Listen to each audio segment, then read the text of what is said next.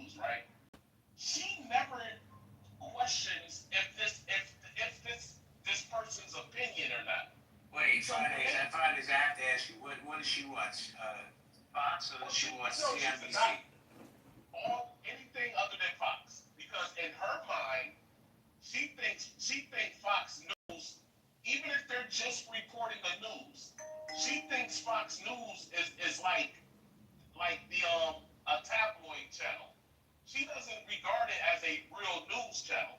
She doesn't think that they actually ever report the news. A broken clock is right twice a day. So when she watches like CNN and ABC and CBS, all the other channels, she's not gonna ever think to herself that this person just gave their opinion. She thinks whatever came out their mouth is the news. And a lot of people are like that. But Matt, I'm going to give you a chance to push back. That's why we have to bring back the fairness doctrine and the Mayflower doctrine. This doctrine doesn't have much to do with it. It has to do with the program. Marshall. Let me just say this. So, Darth Ninja and Quincy, right? I just want you guys to know, like ABC, that's owned by Disney. You know what Disney is? It's a corporation that you can buy stock in. Not Jews. It's not an exclusive club for Jews, you morons. So Jews don't own the news. They don't own the media.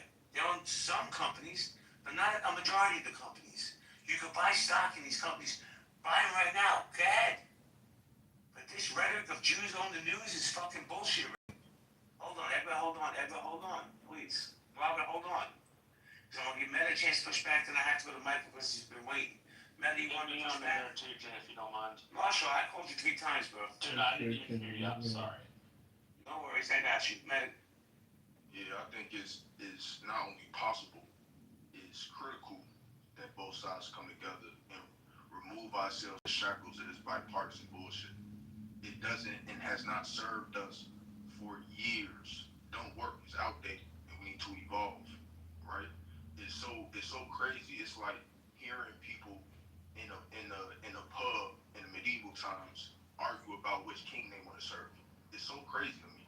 Like, why are we so in our consumeristic mindset so focused on upholding other people that ain't did shit for us? And I'm speaking from a person, as I always speak to a black person, right, from America, who has to constantly deal with people equating me with the left so much so that I gotta say that I'm left-leaning just because I accept that people should be able to live a life where we can all just do us if it don't affect other people. I just think that's bare common sense. So let me ask you this, because I think a healthy country is divided, and here is why. Because we can all come together on some bullshit. You know, Germany was together, and look how that ended.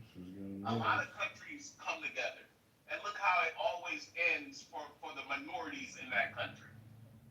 So there's supposed to be a healthy divide. Because again, we can all come together, and what we're coming together for will be some bullshit. So real quick, I'm gonna get you pushback, and I'm gonna mute up so somebody else will speak. So what you're talking about, I agree with. What I would call that are subcultures. Obviously, people are different, right? But there are certain things that are intrinsic to humans, right? Like the need to eat, the need to have housing, the need to be able to protect your children. We all care about that, no matter where you stand on in the spectrum of politics. We all want to make sure we're not eating fucking artificial meat. You get what I'm saying? We all want to make sure the house we buy, we can afford to buy it and not have a 30, 50-year mortgage and then refinance that bitch multiple times to put our kids to school. We all want to have assurances. That's something that we can all agree upon. And these farmers that got to currently deal with them losing their farms because they voted against their best interest is showing us that the lines that we are currently standing a part of, they're illusory. That we need to actually come together on real solid things and focus on that. Let me say this. Thank you, man. Everybody hold on for a second. Let me just say this. Next year's the midterms. Your voice could be heard. I know you think it's just one vote. I'm talking about congressional races, Senate races, governor's races. Get out there and vote. Get rid of some of these people that are lifelong politicians. Clean house. It's our fault these people are in power. It's our fault that Nancy Pelosi's been grabbing money with both hands for decades. decades, if any of us did what she did, we wouldn't be in prison, we'd be under the prison. But it's legal because she's a congresswoman. I think it's fucking ridiculous. The truth is this: we have to stop playing with these parties. We just have to become Americans. I know it sounds cool by Irish, but listen, I can talk to Fridays, I can talk to XG, I can talk to Winston. I know what side I come from, and I get it. But as an American, I'm thinking maybe this one's right about this and this one's right about that. To show a little more respect to each other, people will have this conversation. They listen to respond instead of listen to learn. That's really the truth. This is what we're doing. Michael Marshall Tough. Michael, thank you for your patience. Hey, what's up? Can you hear me? Yeah, you're fine, sir. The mic is yours. Right on. Hey, long time listening to you. Anyway, I came up to kind of debate out on some of the stuff you were saying, but like what Meta was saying, Gwen Stefani, like it's all good. So since I'll have this moment, I'll just say like this divisiveness, like other people are talking about. This divisiveness is what these people in power want us to be doing, like arguing against each other while our families suffer, right? You know, like these control structures that are in place. It doesn't matter if it's the left or right. Like we're playing a completely different game against each other while these people are just like stealing from us, and taking from us, right? And like it's when people say wake up on the left or wake up on the right, you know, like it's really like if you can't see the divisiveness causing us all to just like fight against each other, and that's not like really a kumbaya, right? I mean, it's just kind of like we should be helping each other in fighting against this shit that's oppressive to all of us. Not arguing about some bullshit that happened 7 years ago about like what one guy said to another guy. One old guy said this to another guy. Now, like the price of fucking eggs are up. It's just fucking stupid. So divisiveness is the enemy, and our enemies of the U.S. Right? They're like laughing at it. They're like taking advantage of us. Just watch the news, right? I mean, like our enemies are fucking just totally frothing at the mouth while we're just sitting here fighting about some stupid shit. That's it. Thanks, sir. Thank you, Michael. I appreciate you share. I'm gonna go to Marshall, then Tough. Hey, Jared. Marshall? I just wanted to say to the prior conversation about the news is only required to show you by law 1 hour of informational programming a day. That's all they're required to. So everything else is opinion. It doesn't matter whether it's Fox, CNN, the no longer existent MSNBC, ABC, CBS, or Fox. They all show you opinion shows unless it's like 5 or 6 o'clock. What I wanted the main thrust of what I wanted to say was I've been listening to this conversation and we've been talking about like not being divisive, but people have been also talking about how this bipartisan shit, quote unquote, doesn't work for us. And the thing that hits me is, well, no shit, it doesn't work. Nobody participates in it. Like, we vote every 2 to 4 years or every 6 years for Senate. We pick the person we like. Sarah, no man, you cannot have this food. We pick the sources we like, and then we ignore the rest. We don't, as Americans, try to make an effort to figure out either A, what people ideologically believe that is different than other people without like losing their minds. But number 2, the less people are present, the less American citizens are present in the electoral system, the more the legislators are going to do whatever they want to do. One of the things, and I'll land with this, the founders said, was that the last check on the system was the American public. I don't expect people to have like 5 hours of news a day. I don't expect them to be experts. In fact, if I could give one piece of advice, it would be start in your local area, do like school board, city commission, county commission, or something in your state, because those control the vast majority of rules, regulations, and taxes that you have to pay. And if you get invested, if you get interested, your local government will work better. And if you clean up your little tiny corner of the world, the larger system can be cleaned up. But without public interaction for the system as the last check, we simply will have politicians doing stuff we don't want them to do because we don't bother to tell them what to do. We don't bother to call or to write or to make our ourselves present during campaigns. We, at the very most, just vote. And we're Americans, we have a bajillion freedoms, but they also come with responsibilities, and you also have a duty as an American to give back to your country. You can only make it better if you are an active participant in it. Otherwise, politicians are going to do the stuff you don't want them to do. Thank you, Marshall. Appreciate you. I agree with you. I said it earlier. I don't give a fuck. It's for the local door catcher. Get out there and exercise your right, man. Before we continue, I just have to say real quick, this is for somebody that I don't know who I'm talking to. Boston sucks ass, bro. Just gotta say that. Tough, how you doing, Tough? Tough, are you there? All right, we're gonna go to Pro Lyrical. Hello, Pro.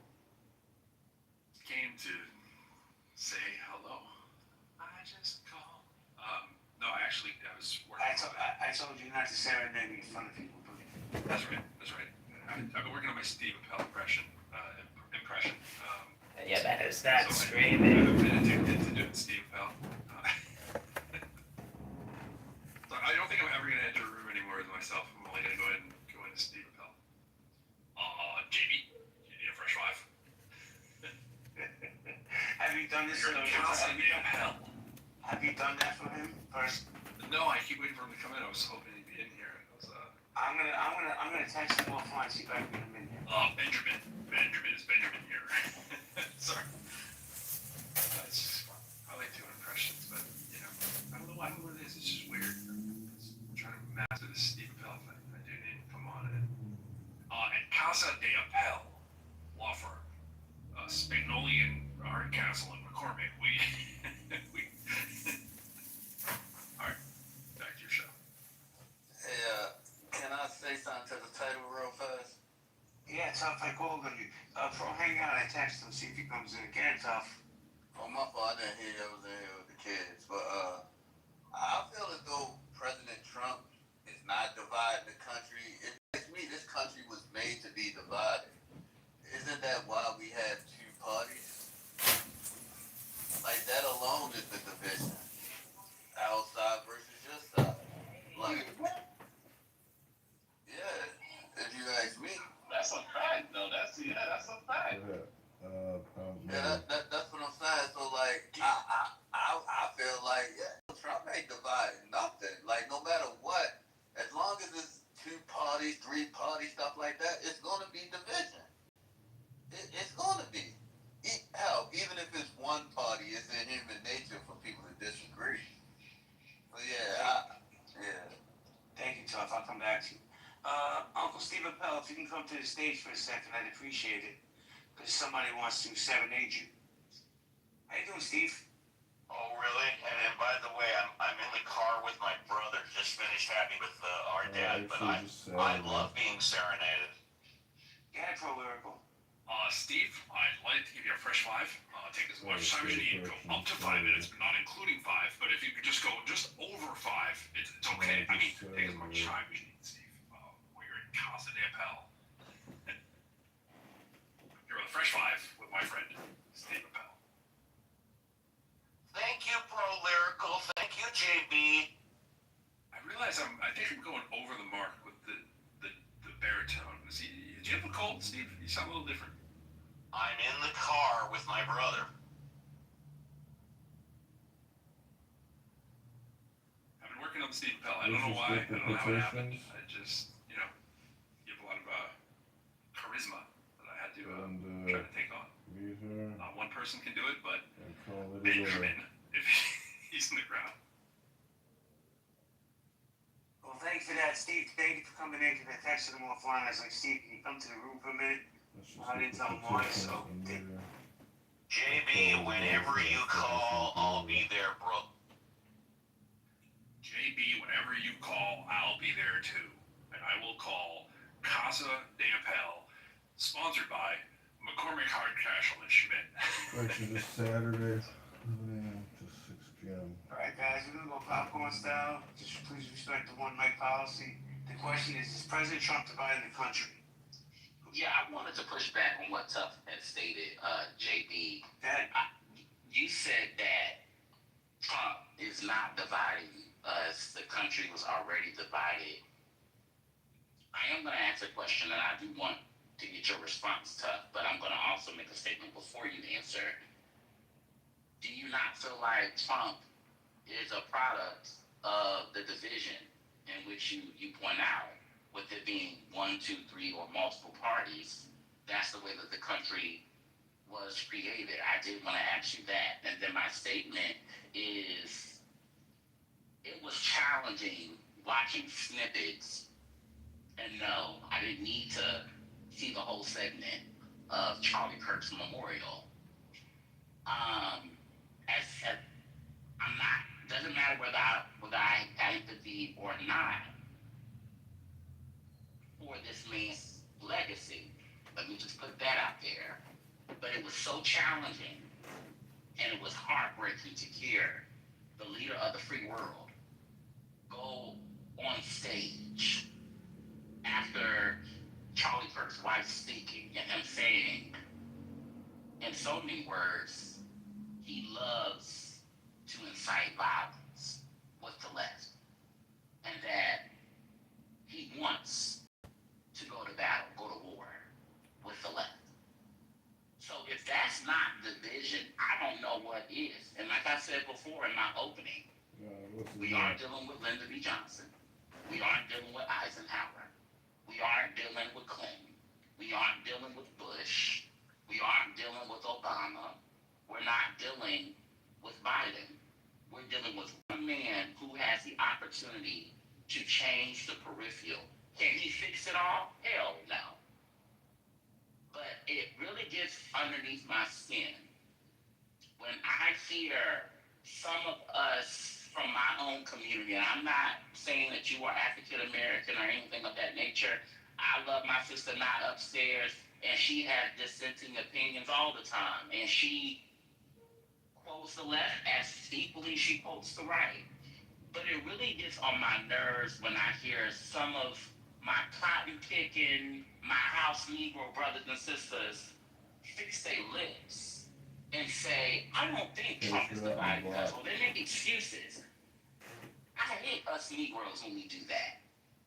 Because regardless of whether or not we think somebody's rhetoric is divisive or not, you got to be able to call the bullshit out. Where did my people, I'm not talking about no black people right now, I'm calling out my black people. Where the fuck did we get so high and mighty in our standards and our regard to not call out the bullshit and call out the shit just the way that we see it? Like, where did we miss that? Where did we succumb to, oh, well, it's not really divisive, it's not really racism, or it's not really bigotry, it's always been this way. It just wasn't with Trump. No, you're right. Nobody's saying that. But who was the man that's always got his mouth open? Who was the man who's always twiddling at his thumbs on Twitter, on X, saying any and everything off the rip? Who is it? When did my people become so naive to that bullshit? And I ain't talking to ones like I, who is fair across the board. I'm talking to the pickaninnies. I'm talking to the, if Master say out, niggas say we said. I'm tired of that. We gotta get back to our roots and start calling shit the way that it is. Because I'm gonna tell you, I'm leaving y'all niggas behind. I'm sick of y'all. Y'all worse than the white folks. We advocate the white supremacists. And to my white brothers and sisters on the other side, I'll leave you with this. And I asked you before, nobody answered me. How does it feel to be a nigger? Because I never wanted it for you. Never did. But when Mammy Till buried her son after him being dragged from the Mississippi River with the cotton gin attached to him, nobody came out in droves and supported us at all. When that young boy at the age of 13 years old died because he quote-unquote whistled and raped a grown-ass white woman. So I asked you, how does it feel to be a nigger? Because I never wanted it for you, but I'm going to tell you what you can do. Let down your guard, brother. Let down your guard, sister. Decolonize and tear this white supremacy shit down. You don't need it. We don't need it. We need each other.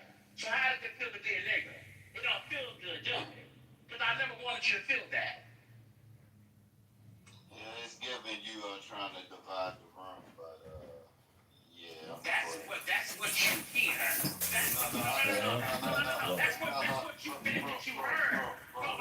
didn't listen Bro, to it was what a the joke. fuck I'm saying, though. It was a joke. No. I was saying that because you said you had a question for me. Then you went on a long diatribe, and I kind of missed the question and everything that you said. That's why I was just, I see that you must be a leftist. Like, No. I'm a revolutionary abolitionist. That's who the fuck I am. And I'm trying to get people to think about some real sound hardcore a little shit. emotional, And it's, bro. I'm emotional because I'm passionate. Wait, Because wait, what is it too? I have a question. Hold on, Joe. I have a question. Go ahead, man. When Stefani, listen, I'm serious. I understand your passion, and I feel the same way. And sometimes I like to envision, when I'm reading into what you're saying, this great black utopia, right? But my question to you, sir, is, and this is going to sound funny, but hear me out. In your version of the great black utopia, the revolutionized black man and woman, the black man and woman of tomorrow, right? Can we at least have Starbucks in this utopia that are run by white folks? Because I'm telling you something, I do not want to fight niggas early in the morning getting my coffee, right? So can we at least have some white folk ran Starbucks in the new age black revolution? Girl, yes. We need white folks. We need blue folks. We need purple folks. We need brown folks. Look, I love all people. And keep the Mexicans at McDonald's. I need all people. I need my Mexicans in the Starbucks. I need my Ethiopians. I need my utopians. That's not a word, y'all. I need all of us, because one thing about me, Stefani, I don't draw circumference around just a little bitty, itty bitty community that I'm in. I draw my circumference around the entire universe. I can't look to my president and say that my president does that. Right, wrong, or indifferent. And I heard you when you said, oh, it was just a joke, but you're trying to divide the room and you sound like a leftist. No, I'm a revolutionary abolitionist. That's who the fuck I am. But do I vote majority Democratic? Yeah, because I don't see shit of value on the Republican side. Maybe but a few things, and that's far and few between. So let me make myself perfectly clear. But do I have plans on voting for this upcoming election? Absolutely not. And that's the first time I have said that on a live audio app. I don't intend on voting. Because the Democrats, they ain't shit. The Republicans ain't shit. And we ain't got nothing for us in the middle who really want true change, but nobody wants to put boots on the fucking ground. Why did anybody on the left vote for that Charlie Kirk bullshit bill when we had a George Floyd policing act that has not yet seen the light of fucking day? Oh my fucking God. Yeah. Why would you vote alongside that bullshit? And this is what I talk about. Hold up, I understand that anger entirely, but respectfully, if you're not going to engage in the electoral process next election, whatever the result is next election, you have no right to fucking complain about it afterwards. Then you know what? Guess what? Out of the last few years that I have voted, and if I choose not to vote next year, you're absolutely right. I have no right to fucking complain. But let me ask you this. How many times do I gotta put my hand in the fucking fire and then not expect to be burned? I agree. How many times? No, hold up. I agree. But I keep my hands in the fire and the pot's not getting spilled on me afterwards with me not being able to do shit about it. But guess what? I think the world will be okay without me casting my vote.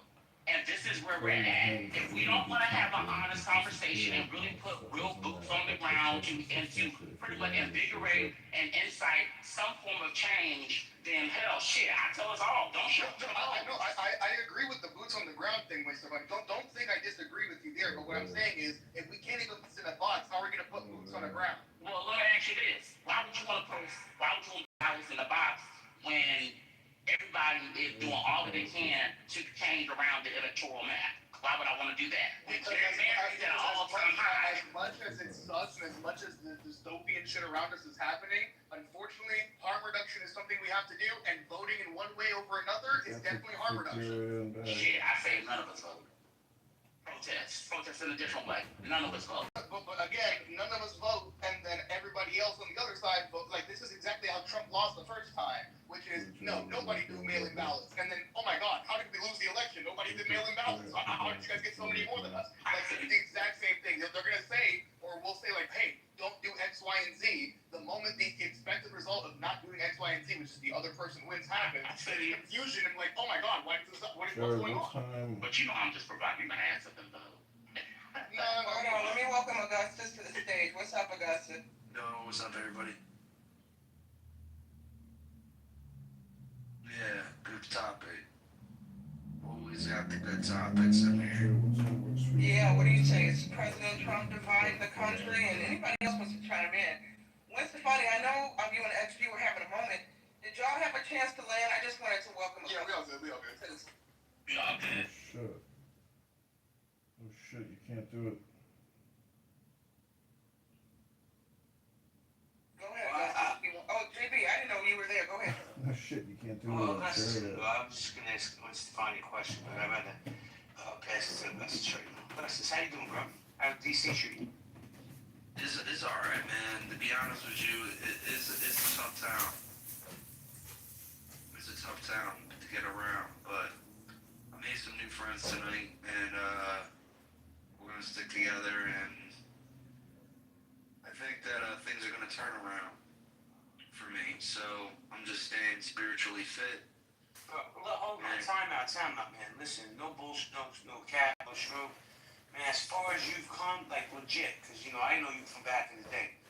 Man, you're doing fucking fantastic, and I'm proud of you. No bullshit.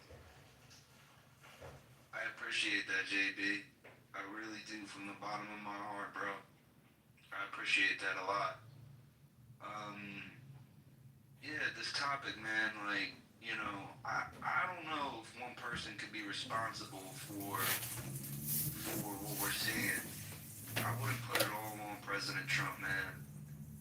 You know, he's a divisive person, and clearly, you know, he's the leader of the Republican Party, but Yeah. it all doesn't come down to just one guy, you know. Yeah, I don't want to hypertext you, so giving you a ring, John. No, it's very doable. It's very doable, and I've been there. I've been out 3 times. And like, unlike you, I survived last time. They tried to take me out with 2 sets of lawyers. You saw me. Wait, I came in there like a gangster. I got kicked out of the Chicago Board of Election. You saw that. You saw me after I got kicked out. I still was in the building. And I was cussing them out, and I got in trouble for that. They said I was anti-Semitic. Yeah, but getting kicked out doesn't help you at all. I mean, what's the point? No. That's what I'm saying is that I literally was like cussing out my judge. I cussed out my judge. I cussed out the guy that was checking my ballot, but I still made it. Is what I'm saying. What was that for? A committee person? What? That was for committee person? Yeah, and like I literally they and I'm saying because I was such an alpha about it, they never technically did me. Why did you I bother? told them, fuck you, I'm leaving, because I knew I was doing the worst case. And I finally got Perry, and we fucked them up. Because like honestly, my antics did probably actually make it harder for me because like I was in like most of the ballot stuff they did, like they tried to say were false signatures, were like my landlord, my I know, I heard the story. I heard the story. I've heard the story. I don't want to hear it again. I've already heard that story. I'm asking, why did you run for... But here's the good news for you, is what Perry told me is that, so like the way they screwed me the most was on the signatures. Apparently that's not as big a deal, because you're dealing with the state board election, and the state board election isn't as like thuggy. They're on the side of the candidate, and there's like 2 there's 2 recent cases of incumbents that shouldn't have been on the ballot, Bobby Rush and Brad Schneider, and then also a Republican, a challenger for governor, Jesse Sullivan. All 3 of them should have been kicked off the ballot. Jesse Sullivan had like kind of hired bad petition people, and they forged it, but they just kind of were like, he tried. Brad Schneider faked his address, but he got like a rabbi to like speak as a character witness. And look, you know what? It's better for democracy if we just keep him on the ballot. And then Bobby Rush just like didn't turn enough signatures, but he was looking. He's a total fed, incumbent, communist piece of shit. He retired this term, and the videos weren't. But regardless, they were just like, democracy wants him on the ballot. Well, I'm sure the challenge. The petition is the same as the committee person petition, so there's really no difference to the challenge. No, there is. We were dealing with the Chicago government. This is state. I get it. So Did you hear what I said? It's on your side. The petition is the exact same fucking thing as the other petition. There's barely any difference. There's case law. That's where it's different in the process of how it's confirmed. That's why you got screwed at you remember in Chicago? Yeah, but they're not. They're gonna put it on the jumbotron and they're gonna challenge every single signature line by line. No, I'm saying you would have done a little bit better if you were running for Congress instead of committeeman. You probably would have kept 25% more than what you got for committeeman. Well, I hope so, because that would have put us over the threshold. But that's what I'm saying. That's the good news. But the bad news is we still need to get the full amount and then get like 800 more. And like you really just, if you can just be there, it's over. Like you actually can just take the, like suck it up, take the L. There's no L, dude. Hang out there for a whole month, you're good. If you actually just hang out there for a month, you're good. It's just you go to the football games, you go to the Oktoberfest. Like during the day, you pick up the boomers door to door, and we're getting a list from that guy that you sent the form to. Do you have those guys up from like 12 to like 4? Do you have? Okay, so can you help the campaign extract the data from that list that he sent me? Can I forward you the email that I sent to Jared? Please, because that's what you do, is you basically hit up the boomers, because you can't hit up the train stations from like 10 to 3.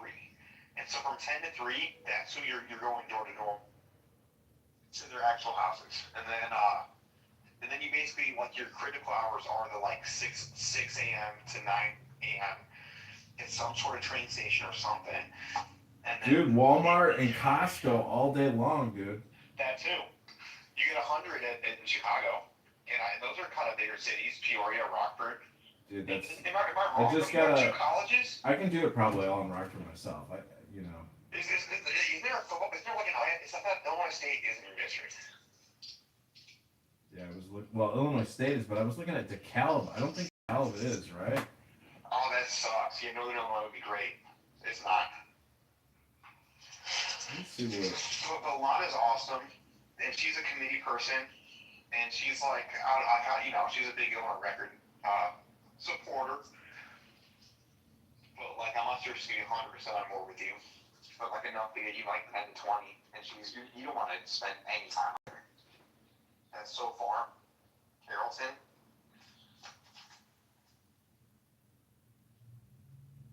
Unless you want to, but that's in your district too. Isn't that nuts? Listen, Rockford would be the best place to win this thing. Rockford, Aurora, and Bloomington, because you want to go to the high dense areas where you can actually go door to door and guarantee that you get like 15 an hour. So Winnebago County is districted, and did you see the carve out in the actual city of Rockford? Yeah, Rockford might be too confusing. That's why the city itself is out of the district. That's in a Democrat's district. Yeah, they did that to support the Democrat. So you might not. Rockford might not be the place. Winnebago. See, that's the thing about Winnebago County is. This is what's so annoying is the counties are sliced by the district, and it's hard to know exactly whether they're in or out of district. So that's why you need double the amount. That's why they always say that. But that's why, like, if we're doing this, if you're actually taking it seriously for a month, is there anywhere that's 100% safe? Like, is Peoria? That's what I'd rather go to Peoria than Rockford, because Peoria is probably a safer city than Rockford. What city is 100%? So for me, it was like Cary, Evanston, from the 9th district. Like these were areas where it didn't matter. If I'm like, you're from Evanston, okay, great, you're my district. Oh, you're from Cary, great. I'm like, what is Peoria that way, or is Peoria? Why did you even bother running for committee person? It's such a waste of time. It's such a stupid little thing. It's pointless. I thought it would be just a small thing. I thought it'd be, you know what? Call me naive. I thought it'd be a small, nice, positive thing for me to do. My bad. These just absolute garbage. You know, that's literally what I was thinking. I'm like, you know what? Like, I really love my community. I love religious people. I feel like they really mean well, but aren't politically active because they're more focused on more important things like putting food on the table. It'd be nice. But no, like Dan the tranny lover. What a waste of time, I mean. And Joseph, he's got a flow. but Max, he's got a float. But he's so stupid he couldn't get enough signatures himself, and he got kicked off by not being. But yeah. So can you? I think like, is it possible? Let's try to find like a sublease, or like let's actually have you stay for somewhere for a month. That's what it's gonna take for you to get it out. Up to you. If not, I think you should pivot and run for commissioner or something like that. Or Dude, there's no Congress, there's which no is a little closer. Yo, you're a terrible prophet, dude, because there's no fucking pivoting at this point. I'm all in for No, this, we man. talked about it at the beginning. That was It doesn't literally our first matter what conversation. doesn't matter what the past or what the conversation was, dude. I don't know what to tell you this, but you're nothing but a pivoter. And when I ran for committee person, I gave you the paperwork. I gave you the paperwork to challenge Stella Richards, and you never filed it. I filled out all the paperwork, you never filed it, because I could have challenged her ass. Wasn't happening. She challenged me, I could have challenged her, she didn't show up. That fucking Fugazi attorney showed up twice. What a waste of time. And she bitch never showed up. So the thing is, her name is on a website, and they hold, mock trial pizza parties. What is the point of that fucking organization? I dropped the ball big time. Like I was challenged myself. No, but the point is, even if we became committee people, it's a pointless nothing burger. You can do nothing as a committee person. You can go have pizza anytime you want. What's the fucking point? What's the point? It's a nothing. John, you know how much more pizza I could have gotten instead of paying Carrie? Like I think $1,000, I think. Or was it $1,400? You mean pizzas? We could have been to, especially with frozen pizzas. Dude, Like pizza and we beer. could be having them Milani's every day for the next 3 years. Yeah, I've been So having I Illuminati's in a know I while. hear you, but regardless, Congress is obviously a little bit different. But also, commissioner's kind of bullshit too, honestly. The thing is, Like, we've what do you do as already commissioner? invested in these signatures. I'm not starting over. Well, you are because this bitch robbed you. Well, we don't know that yet for sure. We won't Well, know. I'm assuming that. So let's just assume that. The If that thing, were to okay, happen, let me put it to you this way: if the worst. they wanted to fill out a piece of paper for $15 and do that all day long, is that not just like the craziest fucking scam and waste of time you've ever heard? To fill out a piece of paper for $1.50 a line? Like, it's not an art project. Maybe it's an art project. We're gonna find out. I want, that's fine too. I just meant that I'm not sure how much. Like that she actually has an address, that she's real, like that kind of thing. Dude, I can send you the pictures. She sent me photos of every petition, and when I look at it, you have to do a lot of analysis, and I've been putting a lot of the addresses Well, if it's in. an art project and she actually did that effort, that's different. I'm talking about I just want to make sure that she's real. If she just opened the white pages and filled it out, it's possible. But the thing is, some of the writing is so sloppy, I can't even pull the address. So what the fuck? That made it look real. No, honestly, what I saw looked like your average petition scene. I did not see the kumbaya. Like it looked real. It would be like next level crazy if she just made this shit up. That's what I'm thinking. But I'm still paranoid, No, but why are you talking? She should be UPSing it to you. You should be picking it up.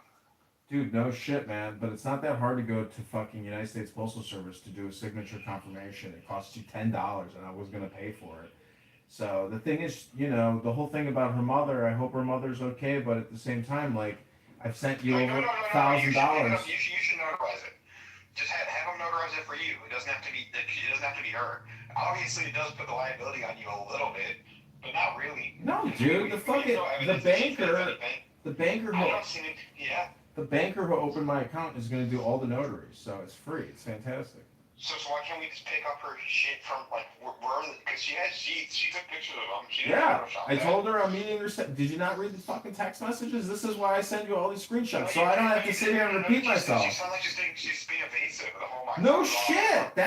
We don't need to talk about it anymore. We've text messaged the conclusions of this situation. There's no reason to discuss it any further. I'm gonna have a good night. I hope you have a good night. Rabbanu Shalom. I will talk to you soon. Totally. But are you going down there tomorrow? Yes.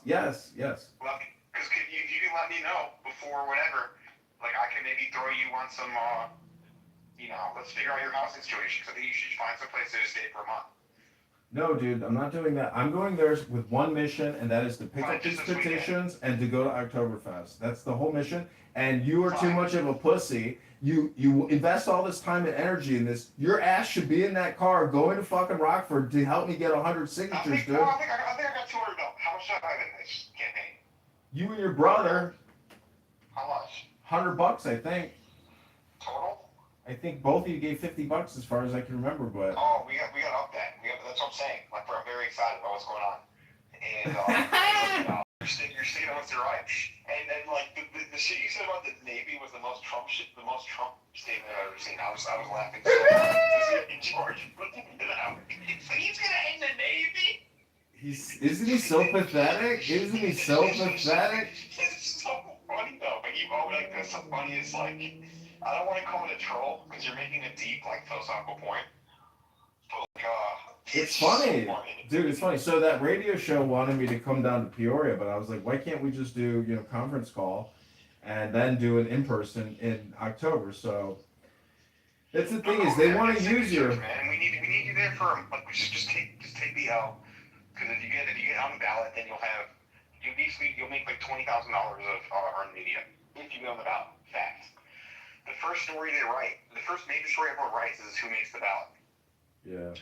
And you go on the ballot in Springfield. I'll hook you up with the Springfield Chabad rabbi. We'll have you wrapped to filming. Dude, I'm going to Brooklyn. I'm going to Brooklyn to put a rock on Menachem Schneerson's gravesite. That's fine. That's fine too. But you have to go to Springfield to submit your signatures. No, I thought you could submit the petitions downtown Chicago at the Illinois. Really? You have to drive all the way down to Springfield to submit these fuckers? That's what I'm saying. I'll hook you up with the rabbi. You're good, dude. I don't think you're right because I emailed that office. I don't know. I only ran twice. Oh, so you know now. Okay. I wish you were right. I'm trying to be a positive optimist here. Spiritual. Like, honestly, it's a very special spiritual experience. I actually went with my grandma, rest in peace, twice. Grandma Debbie. A lot of fun, dude. You get a horseshoe in Springfield. It's like the historical society does a good job of like keeping up where Lincoln lives, his grave. Very impressive, very cool, very spiritual. The Capitol's beautiful, and then you get the hell out of there. It's also like very No, dude, you dangerous. go to the Hooters before you leave town. That's what you do. You go to the Hooters before you leave town. No. It's very. You're right for it's a big deal. Like this is public service. Like, at the end of the day, you could be. Oh, really? They've been doing a public service for the past 20 years, huh? No, they haven't. But I'm saying that they shouldn't be like that. That's not an excuse for you to kind of. Well, Billy's doing it too. Billy's an insider trader taking bribes too. No, it's a very spiritual thing, and it's very cool. And I think St. Lincoln's grave is like really humbling. And to think about like him and Grant and like U.S. Grant, Galena, I think is in your district. They were really like public servants. Unconditional surrender Grant, who I have an actual painting of in my car that I have to unload. But like he's one of my favorite presidents. Dude, these Irish, man, they got a lot of blood, sweat, and tears invested in America. I'm excited for you. So we'll just I don't want to let's not get ahead of ourselves. So just this weekend, very excited. I hope I can collect these signatures, but if not, let's see how much you can get for Oktoberfest, and that'll be your base. Yeah. I mean, I got the time to do this. It's all just about logistics and security. Well, you might take it out. Look, you probably don't have the time to do this, because getting signatures sucks, and it drains you, and it prevents you from doing other stuff. But as I said, you're going to get 10 to 20K of earned media after. Well, and what you're going to have to pay a lawyer, it's going to suck. What I'm saying is that having had this petition, a ghosting, investing money in anyone is always a waste of time. It's just horrible. What kind of person has the time to do this shit, honestly? Think about it. And, honestly, you're the type of person you're not going to get partnerships with any of these GOP groups. Oh, I know. It's such a horrible... Because you got to go straight to the people, and then really the whole... We did the whole thing, man. I mean... Yeah. It is a horribly obnoxious but Tommy Hansen is your hero. Tommy should be your hero. Tommy Listen. Hinson, he wins there. He's gonna win this primary again. Look him up. He wins every fucking time in the district. Tommy I Hinson don't know wins. who you're That's all talking he about. does. But, So wait, what happened? So, What happened with your divorce? Are you still getting divorced? I mean, I technically am, but like Tommy Hinson, he basically he's run the fifth district like I'd say like 10 times, last 10 elections, and he gets opponents, but he always wins, and he honestly just himself gets the signatures every time, and then doesn't run a campaign, and then lives in Tennessee. Well, listen, he's the in next town right now. the next mayoral race, I'm most definitely running for mayor of Chicago. So with Tommy Hinson, Because I can get those signatures at the blue line stops and get on the ballot for the mayoral race. That then is. why not run in your district? Like that's your other pivot, is you run like the third or whatever district you're in. Well, the mayoral race is a ways away, so that's what I'm gonna do. That will Well, let's be. try this weekend. But like, because you have to like really. I think with that, honestly, there is no other way. Like my dad's doing it, I did it. Hanson. No, I got it. I have to be responsible for like 500 signatures myself. I just ordered a sign, so I was hoping the sign would get here before I go to Rockford. But anyways, we have a new sign for the campaign. I'm excited. And congratulations, and I'm proud of you. And it's a very important thing, and it's going to be a very special trip, and you're going to like to fill in Springfield and eat some good food and walk the same grounds that like Abraham Lincoln walked before he took on the mantle of the presidency. So congratulations. Well, good year, good youngsters. yeah, Rabboni Shalom. I got ran out of Bloomington, and you know what's the wildest thing is when you look at the map in Bloomington. Bloomington and Normal aren't even in the district. Like the whole city is literally like it just loops the town. Like nothing's in district. It's just to fuck over like James Martyr and Josh Lloyd, and it's on purpose. It's because the urban areas, that's where like the colleges are. And, like, Yeah, what the fuck? And there's no voters. I don't understand all the density. I understand it. It makes sense because you give the liberal areas to the areas that are like the rural. So basically there's a central. Some of the central Illinois Congress people are Democrats, like Nikki Budzinski, for example. That should be the case. But they do that by giving all the liberal areas of your district, they pass it on to her. And then making sure that, like, that's gerrymandering. Like, how do you not get this, man? This is all they're talking about right now. So I want to. It's simple fucking poli-sci. So I signed the signature for the petition for my local state senator, Lindsay LaPointe, and she just posted a photo of herself with Pritzker. But, I'm subjected to this wage garnishment because of Illinois state law with regards to mortgage foreclosure. And I want to get them to change that type of debt collection in the state legislature so I don't have to pay it. But well, they're going to love you because you're running against, they're going to love you. It's a good thing to wipe out. It'll save probably, tens of thousands of Illinoisans. Yeah, I'm going to. I should have bought her a coffee when I saw her. She looked so bad. I was like, is that the same woman from the photos? No fucking way. Yeah, swipe right. Dude, everybody's vexed up. All right. Well, anyways, have a good one. I'll talk to you tomorrow. Okay, okay, take care, bye. High school football Friday night. Take Tishri to Rockford Peoria.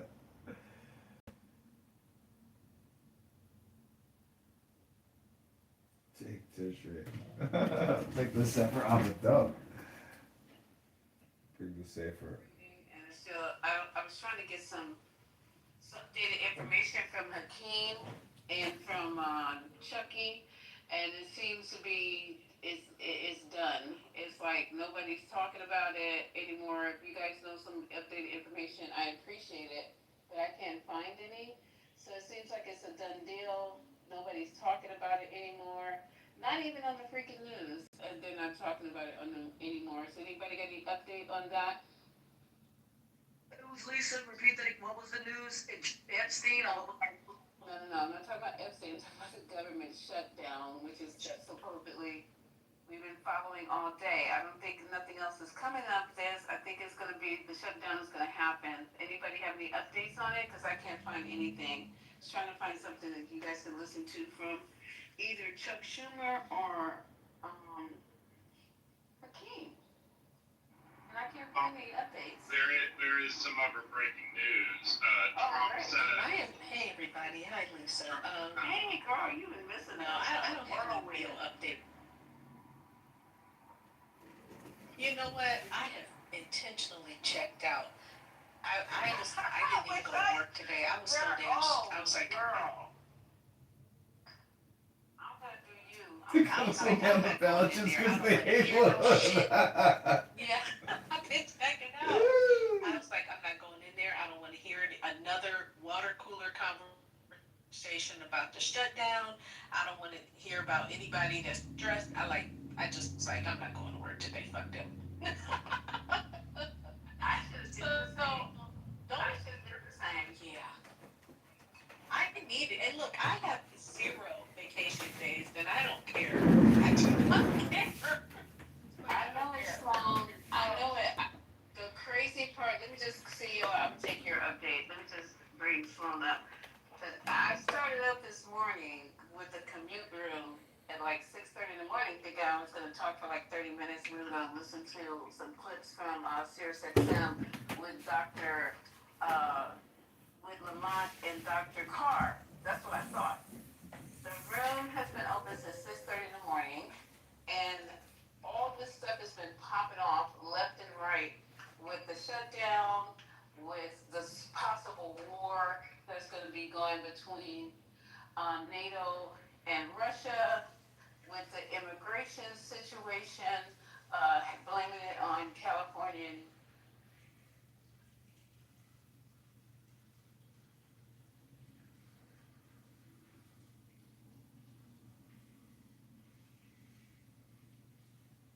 It's been crazy. Yeah. Hey, Miss Ballard. Hi. I've been chatting you in the chat, and you don't see it though, but every time I see you, I check you in the chat. The only thing I've been hearing is, the House doesn't want to pass the continuing resolution for the budget until, I guess, the Senate agrees to the Obamacare subsidies or some little things like that, something like that, and they want that included in there, and that's understandable. But I guess with the school upping the ante of, well, if we end up going to a shutdown, only about 8 agencies are going to continue working. Like, it won't be the typical, I'm sure y'all have talked about it, it won't be the typical furlough where, okay, you're off and then you come back once the continuing resolution passed. Thank you, sweetie. I'm sorry, guys. Oh, okay. Yeah, so that's like the big thing. I don't know.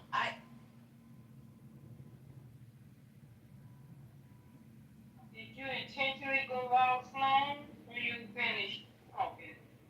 Request that the Dems are asking for, but he's fully prepared to shut down the government anyway. Like, he was willing to do that when he got in office. He's doing shit. He's just doing some underhanded, dirty shit.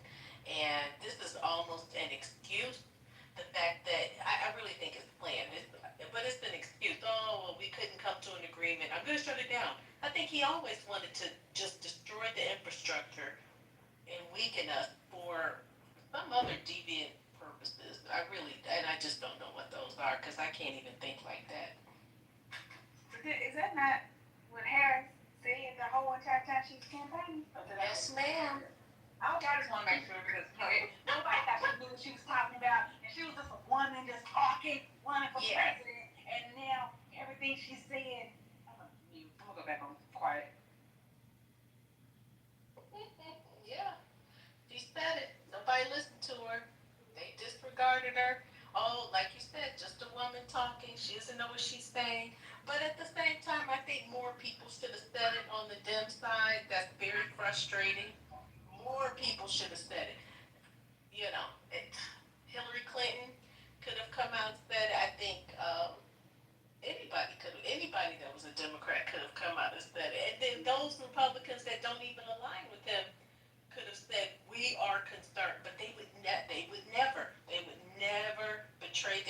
even if they won't vote for them privately.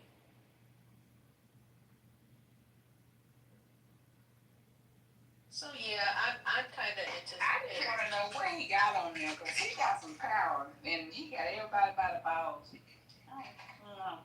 I think it's the other way around. I think the people that he owes, they have him by the balls. Exactly. So he has to dance and do what they want. And whoever, like George Carlin said, there's a big club, and you and I ain't in it. He said he wasn't in it, and he was a white dude.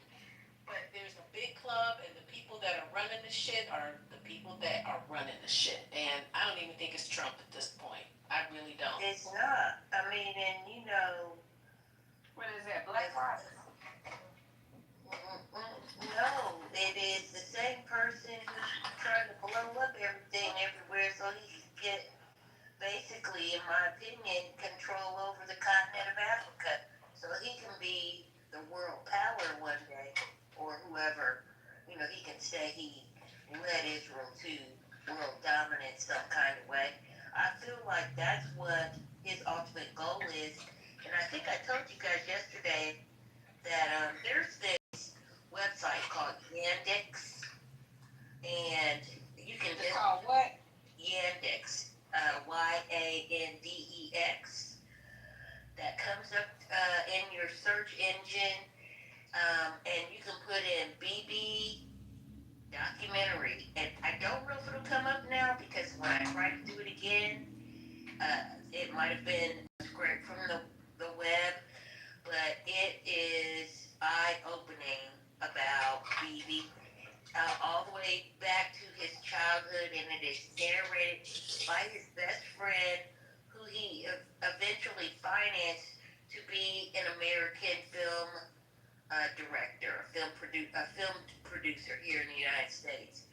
Can you put that in the chat? I can't. Look, I tried to find it again, because I actually fell asleep on it 2 nights ago. I think it was 3 nights ago when I was watching it. I fell asleep on it, and then when I tried to search for it again, I couldn't find it. So it may have been Okay, removed. say it again. But somebody said that it might be on YouTube. I just don't know. What is the friggin' name? Somebody in the chat said this is the second time it's been scrubbed. Why? Spell it again. Yandx. Yandex.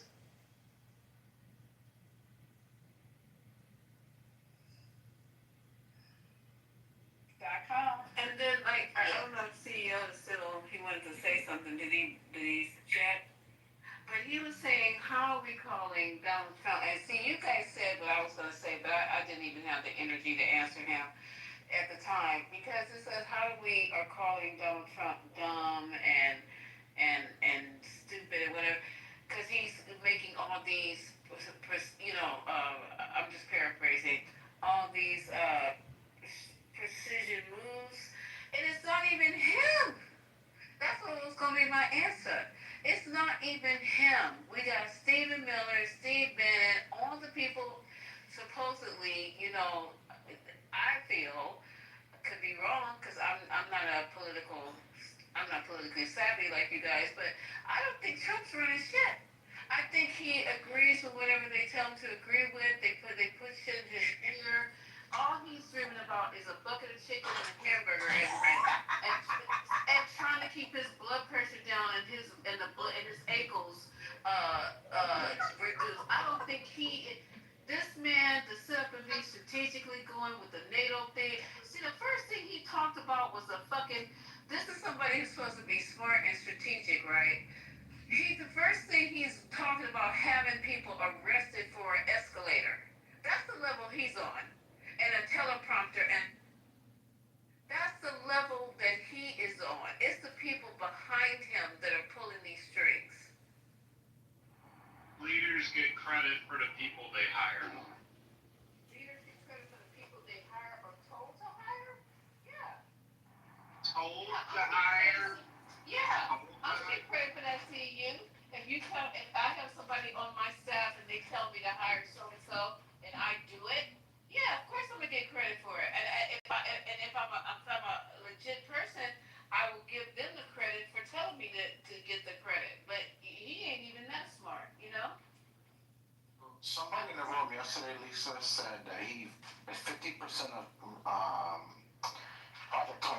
has been completed.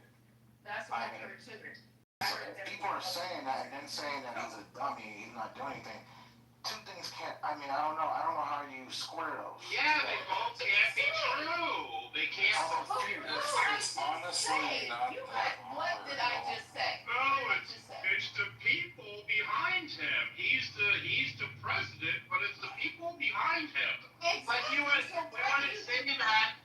say that for the CEO of the company, right? That's nonsensical. If it's the people working underneath him that he appointed, and sure, if he had a set of advisors, that's what you're supposed to do. That's what a CEO does. You listen to advisors, and you get credit for when it works. You take the damage when it doesn't. It's not true. Well, I'm going to say, But this is what every leader does. This is what every leader does. But what you're, Here's what's this is a stupid. I'm sure Barack Obama wasn't walking around not knowing like how to pronounce acetaminophen.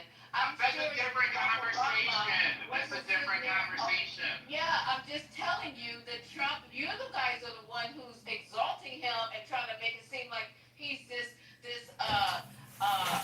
intelligent supreme leader that he don't even know what argued he's against talking about or the even located on the fucking map. Also, I just want to clarify. I just want to clarify. I'm not trying to hold him up as the mastermind genius of all time. I push that in a complete idiot. Yeah, It's a low bar. It's a low bar. here's why he's a complete idiot, okay? This isn't that hard. He can be effective and stupid at the same time. I've known lots of stupid, effective people. They generally do really dumb shit. That's why we call them stupid. He, as it turns out, is very effective. He's very effective at mismanaging a pandemic. He's very effective at making choices that hurt the American people in order to line his own pockets. He's very effective at those things. He's also an idiot because he doesn't understand basic concepts. He like really, really basic ones. He has trouble stringing words together. That was irony, I guess, me fucking that up. That's why he's an idiot.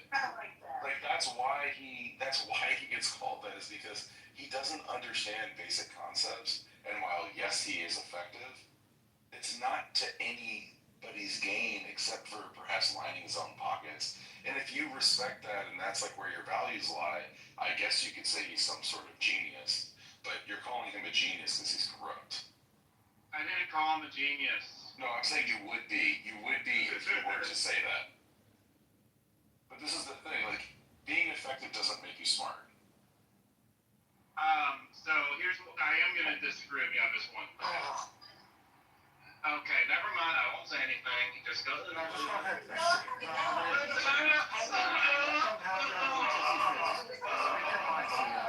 shut up, Omari. Goddamn, just don't. No, nobody was saying. Okay, that was you being dumb, CEO. Nobody was saying because you were talking. I just thought I was next. Now go ahead, big baby. Alright, so I'll see you. When one of the top measures of any leader is whether or not they reach the objectives that they have. I mean, that's been like 101 leadership for a very long time. So that is a measure. It is a meaningful measure. So I don't get that pushback. I would push back about who the leader is. So my argument is not that it isn't effective. We see it's effective, and we see it's lining the pockets with certain people, and we see it's helping the Republicans in a big way, not the poor Republicans. But I would push back on what the leadership is, and that's my whole argument, is that he is in my opinion, he's just the figurehead for it, because we know he didn't think up all of this shit. And yes, to your point, it's a team behind, it's advisors behind a CEO, but I'm arguing that the team isn't even behind his ass. He's being a puppet. They are running him. I'm arguing that it is the advisors that are running the government. It is not him.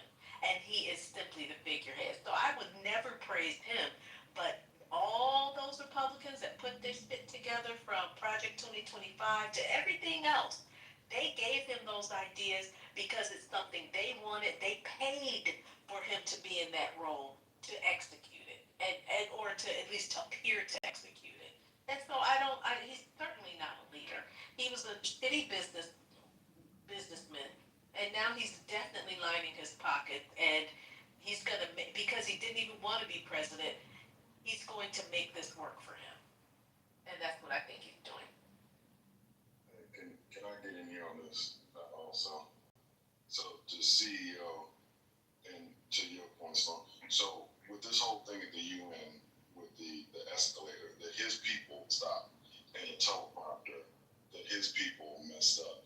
He is so dumb, he's so idiotic, he's so easily manipulated that they stopped that. Then he goes on a rant like a freaking baby in front of world leaders who actually have intelligence, leaders who have graduated, who have advanced degrees, leaders who have served in the military, leaders who have like given their blood for the country. With this idiot, he's an idiot, man. I don't know how you say it. And then like the UN debacle, and then he follows it up with, well, you don't know how things were in West Palm Beach back in the day when they talked about the Epstein stuff. He's an idiot. Like, I mean, please prove me wrong. I think Rez used the best word earlier when she said incompetent, right? That's a much better word than saying idiot.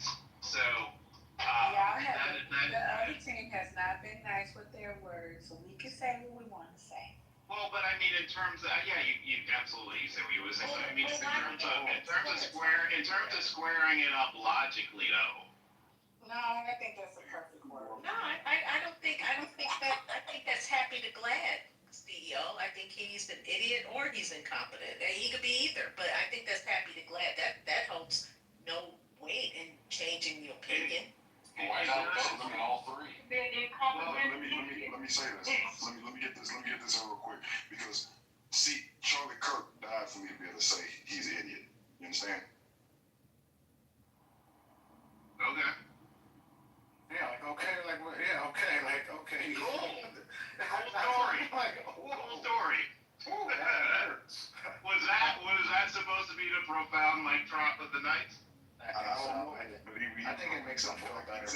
He said black women didn't have the brain power, so I can call like an idiot an idiot. I'm just saying, like literally, we're in this age now of free speech, right? So like that's the whole thing that they push that white nationalist rally on Sunday in Arizona. Like that we can say we want to now. Like this man in New Jersey, I can't think of the politician, talked about like Newark schools and like basically saying how segregation is good and talking about the whole thing with like blacks and whites and testicles. We can say we want to now, so I can say he's an idiot. That's all I'm saying. Like we're in that age now. Yeah, of course. I wasn't coming at it from the free speech angle. I was just coming at it from the angle of like, make it just line up for me. He can do all these things that no other president has done and test the Constitution and get away with all this stuff, but at the same time, he's an idiot. I mean, so that is the thing. And get 34 felonies and get away with it. It's, yeah, this is crazy. I'm giving you a hard time, CEO. I'm just giving you a hard time because all this stuff is a joke. We had a black man who was hung off a bridge in New York last week, and we had another in Mississippi. I mean, they're outside now. They have a white nationalist rally in Arizona on Sunday. So I'm just saying, I'm just giving you a hard time. All this shit's like a joke at this point. My assumption that white nationalists was at the event. Stephen Miller gave part to a speech that echoed Joseph Goebbels' speech. Like, go look at it. Yeah, that's so wild, right, Michael? That to me, like, you know what I'm saying, all this stuff's a joke at this point. Yeah, it's so wild.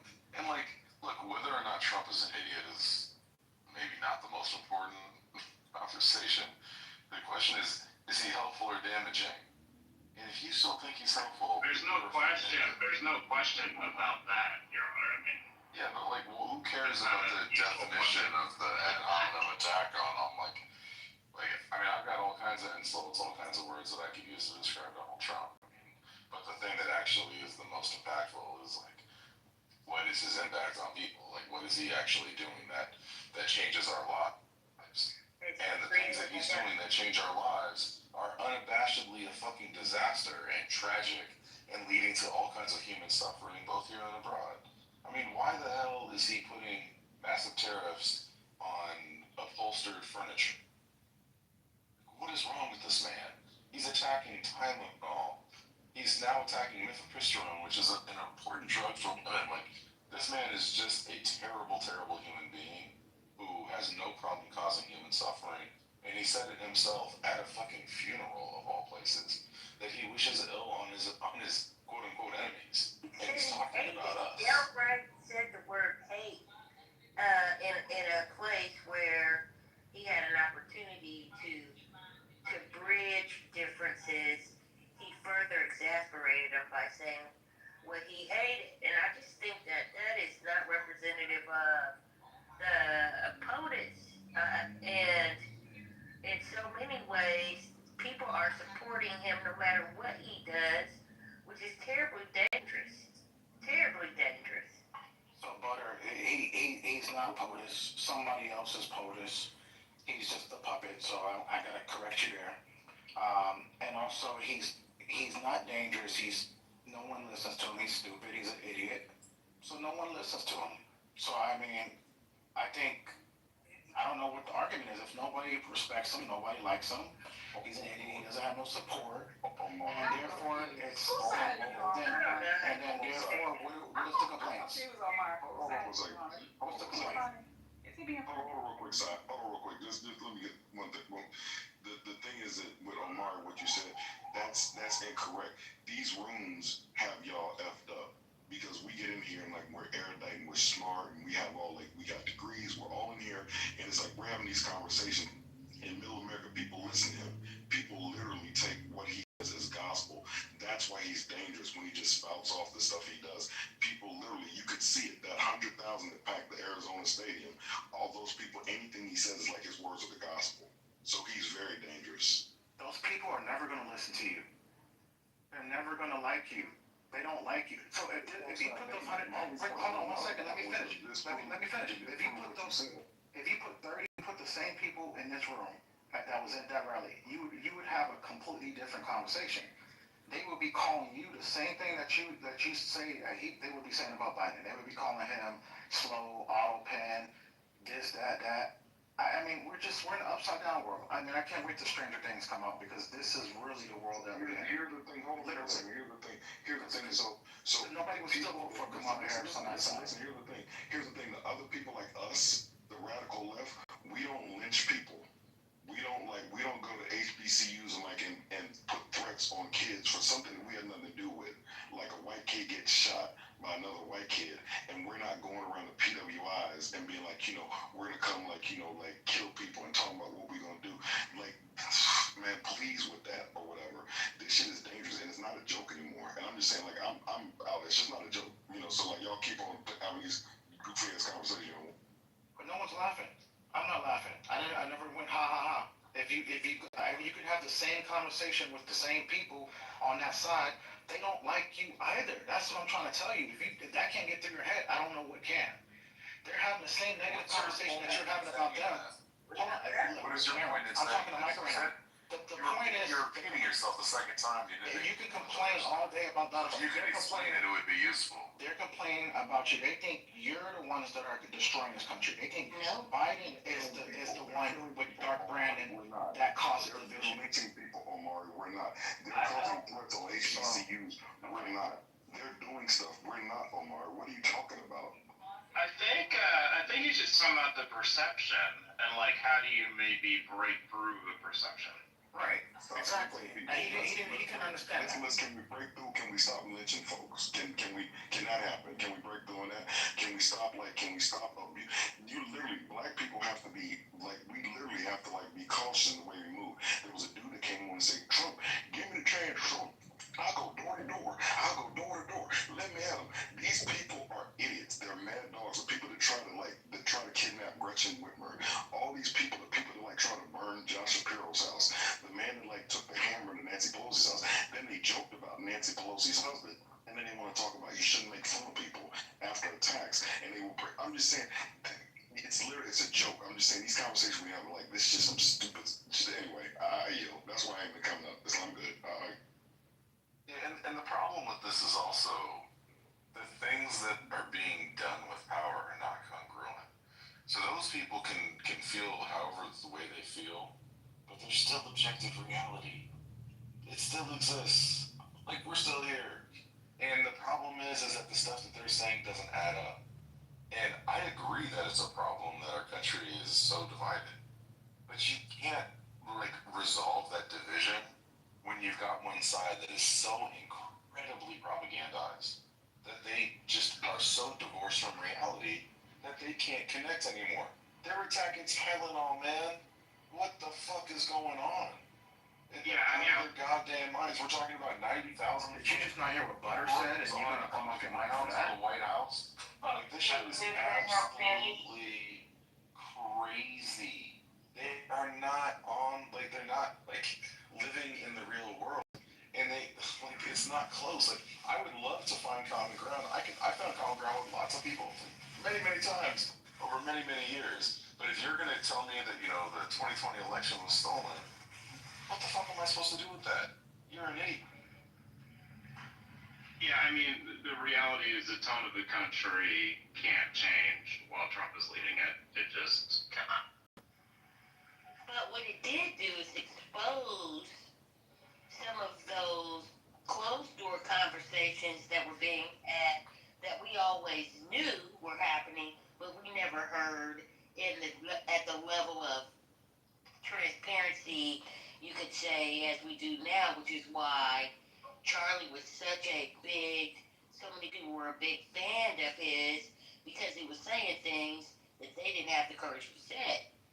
And also the data that has been used to back up some of these talking points is misleading data. So it doesn't tell the whole story. It's just a piece of the story that supports the stereotypical vision that they want to have about people, and to justify the reason why they are either feeling under attack or attacking.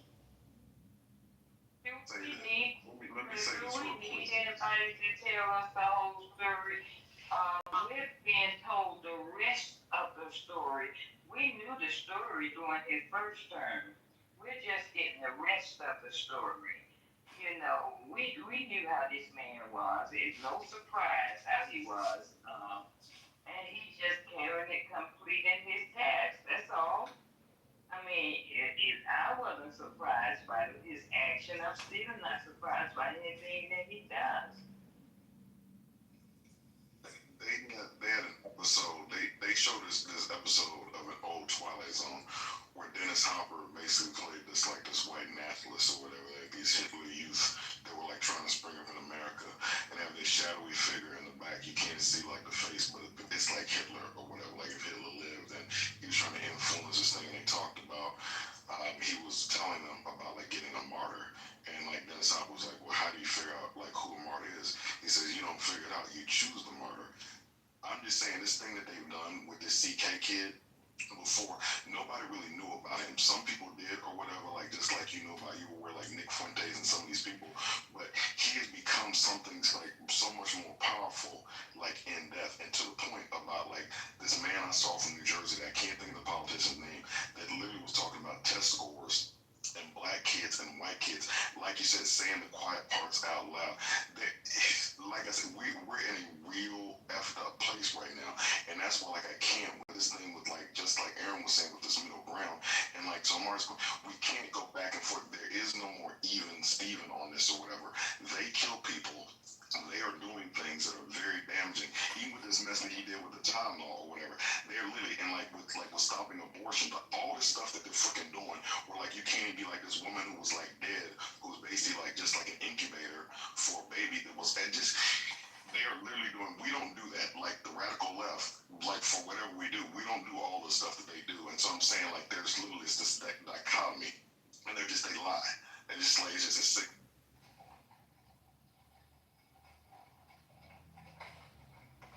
Right, Mike. And, that's the thing.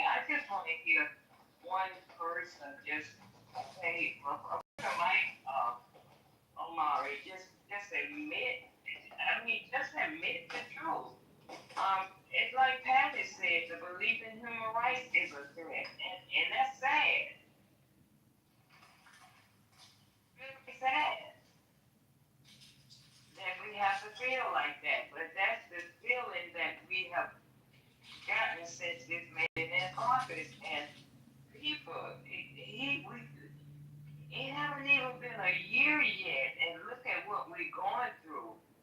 This shit is scary. You can call it fear mongering. You can call whatever fuck you want to call it. You know, just get use your vision here. I use mine. It is what it is. Amen. I had to travel with you. Sorry, you guys. Listen to me clean the bathroom. Sorry. You could put me on mute. I just want to say, follow up with one thing. I've been gone for a couple of hours, not because I wanted to be, but my battery went dead, and I had to be somewhere where I couldn't charge my phone, so I couldn't miss y'all. But anyway, to the marathon. I just want to say, so that's what takes me off and triggers me. Like Meg was saying, when they don't tell the truth. I mean, it's hard to get them to admit to anything or to tell the truth, which makes it difficult to try to even have a real discussion because we can't agree on a basic set of facts. And one more thing I wanted to add was, yes, everybody knows violence happens on both sides, but you had J.D. Vance yesterday, before we knew anything about what happened in Dallas, blaming the left. It doesn't make sense to do that. Like jumping out, putting the cart before the horse as the vice president does nothing but make people feel worse. It is not a trajectory toward trying to make people come together.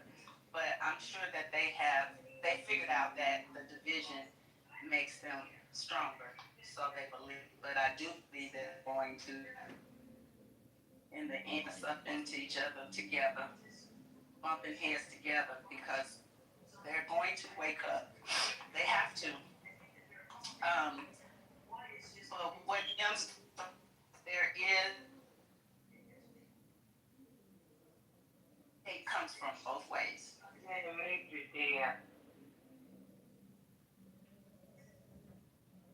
Response is different. And it's very clear. It's very clear. Yeah, you went out. Where? Okay. So yes, there is violence on both sides. But what we have to look at is the response. And the response from either side is very different. It's very different. Dems don't accuse. They don't speak more hate on top of what's happening. And it doesn't matter. They respond, whether it's a Democrat or a Republican, they respond the same way. We don't get that from the right. And to say anything different is simply a lie. And we just got to do better, y'all. I'll land. Lisa, did you play that clip yesterday, the full clip of the five with Jessica Tarvo and Greg Gutfeld? When they're going back and forth. You played that, right? I think she's cleaning her bathroom. So, I mean... Has Jesse Waters lost his mind, or is it just me? Yeah, he's losing it, but that's what I'm saying. Like, if you just go put that conversation on with Greg Gutfeld, he's making it seem like it's the left, right? That's what I'm saying. I'm not having a conversation like I'm one way or the other.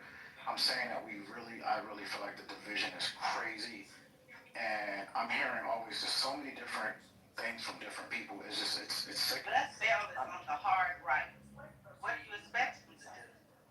It doesn't matter. He thinks it's you, though. He thinks you're the enemy. Anyone else, sir, off the Fox News channel, period. Hello? It doesn't matter about the channel. I think you missing the whole point. It does. The point is, Let me tell you he why. looks at you as the Let enemy. me tell you. Let me You look at him as the tell enemy. you why it matters, sir. It matters because most of the programming on Fox News is entertainment. It's not news. So they don't. The same restriction that's on real journalists are not on those who are providing entertainment.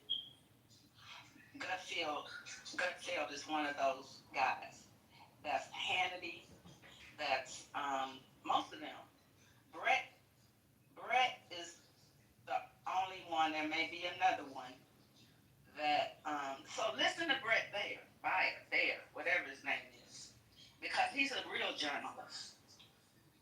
And so while he may have a slant, he's giving you real news. So if you insist on being on Fox News, listen to someone. I mean, why do you want to be ignorant to real facts? And I don't mean ignorant in a in a negative way, but to not know a fact is literally ignorant to a fact. So that's what that is. But if you can't turn your channel off Fox News, which is weird in itself, as long as you understand that, but at least listen to a reputable journalist and not so much with the opinions, but it's opinionated. Morning Joe is opinionated. They are not journalists. Okay? So, listen to Brett Baer if your TV won't go to another channel. Because you sound weird a lot of times. I mean, people were thinking the same thing I was about 15 minutes ago when you spoke. We really don't know what you believe because you change every day. I don't know if you arguing both sides, and you're not doing a good job on either one because your facts are off skewed. And I'll land. And Amari, you know, like I would love for some sort of kumbaya to happen, but the reality is that like if you're tight, like if you're divided with someone and they're punching you in the face, they gotta stop punching you in the face for you to start having a conversation. And the reality is the right has been complaining about ghosts for a long ass time, like the war on Christmas, for example. Just absolute nonsense. And they've been complaining about things where, for the most part, like they've had the opportunity to do whatever they want in the states where they've had to control all those sorts of things.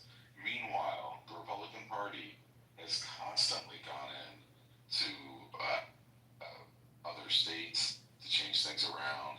They've used all kinds of levers of power to impact the lives of people. You know, I live in Oakland, man. I don't remember Biden ever saying he was going to place troops in any sort of red area.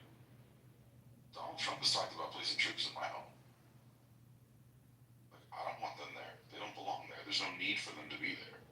So I can't have a like chill conversation, you know, like break bread.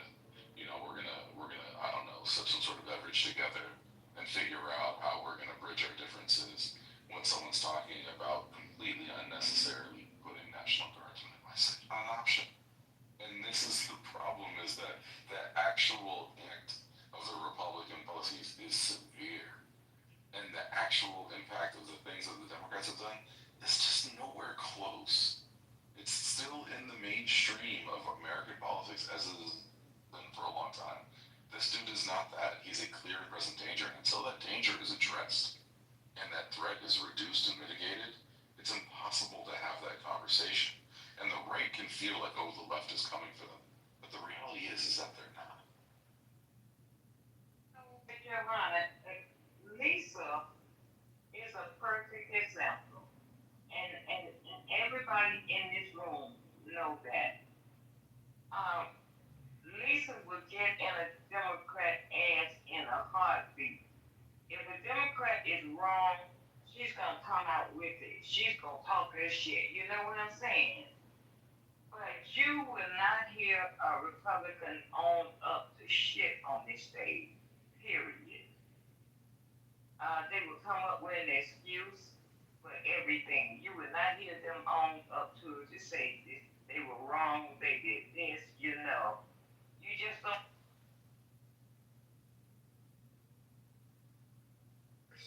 Facts, Max. Sometimes I want to just sling Lisa around when she be talking about them. You know I can hear you. Oh, Take your telegram oh, I'm sorry. Take your That's telegram so funny. You guys. No, we like consistency. I'm just like, and today really, I really felt myself coming out of body, but I don't mind, you lefties, um, you're true to a cause. I'm an independent. I might as well go to the left because being independent, I'm starting to think about it, is not really benefiting me one way or the other. Because I'm gonna vote for who I want to vote for, regardless of what banner. But I'll never be a Republican. I'll never be a Republican because of what the damage that I see is doing to my people. My people. Because I'm a human being, of course, but I live in a community, and no one has I didn't choose to be set aside. I didn't choose a lot of things, but I do love my community. I do try to help as much as I can in my community. And these Republicans, I do not see it. And I'm trying. And the reason I want to talk to them, I'm saying I don't. It's not that I like talking to them, because I lost it today on them, and all that built up tension and anxiety and shit. It just came out today, and I apologize because I was out of my. I saw myself out of my body. But I don't understand how you can watch an administration and a president continuously erase the gains that your forefathers put in place. You have no respect for the fact that people literally laid down their lives, bled out and died, hung from trees, drowned in rivers, castrated, mutilated, baby stoned to the gators up against walls. I don't want to keep going down it because you know what? And that's another thing you guys don't like. You guys don't like remembering history. You hate to go back and revisit the times where we had to suffer the suffering that we went through, all the pain that we went through, all the humiliation that our grandmothers and great grandmothers and great great grandmothers went through. You don't want to go back there, but other people who remember that they had to walk through them gas chambers and thousands upon thousands were killed, but you were also used as test dummies for the gas chambers. And you want to forget that, and you want to feel like, oh, now I'm here, now I arrived, now, my perception is that I have money, so I'm above all the rest of the suffrage that's still going on with your people.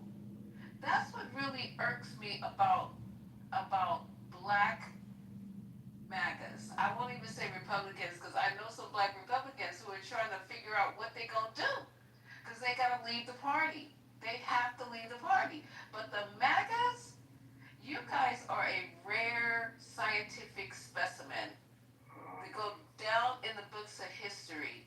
How you are sitting here celebrating and supporting a man who is trying to wipe out your legacy, your history, and maybe your future. It's crazy. And you're like, well, how? And then when I start going over all the things that he's doing, you're not even listening to listen. You're not even listening to even have a conversation. You're listening to try to backpedal and start talking about shit I'm not even talking about.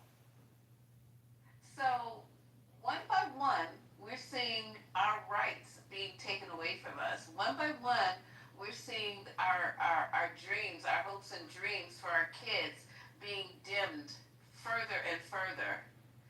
You know what I'm saying? And how is that? Well, look at our schools. Look at what's going on in our communities with the blight and everything. Look at what the programs that are being cut. Look at the safety nets that are being eliminated. Look at the civil rights that people are saying are not so civil. Look at the fact that we had to beg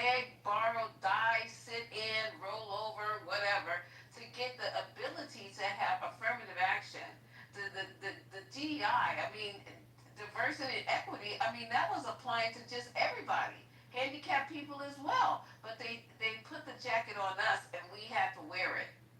And then they start cutting that as well.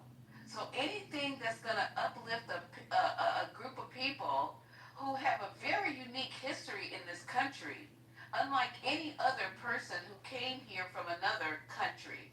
The Indians were here first, and I feel the fact that they have just given up. They were almost fucking exterminated. And not only that, now they live on parcels of land that were given to them. Not the best pieces either, of their own fucking land. I'm talking about the people who were already here on this land. Oh, those are black people. Well, whatever you want to say at this point in time, okay? Whatever you want to say, I'll even jump in that car. But the mere fact that you sit here and let things think it's okay, what's going on, is crazy. It's absolutely crazy. And then I open it up, and after I think about my community, I look out and I look at other people who are in the same boat, poor and struggling people, working class people who are really suffering. I'm sitting here while you guys, I'm on mute, and I'm watching people who work for the government and who have been fired or in perception of fired. This one lady with her kids, her husband's now staying at home, and she's gonna go work at a bakery. She said, I think I might just start baking cookies out of my kitchen. She thought her job was secure. And he's playing games with people's lives. So the shutdown now that's coming up in like 5-10 days, he's saying to fire those people. He don't give a fuck. He's sitting on billions of dollars. And it's like, what? Firing? I thought you had the highest job numbers if ever in the history known to the country of man ever. But you will fire a motherfucker in a minute. It's not gonna hold. The people will sue and get their jobs back eventually after the damage is done. But yeah, what's gonna happen to them payments? Hello, my family's one of them. Yeah. Oh yeah, I understand the pressure. You gotta eat, you got car payments, you have rent, you have a house note, you have school tuition. Your life just doesn't start, and he's playing games with your life. He's playing games with people's lives, because he's building a 125 square foot ballroom, motherfucker. Yeah, but like everybody's trying to figure out how to keep the fucking lights on in their apartments and food that they can't fucking afford. Well, I'm glad they said it would take 3 years. We won't be in there anyway, really. I'm sorry? I said it would take 3 years. This ass won't be there anyway, really. Girl, I don't know. Do we know? Do we know? I don't think if he ever gonna leave, who gonna build a fucking ballroom that nobody even wants? We don't even have fucking balls anymore. We rarely go outside, and this nigga is building a 125 square, 125, comma 000 foot ballroom that's 3 times the size as the White House. That don't make no kind of fucking sense. And people who are volunteering to fund it, because it's supposedly all coming from donations, why they not donating to schools to help get laptops, desks, air conditioning, playground equipment, fixing the fucking schools up? Why are they increasing teachers' salaries? Why they not donate to that kind of shit? But then they want to talk about, oh, these kids, they just hanging out. These kids have nothing to do. These kids, but you gonna build a ballroom that nobody's gonna have any balls in. I'm really just sick and tired of being sick and tired in this country. I'm sick and tired of black people. You can vote for who you want to, and I can talk about you whenever I want to. So, and I'm sorry if I hurt your feelings because I'm not trying to, but it's just,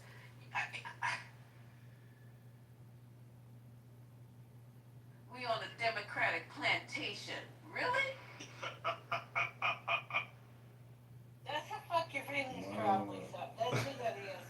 And I'm gonna tell you, y'all run in the back, but Democrats are not shutting down the government. Democrats hold no control over any part of the fucking government. We're the minority, so Somebody is saying that, y'all. Somebody saying of course they are. In the chat, yeah. take your L's and wear them. You think that you're always winning. But they're watching TV. They I got that. guarantee you, she ain't watching none but Fox News. That's it. Right. Cause they're the only ones No saying that. power at all are shutting down the government. Because they're asking, you know what they're asking for? Why Trump don't want to talk to them? You don't know that part, do you? So put in the chat what the guys are asking for, why Trump canceled the meeting. Put in the chat while you type in all this other shit. Put in the chat, we'll wait. Whoever typed in that the Dems are shutting down the government, put in the chat what they're asking for. And while she doing that, let me say this real quick, y'all. Can you imagine the Dems have a big trial going on about pedophilia, and they on the other hand trying to build a damn ballroom? Like, that's what the problem is now. They overdoing it with the party. So let's build a big ass ballroom in the White House, and we can frolic. We can frolic around the White House. So we can say there's niggas gonna be invited to it though. It's crazy. It's crazy. Mike, you think you're gonna be at the ball, baby? And Cindy will be there. He likes I have no desire to be there. I'll be your date. No, I wouldn't take you there, but because I have no desire to be there. So. You be the asshole with the fucking. I'm gonna try to do that joke to Kimball. See if I can't get paid for that joke. But I definitely don't want to go to the Democratic plantation. I don't want the butter biscuits. I don't want the catfish nuggets. Oh, that catfish is good. No, it's The not. Democratic That's what you see hypnotized. That's so original. That's what you see hypnotized, Lisa. I'm bring touch me with some butter biscuits. You ain't lie about that. Like, you don't like the arugula? You ain't told another lie. He's eating arugula, and I'd rather take the goddamn butter biscuits. I'm sorry, Mike. And with Biden and all, with the Biden sexuals, I know that the macaroni and cheese has raisins in it over there. Let's rock this. Very good. Has raisins. No, I've had occasional raisin finish too, Mike. It's all right. Can I say Yeah, you can do whatever you want to. It's a 420. Go ahead. I'm gonna speak after you. Go ahead. I'm done. I meant it. Go ahead. I'm sorry. So, Sister Lisa, I want to acknowledge what you were saying. I'm glad you said it about the rhetoric about the MAGAs, the black MAGAs, because I just came from a room where I got booted out. It's called the Tavern Lounge, the Truth Seekers. I don't know if you guys are familiar with it. I didn't know they were conservative until they started talking about, oh my God, Charlie Kirk is with the Holy Spirit. So, anyways, there's a guy that made a comment, and the guy follows me. He's a fellow Muslim brother of mine. He came in there and made a comment about the IDF or whatever. And of course, it was hateful. I'm not going to agree with it. But of course, that was his opinion, So I came in on his behalf, and I said, I'm new to the stage. I apologize. If the brother followed me in, I didn't know. But he's very passionate about his beliefs regarding the Israeli-Palestinian situation. And he's like, I don't care. We don't tolerate this hateful stuff. I said, I understand. However, let's get something clear here. In some of our rooms, in both black, because I'm a black man and I'm also a Muslim, in both rooms, you've had people come in with racist and anti-Muslim vitriol. I've heard it. In black rooms I've been in, you've had so-called MAGAs, aka white supremacists, come in there and say, well, your parents should be hung from trees like the 1920s.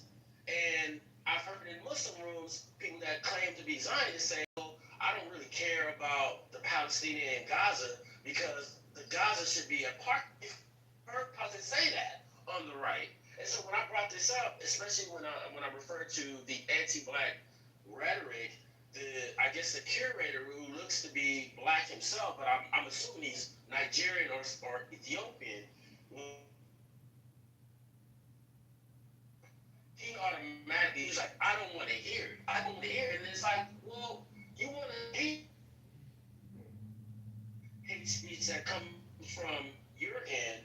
It's called free speech according to you. So you can't have it both ways. And so immediately, like as soon as I started getting in their ass, they kicked me out. So I'm glad you said that, sister, because that shit is an anomaly. When I hear a black man tell another black man, I don't want to hear about racism and being hung from trees in the 1920s, but then you're okay with people talking about Charlie Kirk with the Holy Spirit, the same man who said that the 1964 Civil Rights Act was a mistake.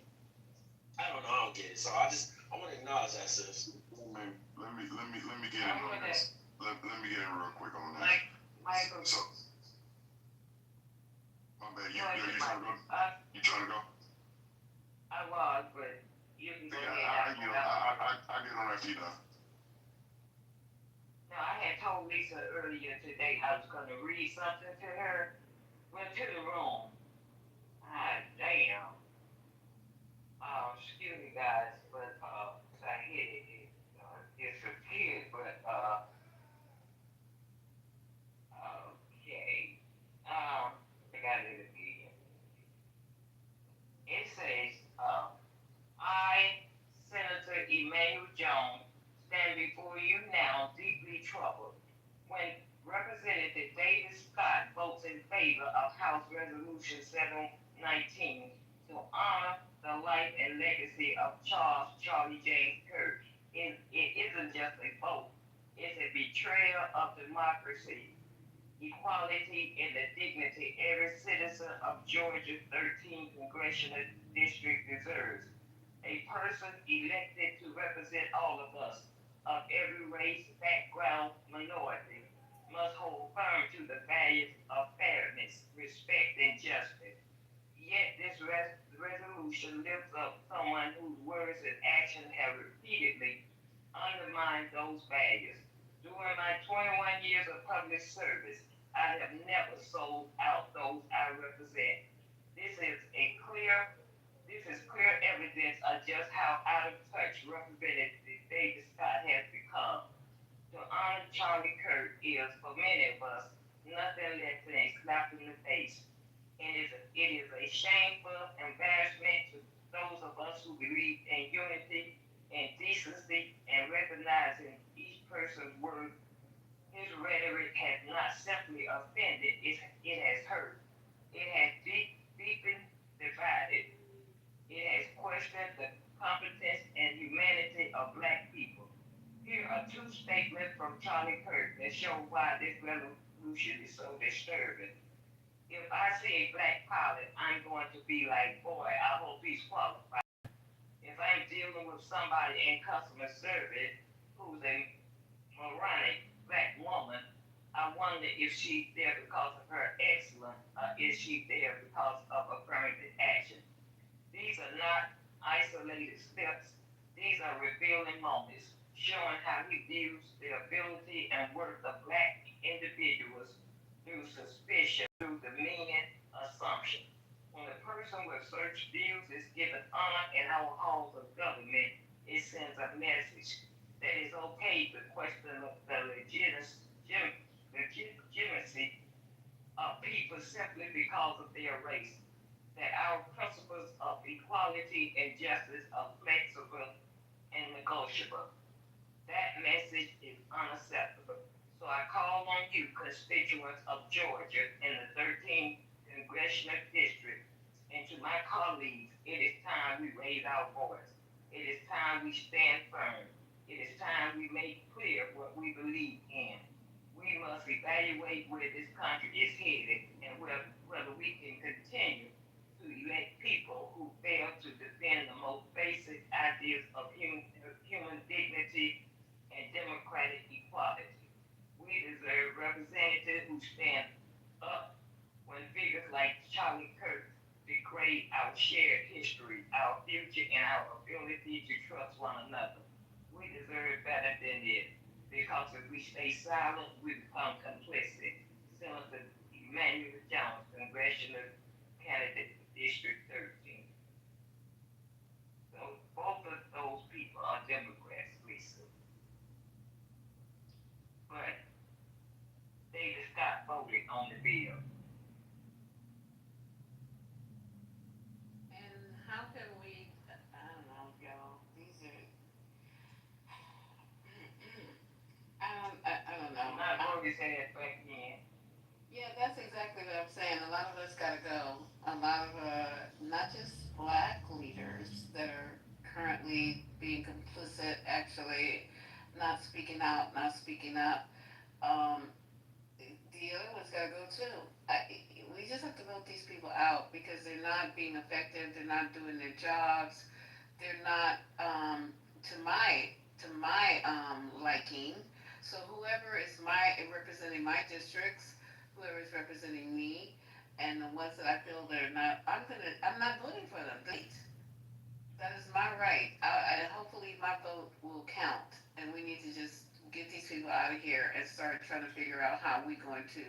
Somebody said we're gonna have to it's gonna be the new reconstruction when Trump leaves. It's gonna take a long time to get that stench out of there. It's just not throwing up the windows or whatever and putting somebody else in. It's gonna take a minute because he's been there 7 months and he's on a destructive path. And our good friends who come in here, MAGAs, calling us on the plantation, you guys have a lot of nerve calling Democrats on a plantation when you're not even represented in this administration. Huh? You're not represented at all. I mean, and what's the alternative for the Democrats? What did we get? What did we get? More butter biscuits, more catfish nuggets. Love them butter biscuits. That's why we have more these benign nice neglect, round. more triple That's down. benign neglect. Nothing came. Nothing really. Mike, they got 120 square foot compounds. Exactly. You ain't had a black woman cooking you butter biscuits in a decade. That's what's wrong with you. That's what's wrong with you. That's exactly what's wrong with you. You need some butter biscuits. You need some crawfish. Also, black people got slaughtered. You do, baby. But I'm black people sorry. got slaughtered under the Democrats. There was a lot of police brutality under the Democrats. And everything was okay. It was peachy Who green. got slaughtered? There was no black people got slaughtered. There you go. You're right. Wait, no. Well, I so said, you're gonna be arguing hold up. Can I just have this back and forth? You know, You can have whatever you want. and it won't last long. Lisa. But Yeah, it won't last long. I promise. It won't last long. I'm It won't gonna have last your long. ear later. I know it won't last long. And I know you're a beautiful man, but let me tell you something, Mike.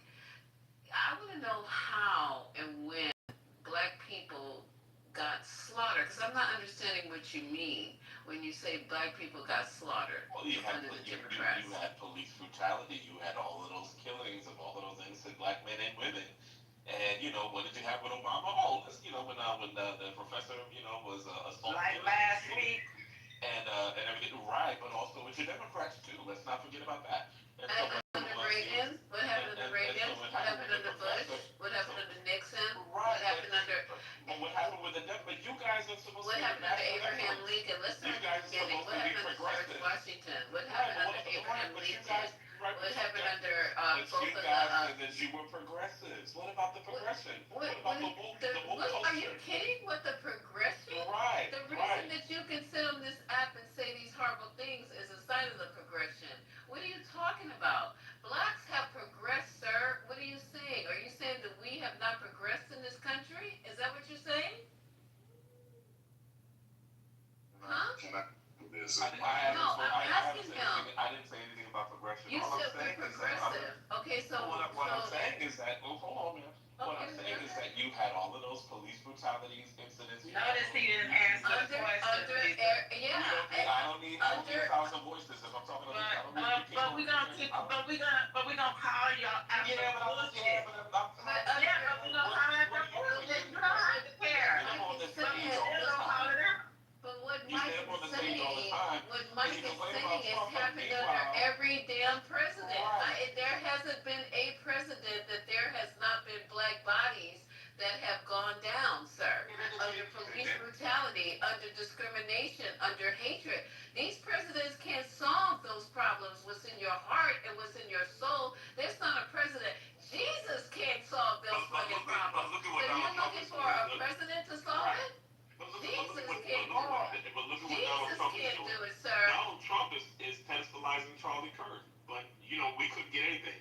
Again, it's a lot of excuses. Donald Trump is uplifting. You're using that as an example that your president is uplifting a racist and deifying him as an example. Absolutely. So who the hell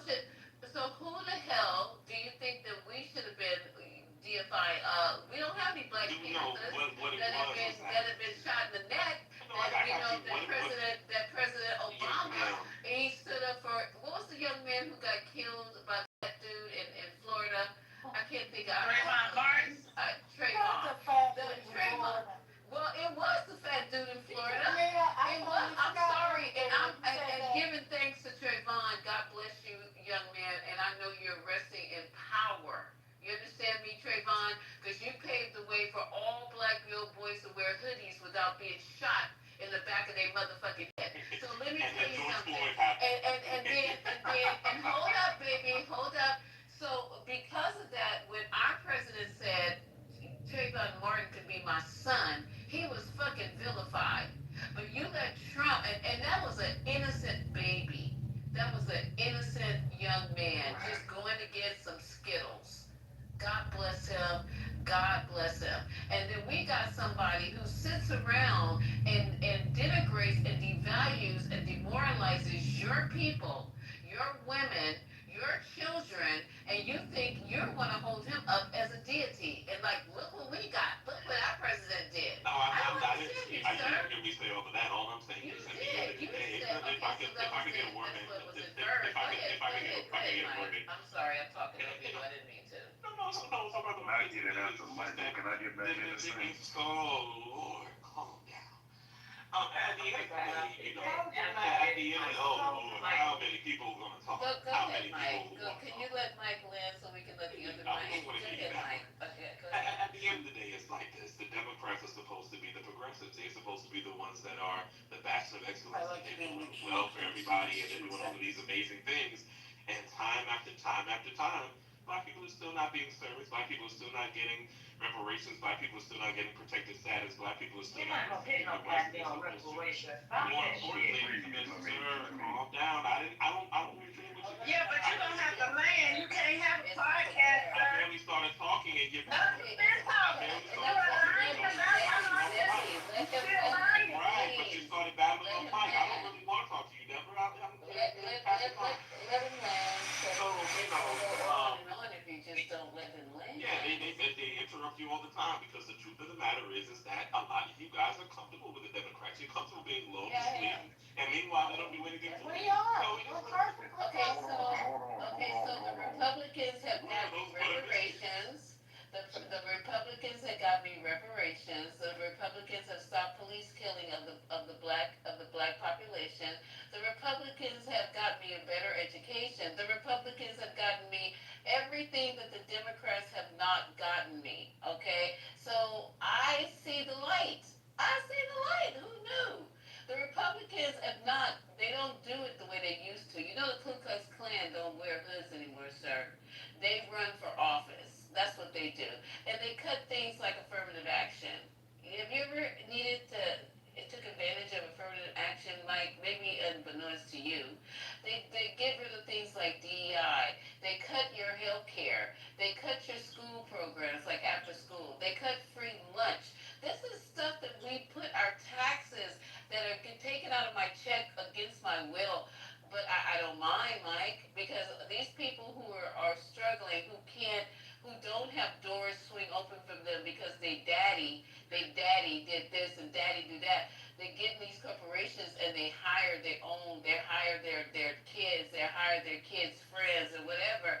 They do those things. So we have to put things in place where we, just as smart as they are, we have people just if not smarter. Do you know that you have to have a double master's, and when some people just have a master's?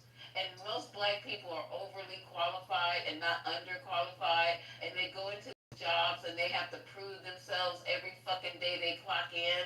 But it's not a problem because the Republicans have saved us. The Republicans have gotten us all these things that we need to help protect us and keep us from being fired for no reason, for having our food protected with the FDA, for having the CDC, for having all things that Trump is getting rid of, my friend. So your food is not going to be inspected. We had a meat dude in here one time. I think he went over to Colombia because he was a passport bro. But he came in because he was a meat inspector, and he was telling the room about when he goes to these plants and how these cows have tumors in them, and some of the meat people try to cut around the tumor, and he had me sick to my fucking stomach, and I don't eat meat like that anymore because of him. Now Trump is trying to get rid of that. So now that these greedy ass corporations can just slice through the fucking tumor and dye it with a little red dye, and I'm sitting here eating cancerous nodules because he wants to get rid of inspection of our food. The FDA, who's going to tell us about drugs, and how to take them and why to take them and when to take them. We gonna hire a lawyer who put a wellhead on his car and threw a bear in Central Park to tell us when and how and where to take medication. He's over that department, and I'm sorry. I'm so sorry that the Democrats have failed you with all the programs that they put in place over these many, many decades. They gave you civil rights. They gave you fair housing. They gave you the right to go to school without being harassed. That's what the Department of Education is for. It's not to tell you what to teach. It's just to protect your rights as a student and be able to go to school without being harassed. There's so many things the Democrats have done. Excuse us if we haven't done enough for you, Mike, because maybe you don't know how to take advantage of these nice programs that have been put in place. Maybe you're unaware. So hang out with the sisters with the big hips like me that eat butter biscuits and can fry up a good batch of fish. And maybe you start being able to understand how to take advantage of it. Because baby, it ain't nothing like a black woman's love.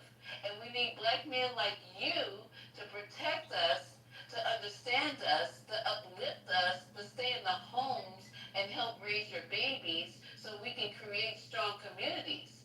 We need you, Mike.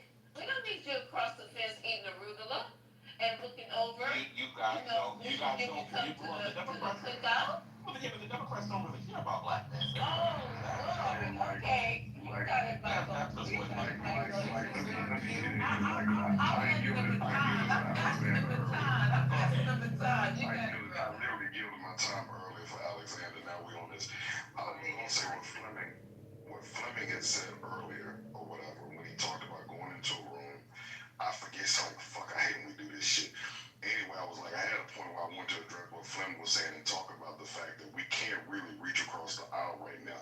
So this incendiary stuff that they're doing, like this talk, or what I forget what Fleming had talked about, but he's saying like being like a black Muslim and what he was representing.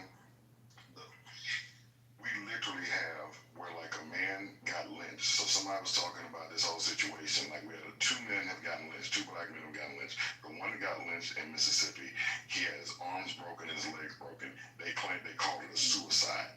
Nothing else. Nothing to see here. There's a black man that was hung in Atlanta like maybe 3 or 4 years ago. They called it a suicide. I'm just saying that we're at a point now because of this rhetoric and because of this thing that happened with Charlie Kirk and because of the way that they are right now.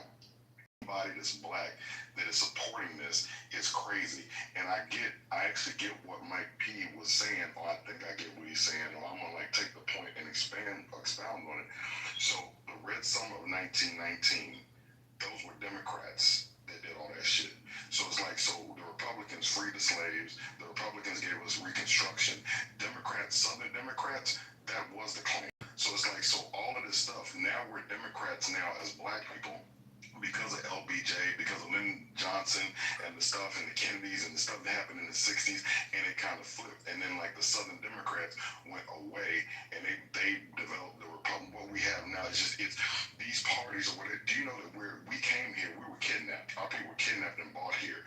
This system and this constitution was put in place. It wasn't for us. So we're a part of this system because we're here. But when y'all start talking Republicans and Democrats, we'll be on that right now. They are literally taking and lynching black people, and they're not getting, nothing's happening. There's no investigation. They're calling it suicide. What black person, that breaks their own arms and legs and then hangs themselves, and they're not investigating the shit. So I'm just saying that's where we're at now. So it's like, so all this back and forth, that's why it's like, if you want to support Donald Trump, you want to support MAGA, I get it. I know what side you're on right now. And it's like, I have nothing to say. The lines of communication need to be closed. And to what dude was talking about earlier that was in that room, they got kicked out. I'm saying, where we at right now, they're literally killing us. So it's like all this like back and forth. It's just like, this shit's a joke. And then like Trump goes to the UN and he defecates on the whole world. He tells people they don't know how to run their country. I'm saying, do y'all see where we are right now? It's like, am I the only person that's seeing this? I agree with you, bro. I agree with you. Stop wasting our fucking time with something. Again, you Yeah, I still agree with that. again, I it would doesn't like to change go, the fact. please. Again, it doesn't change the fact. I would like to go, please. My It still doesn't change the fact. It still doesn't change the fact that there were black people that were. I would like to go. Lord. I'd like to go. I'd like to go. Thank you. Thank you. Thank you. Mute up. Goodbye. Thank you. Right. That's the one, It's guys. pointless having a conversation with these people. But I wanted to ask the stage anyway. If you had to guess, what political party released the unredacted military records of somebody running for governor in this country? Does anybody want to guess what political party did that? And can we all agree that it's wrong to release the unredacted military records of somebody? Oh, that must have been the Republicans did it. And there's a Do lot of we agree that? So we can all agree, like MAGA, Wasn't Democrats, that Republicans. who are we speaking on? Because I was guessing. So and I let me thought tell you the story right now. The Trump administration released unredacted military records for New Jersey governor candidate Mickey Sherrill at the request of an Mickey Sherrill's opponent's ally. So the documents included Rep. Mickey Sherrill's social security number, home addresses for her and her parents, insurance information, performance evaluations, and the non-disclosure agreement between her and the U.S. government to safeguard classified information. That's what the Trump administration did. And if we can't all, on both sides, agree that that is fucked up beyond belief, then MAGA is completely lost. And anybody who allies them is completely lost and un-American. And if you can't agree with that, then I just don't know what to tell you. That's cold-blooded. Michael, I'm trying to look through the two stories of the two lynchings. Wait, do you want to come to that, Omari, or not? No, I think that's self-explanatory. I agree with you on that, so I'm not gonna. Hold on, Omari. Don't do that. Okay. Don't do what? We can talk about that a minute, Omari. You don't have to do that. That's half the problem. Nothing resonates in this room. Nothing. Everybody trying to talk. What do you mean? I said I agree with him, Deborah. That's it. I'll post Okay. anyway. I just want to say it's really fucking disgusting. But I just wanted to go back with Michael's statement on the lynching, and I just want to make sure that I understand. I'm trying to read through this here, and I'm looking through it, and I don't see anything that states that this was a right or left or political lynching. And so maybe you can, explain a little bit more about these two lynchings and why you believe I can explain, dumbass. Thank you. So let me explain. I don't mean to call you dumbass, man. I'm pissed about this stuff. So what's going on right now is that we need to get away from these parties. You know who John Brown is? The abolitionist John Brown. They got hung. No, you don't know nobody. Just go ahead and say. So John Brown, they call John Brown a radical Republican. He freed slaves. These political parties, we need to get away from this. It's like good versus evil. Like a man got hung. Do you think it was who you think did it? You think Nancy Pelosi? You think the radical, you think the lunatic left hung that boy in Mississippi? Is that what you think? The liberals? The ones that want DEI, the ones that want blacks in schools, the ones looking out for gays, the ones looking out for, do you think that those are the people that hung him? Or do you think that it was like the white, all the people from the Charlie Kirks? Do you think who do you think did it? I don't know, because it doesn't say anyway. It doesn't say who did it. I'm not the person. I didn't do the autopsy of the body. I'm not the investigator. So for you to say that, I think you can feel it, just like the dumbasses on the right who maybe come out and say it's the lefties that do stuff. It's dumb. You're good, Omar, and that's why I don't come on stage anymore. And I'm literally gonna shut up because I need to do some schoolwork. You're good. I'm done. Like I said, I can't talk to you no more. So it's okay. So I just I don't mean to be like that in the conversation, but it's just getting stupid. Literally, somebody died and we trying to go back and forth. What did Amari say that was wrong? No, you guys don't do me like that.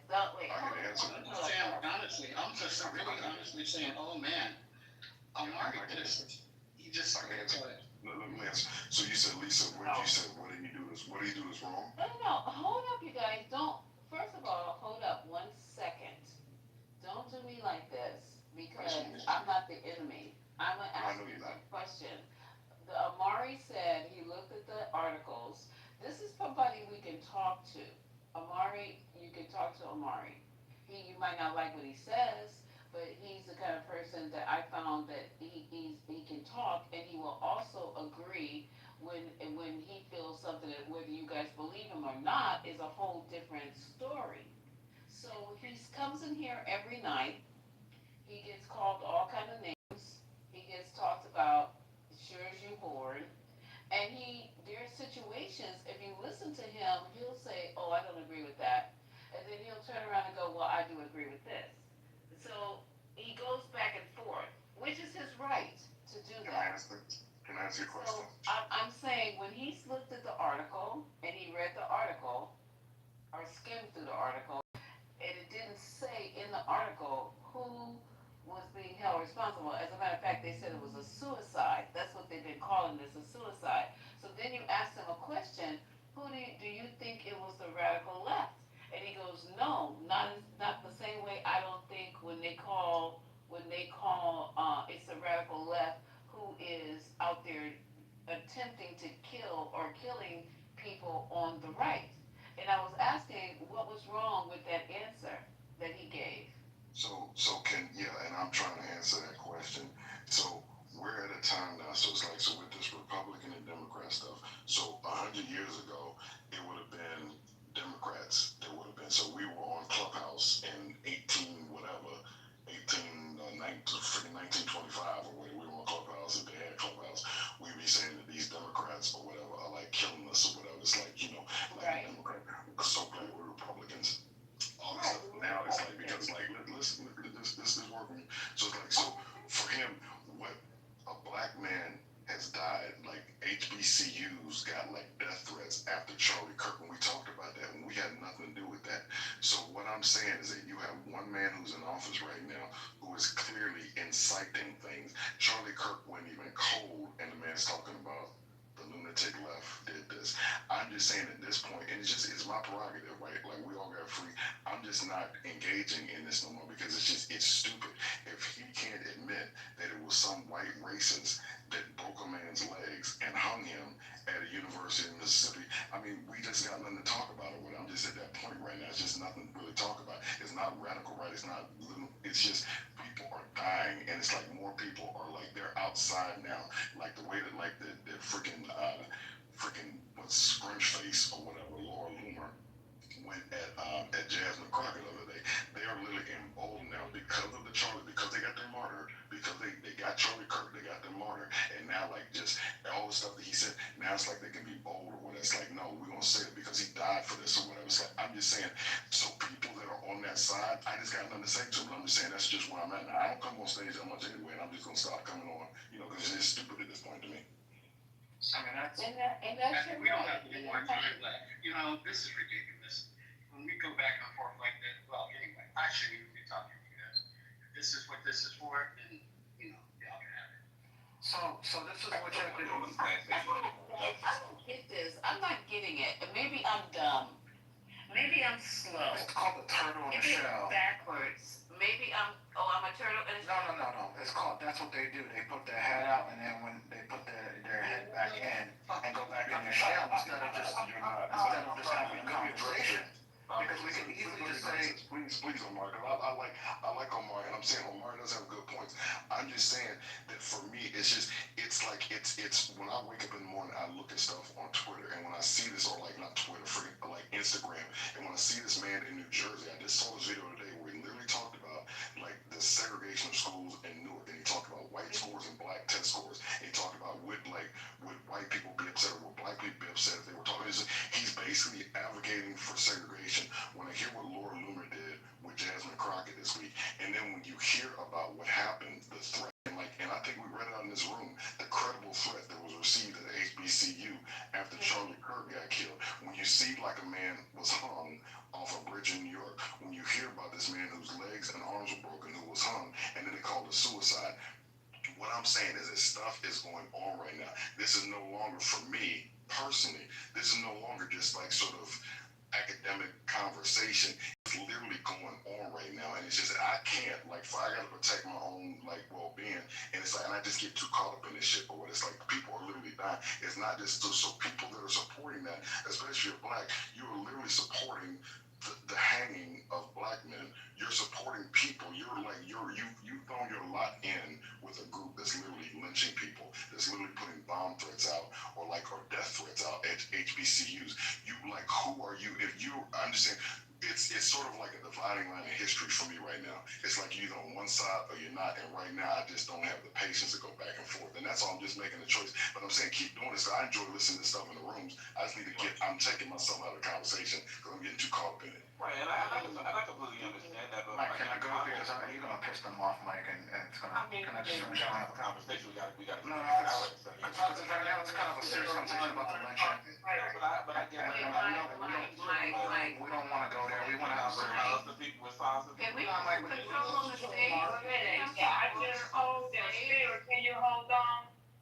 Can we just, because I want to hear all you guys. Who threw him down? Because Michael B started talking first. Who threw him down? I don't do it, so you know what I mean. It wasn't me. He did start talking first. I cut him off. No, so I did cut, but I know. Yeah, you did cut him off. But you know the reason why I cut him? Because I know right now it was a serious thing. Two black men were killed, and it's not a time to be joking about that. Point blank. Nobody's joking about it. But I know my brother Mike. And I don't want to say And I'm sure that Mike is not that ignorant. Oh, that okay. He's gonna joke about it. And if he is that ignorant, then we're gonna have a bigger problem. Mike, can you just use caution? Come on, Mike. Don't Use caution. What are you talking about? This is the thing I was talking about the other night. When one person got a conversation, that's a grown ass man, two grown men, as a matter of fact, two grown men, Michael and Mike. But you gotta read the room too, Alexander. 2 or 3. No, I'm reading the room. Well, he don't need 2 or 3 people jumping in on the conversation. It's over, okay? It's over. The conversation is over with. Go ahead, Mike. I'm sorry. I didn't mean to cut you off, brother. Go ahead. No, you're fine. Listen. Michael, let that conversation go. Let's start something else. See, because you guys don't understand. It's shit don't. It's like I always told Lisa, I could stand 10 toes down with one person, but I cannot take 2 or 3 people coming at me at one time, especially when it's not their damn conversation. There's nothing you guys don't say gonna change what that man said. Right, and what's going on here and what's going on in our country is very serious. Now, we can have a room and we can do that tomorrow, Saturday, or whatever. And we can come in here and we can talk to each other and we can agree and we can massage each other's shoulders and we can make everybody feel okay. And I can hand out, medication at the door and we can smoke reefer. I'm not sure how old I am. And we can do all that kind of shit. But I'm telling you guys, I don't know where you guys live. I don't know what you do for a living. I don't know if you even go outside. Don't even know. Because I go to work every day. And then I come home.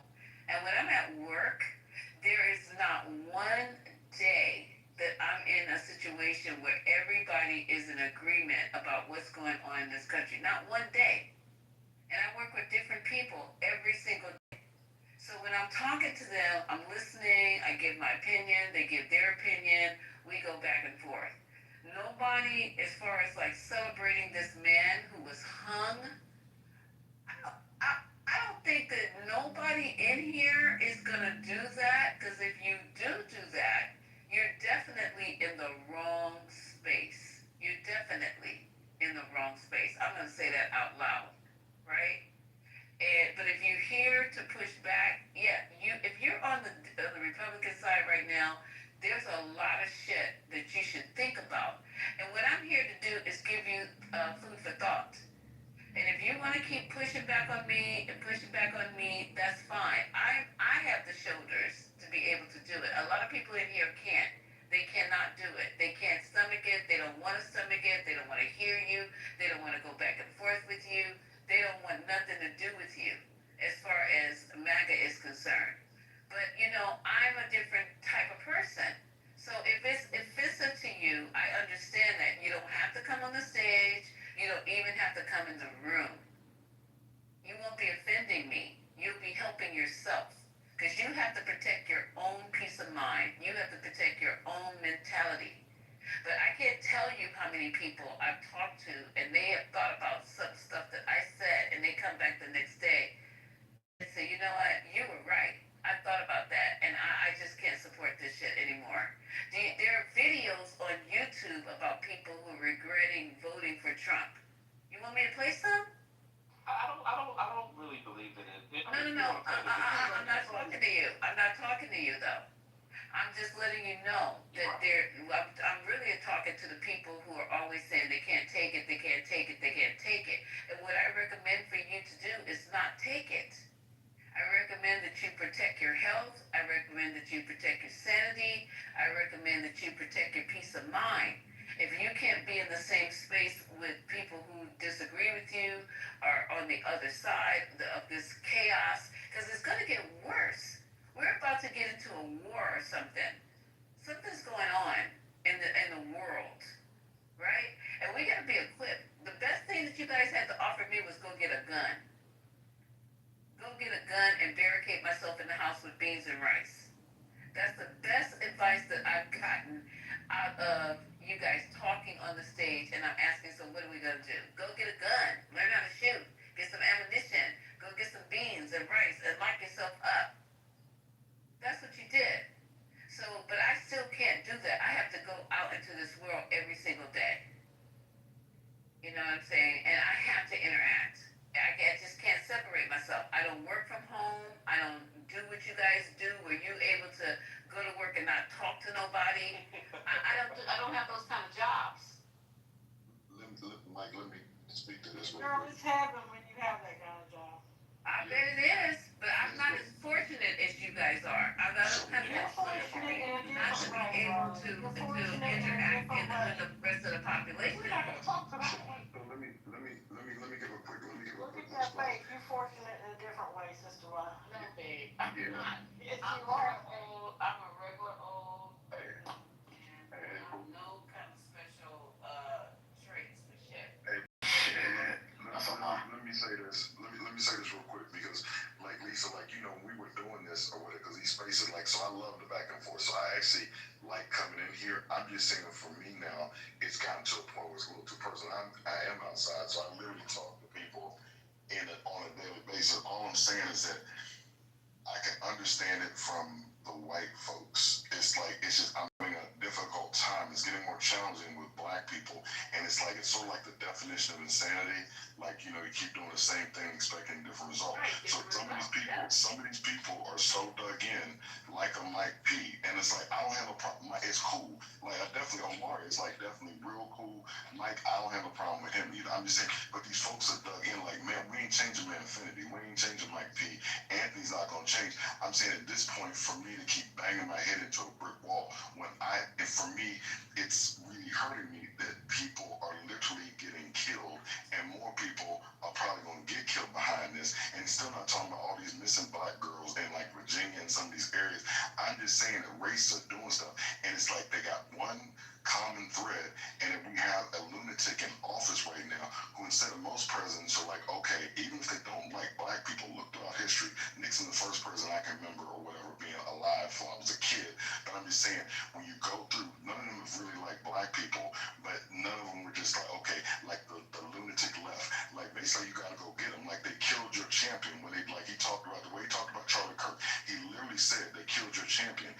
essentially told them go outside and get some.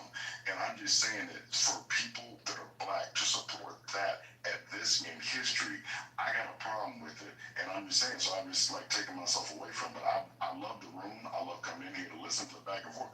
I just can't participate in it. And that's all I'm saying. It's a personal choice for me.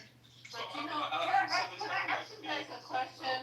These people have always been here. These Mike P's, these Manfinities. We can start off like you mentioned the one who started the slavery revolt. You know, they have people who didn't want to participate that look like you, Michael. Didn't want to be. They weren't going. They wanted to stay on the plantation. They weren't going. They had people that looked like you, Mike, that Harriet Tubman was trying to get to go under the Underground Railroad. She was offering them freedom, a way to get out. They didn't want to go. Are you representing email? Sir, no. I'm just saying that people like this have always been among us. Even before we got to this land, before we set foot on this soil. Harriet shot them or left them behind. She didn't fucking No, she did not. No, she did not. Do not rewrite history, please. Do not rewrite history with me. Do not do that. Because I study black history. I will play this shit. If you don't want to hear it come out of my mouth, I will play it out of somebody's mouth that you respect more than you respect me. But what I'm telling you is that they've always been in our presence all the time. From that time to the Civil War, that people, do you know that blacks went and fought with the fucking Southerners? Lisa, please. Are you fucking kidding me? I know. From that moment on till free, I know you do. So I don't even know why I have to do this. Because I'm trying to explain to you. Here, all if the you let me explain, I can explain it. We had people infiltrate the goddamn Black Panthers. We had your own people that shot Malcolm X, goddammit. I mean, come on. I can explain. I literally can explain. I understand, Mike, I'm just saying, you're acting like this is brand new. I'm not acting like, listen, this is brand new. This is 2025. Listen to me. I am alive now in a time where they're pissing on the Constitution. They're taking away protections. Like, we never lived through this time. We've heard about it historically, but we really never lived in this time period, right? So, like, all I'm saying is, like, for me at this time, like, this is how I'm reacting to it. I didn't live through that, so I know history. I know what, like, my grandfather went through. I know my father went through. I know what these people have gone through. This is my moment in history where I'm literally seeing this stuff in real time, and it's like, so for me, you gotta protect yourself. I'm the type of motherfucker that wanna go out and like bash somebody's fucking head and put a gun in their face and blow their motherfucking brains out for like hanging this black man. So I'm saying I gotta watch my own motherfucking mental health and what it's like. This shit ain't no joke. And we get people come on these stages and talk this shit. You don't know what people's like. I mean, not everybody's rap like as tight as like all this shit. I'm just saying this like they're killing people out here. So it's like I'm just saying I just wanna be on stage with this bullshit or whatever. But I'm saying I love listening to rooms. I just need to keep myself out of it because I know myself. So nothing against the room, nothing against you, nothing against Mike P, nothing against these people. I just don't want to go back and forth with black people that can't see that black people getting killed now. But black people have been being killed. Well, Michael, what did he say that was wrong? Can I just slam up? Black people have been being killed, respectfully. And it's not a good thing 10 years, 30 years, 50 years, 100 years ago, or it's not a good thing now. I think what people are missing is that, and again, people like to keep calling my name and making assumptions as if I voted for Donald Trump. I've been on the record for saying that I have never voted for Donald Trump. No, I don't support Donald Trump. Never voted. I've never been to a rally, never been to any of those things. I'm just a person that, I just grew very frustrated with the Democrats. I grew frustrated with the rhetoric and with all of the promises and the hope and the dreams and all these different things, and saw those same things take place. The same things that you're talking about right now, those things happened under Obama in both terms as well as with Biden. I just saw a lot of things that I was very disgusted with. And there are a lot of people that are not happy with the Democratic Party and how they treat black people, in some cases specifically how they treat black men. And those are things that we should be able to talk about. But now, if you don't want to talk about those things, or you don't want to talk about the hypocrisies, or you don't want to talk about the contradictions, and that things that have led to the demise of the party and what we see of it, then it's fine. But, and the other part is that people are going to have a difference of opinions. I thought that this was the United States of America. I didn't know that we all had to be Democrat or quote unquote independent.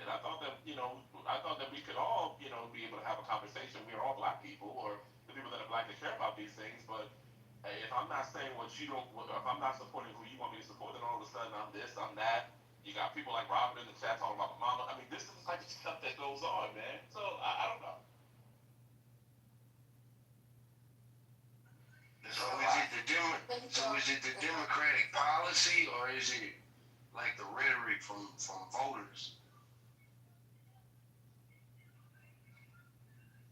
Mike, can you hear me? I beg your pardon. What did you say, sir? So is it like the policy of the Democratic Party, or is it like the voters? It's the entire experience being a person that has voted as a Democrat that has been made to believe that that was the party that you would have to vote for, and you see year in year out the policies and all of these things that. Deb, check the chat. Hold on for a second. Deb, you asked me a question, Deb. So check the chat, please, because I'm about to hit the. So you don't vote Democrat. You didn't vote for Trump. So I'm assuming you either voted third party or didn't vote in the last election.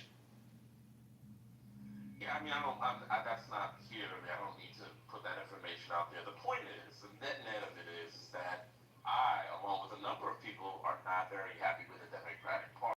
Okay, why are you so vehemently against a party if you're not pro the other party? Sir, what's the point? Sir, calm it down. And just asking the question. He trying to gaslight that man. Well, I'm talking and you're talking at the same time, so I don't, It's all good. It happened every day on this app. No, I don't really like that. That's the thing. It happened every day on this app. We'll get over it. No, I don't get over it. No, I don't.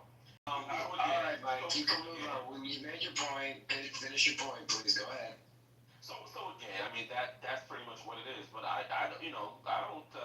There's a lot of things that Trump has done that I don't think that makes any sense. I think that it's counterproductive to being productive and constructive. I can argue those things all day. I just don't like where we are civically and politically. Where ever since this man has come in, I mean it's just destroyed. I've seen relationships being destroyed. I've seen people in my family that are real Trump supporters that people don't talk to people anymore. It's just gotten out of control. It's really gotten out of control. That was a good point. That was a good point, Mike. Thank you. If I may talk. So you're more upset at the Democrats in their response, or the Democratic voters, at their response, than the actual political party that is in charge of the three branches of government that are destroying this country, which is what Michael was actually talking about. He was talking about the Republicans and MAGA destroying this country, and he's frustrated that people come in here and they want to blame, checks notes, the Democrats for that. So I think it's really disingenuous to get up on stage and spend 99% of the time bashing the people who are very passionate and concerned about the direction of this country, and you spend 1% of the time on occasion saying, oh yeah, I don't like this thing that Trump did. But let me tell you about the Democrats and where That's not what the conversation was about. Well, it's That's not what the conversation was about. Don't switch the conversation up. That's not what him and Michael was talking about. They were talking about the boy being hung. Don't switch the conversation up. I'm not twisting the conversation. I'm talking about what Michael was talking about. He's frustrated with the fact that we have this administration Michael that asked is him about the destroying guy our getting country. hung in Mississippi and the boy getting hung in New York. That's what Mike asked It him. is much I'm broader. telling you what the conversation was about. Yes, it is, and I just want to say on the record that's a horrible thing that happened to that young man. That young man deserves justice. I don't personally believe that. I don't think that that's a Democrat who did that. I think, and I don't, but it's horrible. But and there's a lot of things that's going on right now that are very horrible. A lot of things that I have real conversations, if we're going to have real conversations without all the trolling and the cock-con and the kikiing. But I'm also a realist, and I'm not judging any of these things based on the last 8 months or the last 4 years. This is stuff that's been in the making for many, many years. And that's also and everybody, and sir, without that's also what Michael's frustrated with, is that it brings up something about a lynching, and you say, well, this happened for the Democrats as well. So I just want to point that out. I want to point that out too. That's what he's talking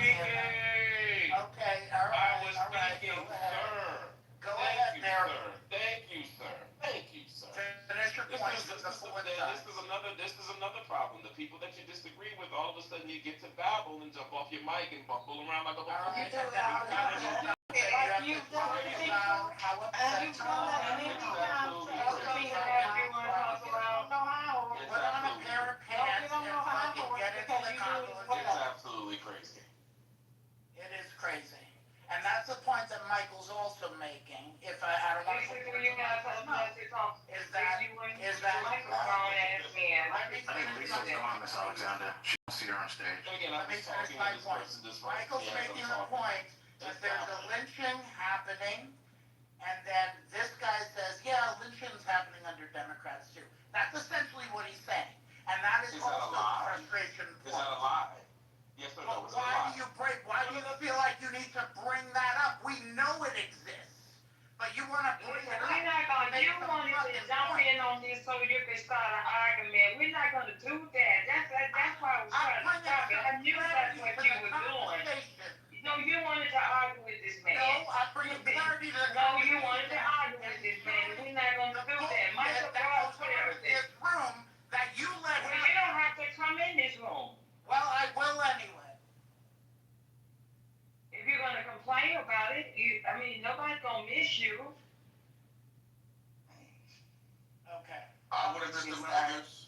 Always complaining about the goddamn room, and you come in here, sit your ass up here every day. I complained about That's it. because I don't want no argument in here. No clarity either, though. No, that's why I say let's change the subject, Patty, because all they want to do is argue. Can we go one night without this? Mike M, and that man hashed it out. We got over it. The conversation is over. It was Michael's conversation. Cool, let's move on. Well, I would miss you, Scott. I'm not going anywhere, don't worry. Scotty, I miss you, but I think I might go with you because I'm starting to get real tired. Don't worry about it. I'm saying you got to drag me up. Yeah, let him Maury keep fucking trying to, do the Jedi mind trick and y'all fall for the shit. Man, why are you coming for me today, Haitian? What's going on? Today's Thursday, bro. It's Ocho Thursday. Okay, I got it. Go. Yeah, Tuesdays we go for men. Haitian, I'm mad with you. What do I do now? Haitian, I'm mad with you. You didn't tell me that the Panther was playing the Falcons on Sunday. I didn't go to the game to watch. I was volunteering. Oh, you didn't? Oh, okay. I would have went to watch though. I was a spectator. Nah, not at all. Did I'm a you Giants see fan. pretty uniforms? Not the Falcons. I'm thinking of these damn Cardinals that turn their shit pink. It looks like they washed their uniforms with some kind of hot pink shirt and got their shit messed up. Oh, they got new uniforms. They look pink to me, bright pink. I could be off. I don't know. Did you guys hear about Jimmy Kimmel? Where's Patty at? Jimmy and his ratings? Oh, man, he broke the record, didn't he? Yeah. That set Trump's asshole on fire like some That hemorrhoids. set Mike P's ass on fire. He broke the damn record. Say what, Pat? Haitian said it set somebody on fire, and I said definitely set that dude on fire. Mike. Why would that set me on fire? You know what's interesting though, right? Stop eating black. You know what's interesting? Oh, You know what's yes, interesting? ma'am. So what's very interesting is Mike, you try to act like you really want to have a conversation. At least when Maury comes in and has respect and tries to really have dialogue. Your bullshit is always condescending. You sound like an asshole. You sound like you fucking have no fucking life, and you really are fat and fuckers in life, right? Don't worry about it. And while we're at that, motherfucker, you better learn what doxing is. If you haven't, if you've been doxing you again, you will see what the fuck happens legally in the court. You dumb fuck. And to be honest with you, Mike, you never bring nothing of substance to a conversation. You're not talking about policy. You're not talking about anything. You're just on stage like causing havoc. He's an op. He's a piece of shit who's probably getting a couple dollars a day to come in here and fucking distract people. See what the Democrats are planning, and go run back to Massa and do a little tap dance, a little shuffle, and let them know something. Isn't that right, Mikey? Mike, well, Yeah, you get paid. Oh, you getting paid, Yeah, really? I want to check. All the shots came. It's just more of the same, y'all.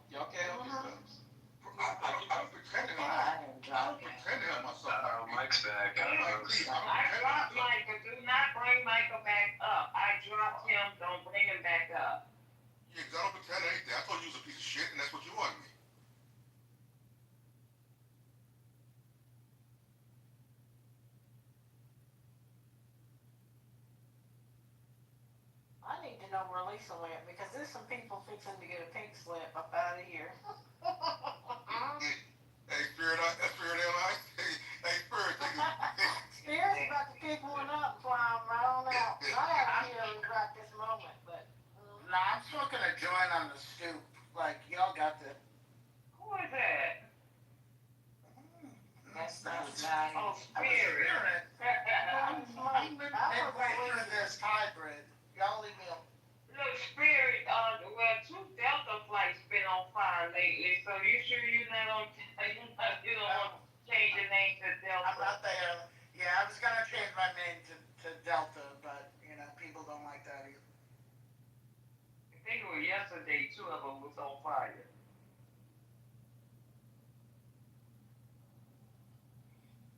Although I may change my name to Delta 1. That's a fact. Hey, can you write the news set Mike's ass on fire by Jimmy Kimmel? Look in the chat. Yep, You need something to fucking have more creative?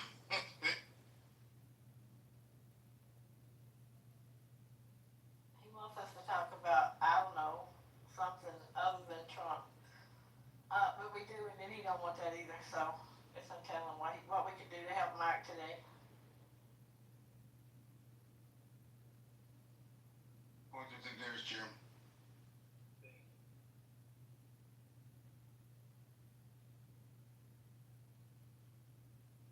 Michael said we removed from the room, so you don't have to worry about Michael anymore. Hi, Sheree. Do we have a moment of silence, everybody? Respect the law. Alright, that's a little bit. Trump signed an order on TikTok saying it's worth it's $14 billion value, $14 billion. Tomorrow's be $20 billion. Wait. TikTok is? That's what he said. He signed an executive order today declaring that his plan to sell Chinese-owned TikTok's U.S. operations to U.S. and global investors will address national security requirements in a 2024 law. He said the new U.S. company will be valued at around $14 billion. Oh, J.D. Vance said that, putting a price tag on popular short video app far below some analyst estimates. So I don't know what they're trying to do with that. But didn't he only buy 80%? Didn't we only get 80%? I'm not sure. I have to read more on that because a lot of people on TikTok are like, we're probably not going to go because they're thinking that they're going to be cut off from the rest of the world. Like we'll only see U.S. videos and such, or that it'll be censored. I'm not sure what's going to happen with it. I've heard people say, no, it's not going to be, we're not going to be restricted to just the U.S. So I don't know what's going to happen. I've heard people say he's going to change the name to MAGA Talk. I don't know. So it's going to be like China, but it's going to be Prager U. That's going to be teaching. That slavery was better than death. There'll be a lot of people who leave if he turns it into MAGA Talk for sure. What kind of damn name is that?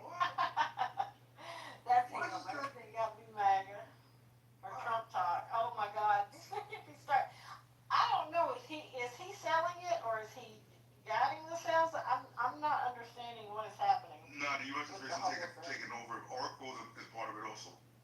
Yeah, Oracle is supposed to do something with the algorithm from the original TikTok. And more. Let me ask you guys something.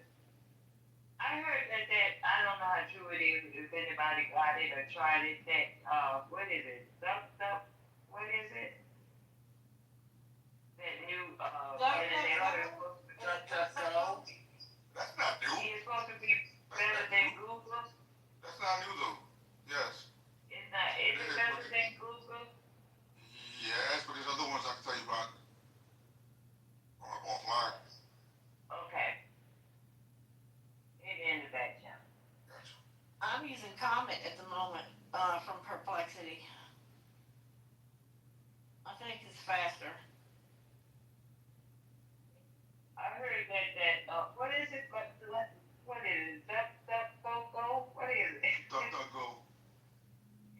Yeah, I heard that it was when it comes to spamming, it was better.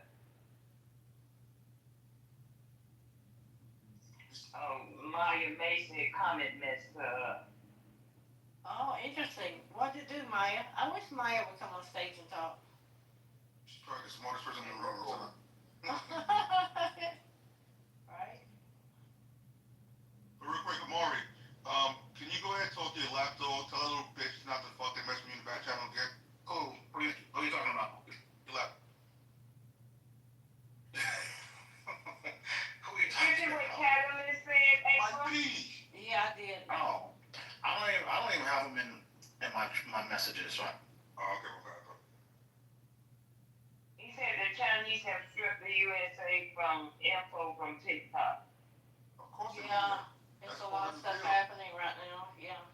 Yeah, they're I'm working to get Catalyst out up to speed. Yeah, that information was never going to be released.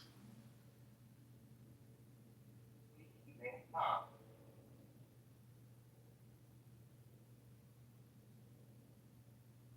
Oh, Maya, you gotta be kidding. I'm glad I know because I'm not gonna connect it to mine.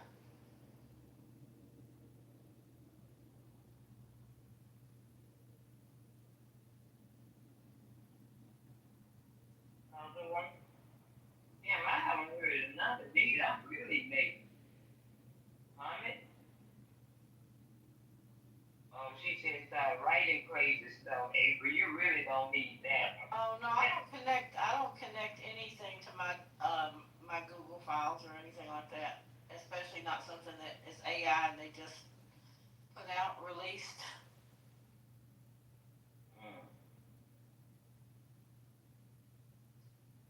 There's another one I heard of. I can't remember it now. Shit.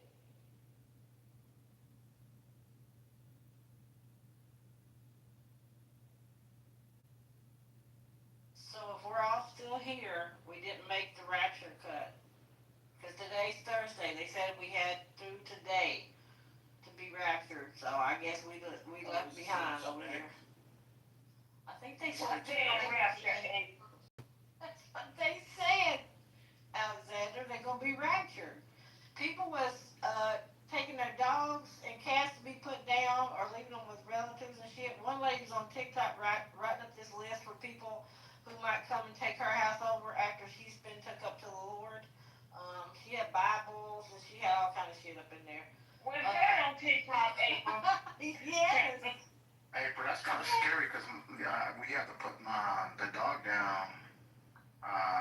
Our dog, and so that's crazy if you say that because my dog had cancer and passed away. So that's what they were doing. They were leaving their animals with neighbors or friends, or if they couldn't find any, they were taking them to shelters. Shelters were getting the dogs and cats because they think they're going to be raptured, Alexander. And they said that the window was between the 23rd and the 25th. It was all going to go down. And I'm really sad about your dog. I know they are family members, our little furry family members. I hate that for you and your family. Oh, that was tough. Yeah, we did the cremation thing. You know, you go to the place, they professionally do it right there. It was pretty bad. It was kind of sad. So, but he was sick and he was hurt. He was in a lot of pain. So we had to do it. So. How old was he? He was 7.5. I think I got like a. Yeah. I got a picture. Let's see if I can post it What here. kind of dog was it? American Bully. Oh man, I'm sorry to hear that. Dog's the best. Yeah. Yeah, 7.5 was almost. It would have been 8 December 17th. These people that are claiming about the rapture of the church on TikTok are idiots.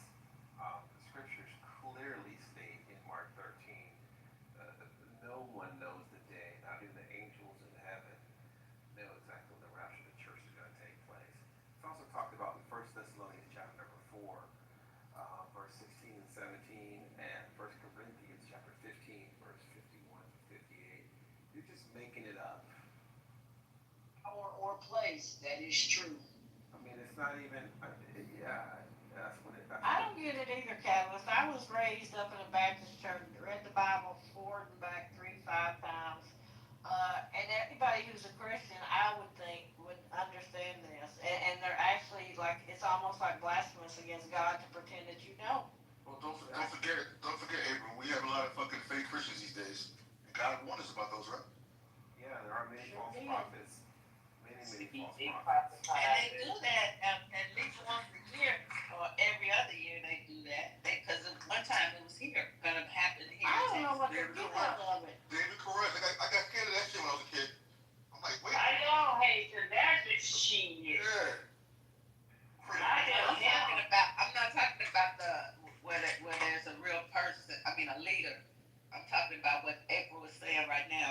be one here about 2 or 3 years ago.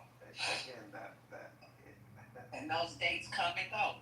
You know, I admit, Deborah, I was laughing along with people on Facebook because we were talking about the new houses and cars we was going to get, you know, because people gone so we could take over their stuff. But You know, April, did you watch The Leftovers on HBO?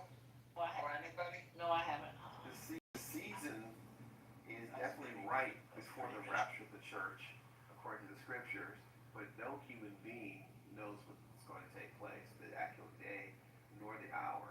But we are definitely in the season as far as what the Bible talks about, all these things that will be taking place before the rapture of the church.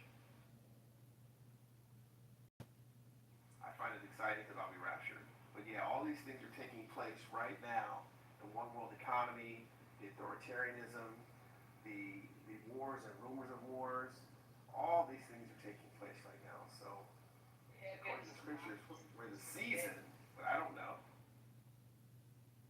Of the heavens and stuff like that, and you have people trying to, you know, launch themselves into space and all kinds of other things. But yeah, I believe in that kind of stuff, but I also stay my butt up off TikTok because I don't believe none of it. I think it's crap, especially the lunar eclipse they had out here. People, you know, was talking about the end of the world and all this other stuff, and I just don't listen to any of it because nobody on this earth knows, even setting the Bible aside, nobody even knows when the planet will come to an end, you know, the actual physical planet. Forget, you know, stuff even, you know, in heaven, nobody knows this stuff. And the people that claim, especially flat earth people or whatever you want to call themselves, that's what they call themselves, and those folks claim to know stuff, and it's just utterly stupid. And I told one guy, I said the mathematical proportions of a flat earth, your body anatomically would not be able to walk upright, you know, and all these other kind of things. And so I just found it to be stupid. Nobody knows the day, time, or hour when the good Lord is going to come or rapture people.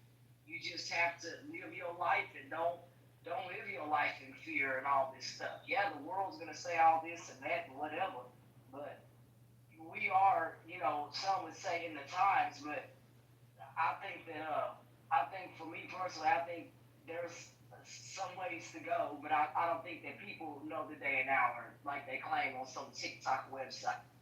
So TikTok, most social media is what we call a psychological opposition. It's for distraction and primarily for distraction. So individuals will not be aware or woke or awakened to what's going on. If individuals are running to and fro and the did you knows and who shot Fred and what happened over here, did you see this, as opposed to being aware, or what my parents from the 60s call woke. If you're not aware of what's going on, then it's very easy to become distracted. I find many Americans, and I'm an American, born in the United States, are easily distracted, like Houdini, look over here, look over there, as opposed to being aware or woke. That is why so many individuals are claiming they do not want individuals to be aware or woke. They want that. They want you to be asleep or distracted. Distracted from the Bible or distracted from other things. I think a lot of people are probably distracted, you know, about religion anyway, because they go on this internet and this AI, whatever, somebody had a AI playing in a room and it was talking about God or whatever, and I just thought, wow. So we are now trying to use AI to, I don't want to say compete, but I'm looking for the word understand, to try to understand God. That ain't gonna work, right? The good Lord is not an assembly. It's not a computer. It's not any of these things. It's not AI. The Lord's mind is greater than anything we could ever imagine or build. So I found idiots that think they're going to use AI to understand God. You have lost your mind. So Accent, people could use AI AI to understand God, to help them understand the Bible more and what scriptures they're reading. So I'm gonna open your mind a little bit more. So artificial intelligence, for the most part, the consumer artificial intelligence is just a massive database. No, I get what you, brother. That's just Say in the Bible, I get it. Okay. Let him finish talking. Go ahead, Catalyst. I said it's just a series of large language models that prompts are being used to pull information to do what is called inference. It's not a lot of the actual information is incorrect, and especially ChatGPT. You guys are funny, man. A lot of it is very wrong. Those large language models that things are pulled from, a lot of the information is just wrong, or it's off, or it's not admissible. The operator's not training it properly. Okay. So why would somebody use it for court though? Why would you use ChatGPT for court or anything? Why would somebody do that? There was a actual lawyer, Which was like a one. Come on, that was a one-off. When just sanctioned last week. It's happened a few times already, actually. So it's not a practice if you walk into a law office and ask them for a lawyer, they're gonna say, here, we'll give you our AI lawyer. But guess what? They're using it, bro. That's why they have the GPT. Oh, I know, Haitian people are using different large language models and also the chats and bots and all the stuff that goes with it, but For industry as well, but everyone be scared of AI, guys. Be scared. no, that's the problem I have with it, is if you don't know what it is or how it operates, if you truly don't know, if you haven't used it, looked at it, read up on it, it's really easy to think that it's I'm going to. The challenge is that many Americans don't have basic common source knowledge about a lot of things: history, geography, math. And so if there's not a common base knowledge, that they might think that Google search or artificial intelligence is all that there is to be, and it's just a panacea. There's some good things about it, but without having a proper base understanding of historical events or certain facts, then it can lead one into a variety of rabbit holes, of which are a lot of the base data is just wrong. Well, the internet's been doing that for a long time. Well, that's why I said Education in this country is the problem, in my opinion. I think the education in the United States, the primary source of education for young people should come from their parents, not school teachers. Okay, so that's not the majority of children. Really? But the majority of... There's not a lot of children in foster care. There's not a lot of kids who are homeless. Are you answering my question with a question? I'm saying be real about it, bro. The majority of children in the United States have parents. You're talking about 30%, maybe 2%. Majority of parents. And the majority of lawyers aren't using AI. And it is up to parents to teach their own children. And when parents are not teaching basic critical thinking skills and facts and how to do research, then things go all off. That's because parents themselves don't know how to. What are we saying here? No, that's not got anything to do with AI. If you think education is up to parents, and I do agree to a certain degree, as we are children's first teachers, but AI and the internet, they might compound the problem, but they're not the root of the problem. And Catalyst, I totally agree with you, right? But I'm also pushing back on you because we know there's fucked up parents. So if it's not the society's job as an institution to teach kids, all kids given the equal opportunity, it's a problem. Some parents have to get a fucking license to even have to be able to have kids. I still blame they are stopped. Like a lot of schools, a lot of schools started taking kids' cell phones from them. Do you think that would be a big help to students? it because I personally I feel like a lot of students was googling answers to shit. You know. They texting in the chat. You know what helps the schools, Miss Alexandra? So what helps the schools is they actually respect teachers and provide them a income that, competitive income, where people are like, you know what, I want to be a teacher, not just someone that's fucking, having a 10-hour cert to go in the classroom and teach teachers. Also, teachers actually also have a standard, not trying to dress like the fucking kids that you're teaching, not trying to act like you're there. Right, no, I'm saying they taking students' phones. Yeah, I understand that, but the phone is not a bigger problem in schools, is what I'm saying to you. There's much bigger problems in the school, and why the education continues to go down. the problem is parenting. Before they get to school, the children, the problem is parenting, not the schools, parenting. Your children, fellas? Yes, and grandchildren. Yes, okay, so parenting. When's Parenting. the last time you've been in school? I taught college. No, I know. Children. I'm at school weekly with my grands. The problem is parenting.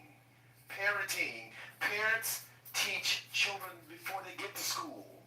They have them for 4 years or so, almost 5. It's parenting. Train up a child in the way they should go when they're older and won't depart from it. It's parenting. Parents don't need to be college degreed individuals. It's parenting. It's simple parenting. My parents didn't have college degrees when I was a child, but they understood and advocated for parenting and teaching children before you get to school how to read, how to write, how to do arithmetic, subtraction, multiplication. You're preaching to the choir, but what I'm saying to you is not every kid has an opportunity. This was before 4 years old. This is just parenting. This is just plain. You must have grew up like in this little bubble where everything's perfect in that land. Because you're clearly not hearing what I'm saying to you. You're not hearing what I'm saying to you. I grew up in the second largest city in the United States. I agree with what you say. There was no little bubble. I agree with what parents should be doing. Okay, but a lot clearly aren't fucking doing that. So what do they do? Do you have children? Do you have children? Yes, I do. Do you have little children? No. Okay. My only point is, yes, there are some parents that are not doing it. And I'm actually involved in the community with kids who don't have parents. We need mentors to be there to represent them and support them, not say that it should be their parents who aren't fucking present. Okay, you, sir, are in a very unique place because it sounds like you're interacting with a lot of children who do not have custodial parents. And I get that, yes, there are some, but that is not the majority. That's all.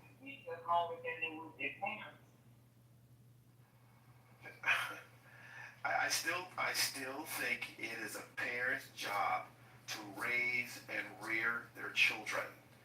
They have them. I don't disagree with that.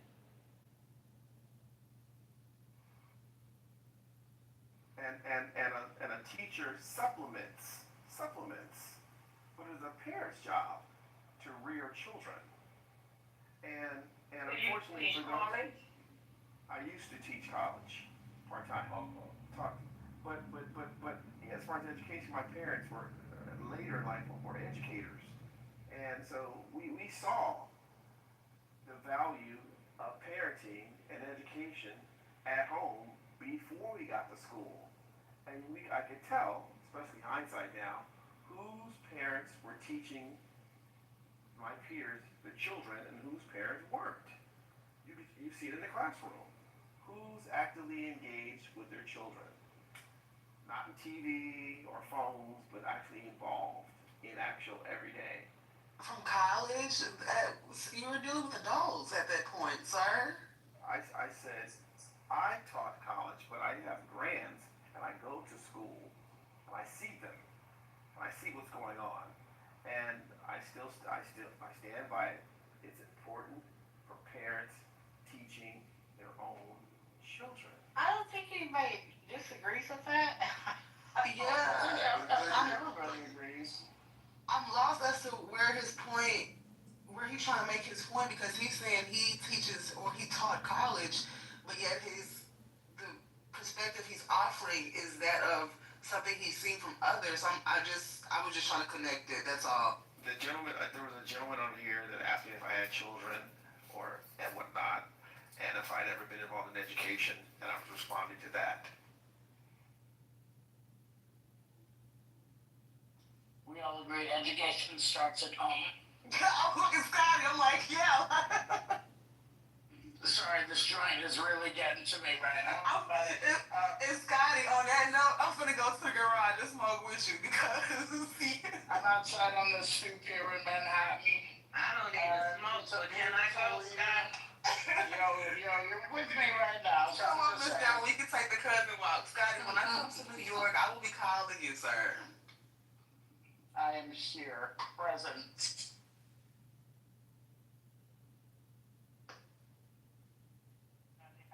Spamming this shit through the phone.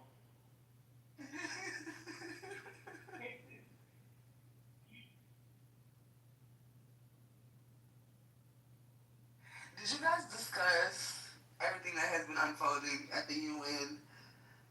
That was the greatest speech a president's ever given. I was so Ever given? Listen, when you can go in front of the rest of the world and tell them that, not even tell them, but propagandize your domestic policies and tell these people that their countries are turning into shitholes. I don't teleprompter. I didn't tell them. And you. Girl, 50 hour. He was just up there rambling for an hour as if he was in the middle of South Carolina. I can't wait till they find out who fucked up these elevators, okay? Because this is the escalators. Escalator gate. That's what I need to get figured out because this is someone over jail. They need to have them arrested. That's right.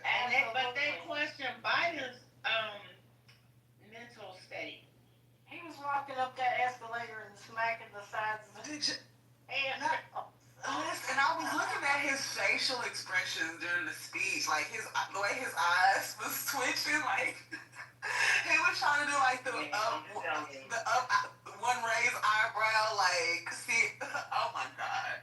His teleprompter didn't work, and what else didn't work? Melania told him, "I didn't hear anything you said." Oh my goodness. Was her hat even lower this time? I don't know. I didn't see her. I try not to see her. Pay attention to her. They want us not to see her. We fixing to see them pee-pee tapes if he don't settle up. If he don't settle down, because Putin ain't even playing right now. He's not. I'm done. Oh, I forget about that from the first term. But no, Miss April, they don't want us to see her period at all, which is why these brims get wider and wider. Every She bitch thinking the same thing we thinking. Boy, you such a dumb motherfucker. Can you shut up? That's what she be thinking. I just want. Oh, go ahead, Deborah. I'm sorry. It's Alexis. I was gonna say I just want the technology of the neural link right now, just so I can read what she's thinking. Like that's it. That's it.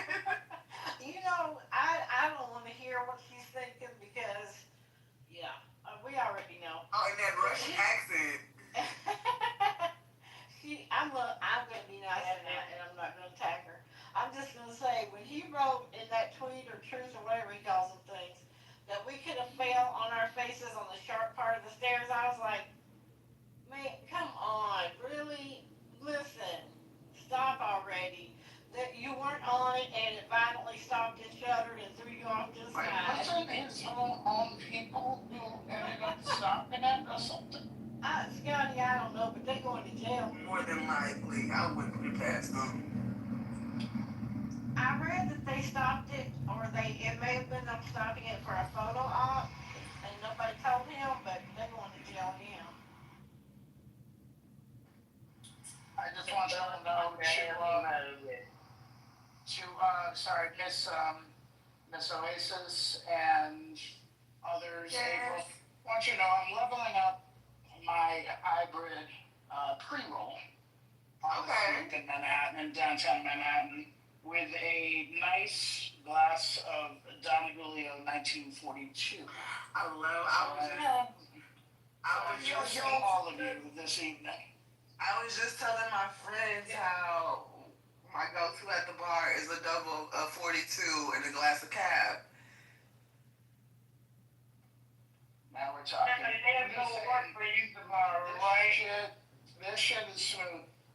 You know what? I'm not working tomorrow. I mean, I'm working from home, but I got a lot of shit to do, but it's not work related. What time you get up? At 3 o'clock? Actually, Haitian, you'll appreciate this. I gotta sit in my car tomorrow morning so I don't get a ticket. That's fucking epic, bro. So that's New York. So I'll be up soon, and I'll be sitting in the car soon so I don't get a ticket. Make sure you sit in the passenger seat, not in the driver's seat. You still get DUI. Oh, I don't even know what the gag is. The gag is I don't have to move my car. I can stand right next to it. It doesn't even have to get inside. What's going on here? So you gotta wait. You have to sit in your car until. Depending where you are. Yeah, what in New York City is happening? Well, depending on where you are in New York, typically twice a week, at least in Manhattan, they have alternate side street cleaning. So you're technically supposed to move your car so that the street sweeper can come in and clean. But the gag is the street sweeper doesn't make you like leave and go around the block. They don't even make you move. Actually, they don't even show up. Just the ticket guy shows up. So if the ticket guy shows up to see if you are in your car or not, or next to your car, and that's it. So that happens twice a week. The times are all different all over Manhattan. I think Brooklyn is like once a week or something. Is the ticket guy typically Guyanese? Or his last name is Patel. There you go, yeah. All they do is them damn Patels. Listen, yeah. My neighborhood No shade, it just is. No, yeah. And let me tell you, they all have the same body type. It doesn't matter where they're from. They're like 5'5", maybe, and their hips as wide as can be. Say what now? Pay for a parking spot underneath the building. Underneath what building? Well, look here, where we live at, you can pay, I'm just saying, so I don't know how. We don't have that. No. You can't go underneath, okay, so there's no place for you to pay. Some places you can. Where he lives, no. Yeah. Some places. Not. Yeah, some What's the places, reason? not where I am. He's going to park in your building. Oh yeah, the cheapest I've seen around this neighborhood is about $500 a month for a spot. I'm not doing that. That's crazy. 500. $500 a month. In fact, I just got an email from somebody today that they have a parking spot for sale in a garage in Brooklyn near like Gowanus, if you know that area, Carroll Gardens, Gowanus area. So it's a parking lot for sale. It's $145,000, and you still gotta pay $270 a month. That is the weirdest crap ever, and that's why, and look, no offense to people up in New York or whatever. New York City. I mean, there's no way to make your money. You just want to pay to play it. You want a car in the city, you gotta pay for it. There's nowhere to park. I mean, But here's the alternative. You can do what I do, which is twice a week. You sit in your car or next to it and wait for the ticket guy, and that's it. So, You ask him how much that ticket costs. it's actually not bad. So if I do the math, it's cheaper to get tickets on the street than it is to park in the garage. $65. What the? 65, that is cheap. Usually they're like 100. Look, man, you got me messed up. Look here. If you don't got no place where I can park a car up underneath the building or pay for it, I'm not staying. I told one guy, got to have that, and you don't got ceiling fans and you ain't got no space, guess what? I ain't staying. So New York, man, you ain't got no place to park a damn thing. Where you park your cars at on the street, I bet you not. We don't do that here. Park them underneath the building and lock them underneath this building up here. You don't park them. You don't ride horses either in New York, actually. I'm sorry, come again. You don't ride horses or outside? horses. I'm in the big city. We don't ride horses in the big in Dallas. No, Ashton, no, don't lie. Ashton, I can't let you lie like that, sweetie, because you can go down to Oak Cliff. You can go down to Oak Cliff and where my cousin's from, and it's a whole bunch of horse stables down there, sweetie. I am from South Dallas. You pull up to McDonald's across the street from Fair Park, the cops gonna be on horses in the driveway. They have that horse trail to ride, and when they doing the horse, what do you call them? Trail rides. The trail rides, yeah. I'm not on my highway at all. Miss Hip Hop's lying to some.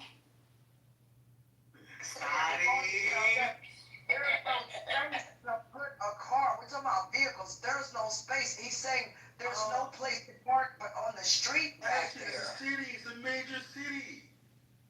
It's normal. It's no okay. I didn't know. I just thought he could pay for a parking space. I can pay for a parking garage around the corner. But I told you it's 500, and that's not even the closest one. So the closest one is actually 650. You talking about on the actual street? I can park on the street for free. God bless America. I just gotta sit in my car twice a week. That's all. Yo, Scott, you should do TikTok every fucking week. Okay, Haitian, maybe I should ping you, but maybe I should ping you. I open rooms every morning on Tuesdays and Fridays at 8 a.m. for the alternate side parking chat, because usually no room is open, so I'll ping you next time. Go ahead. I'll ping you too. I'll ping you too. I'm the reason why to get the fuck out of New York. Well, I mean, my gosh, you there's just not space for much of nothing. I've been down there. It's fine. It's good. Food open all night. I never went hungry in New York, but my God, there wasn't much.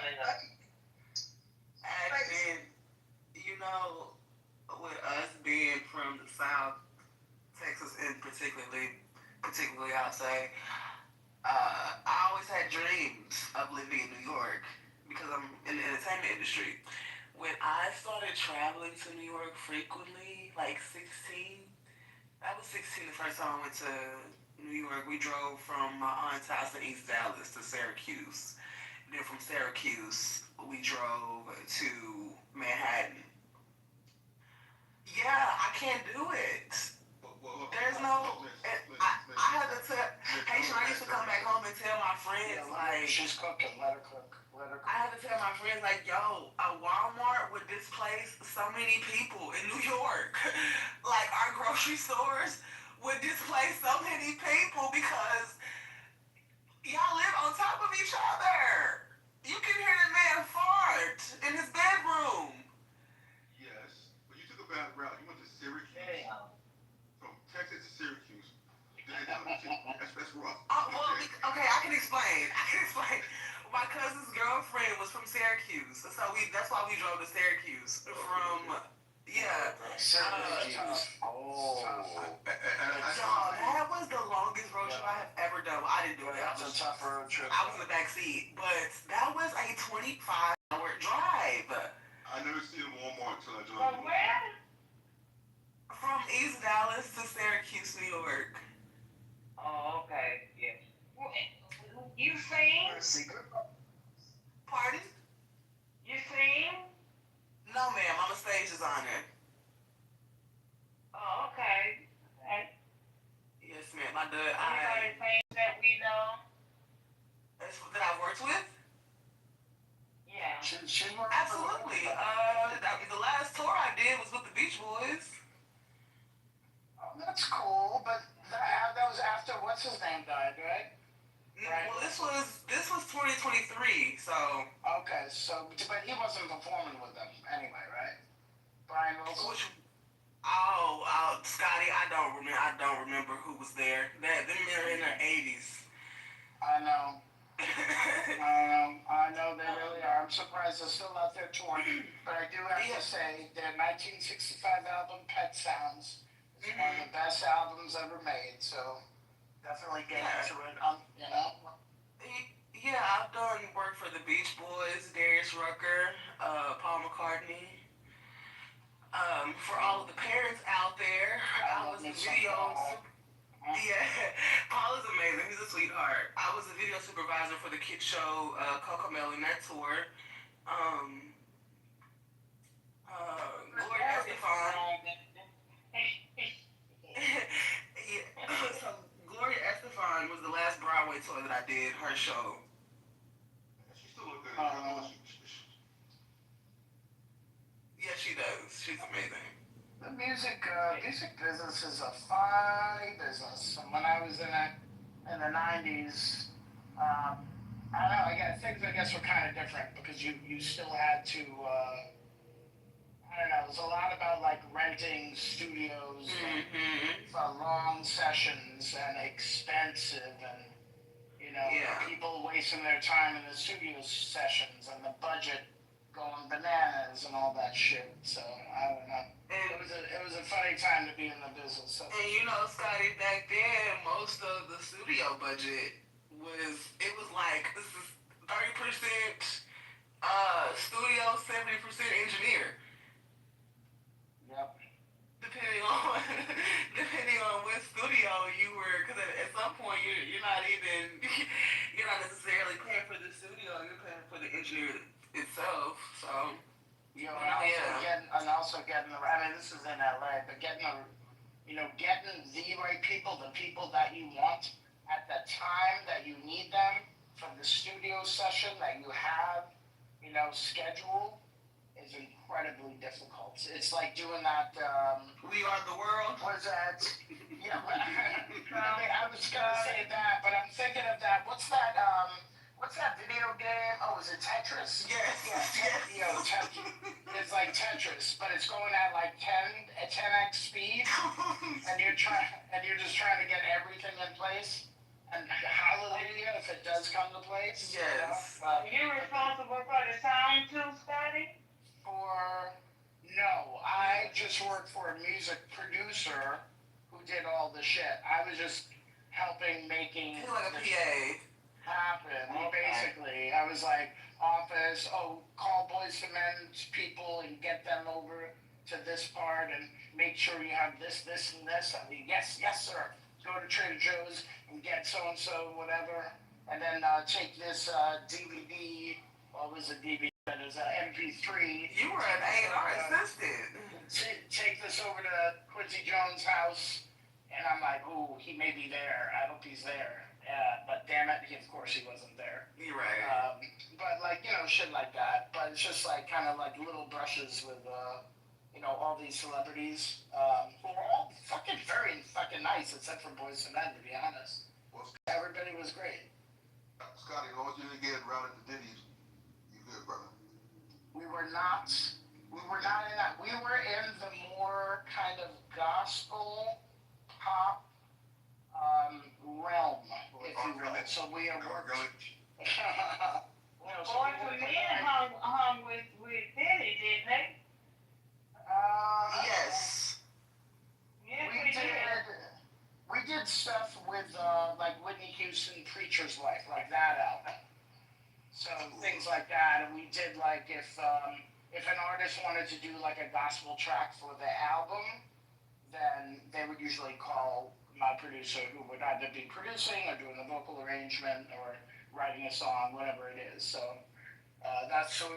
we worked with a broad range of artists, which is really cool because I got to meet a lot of fucking cool people.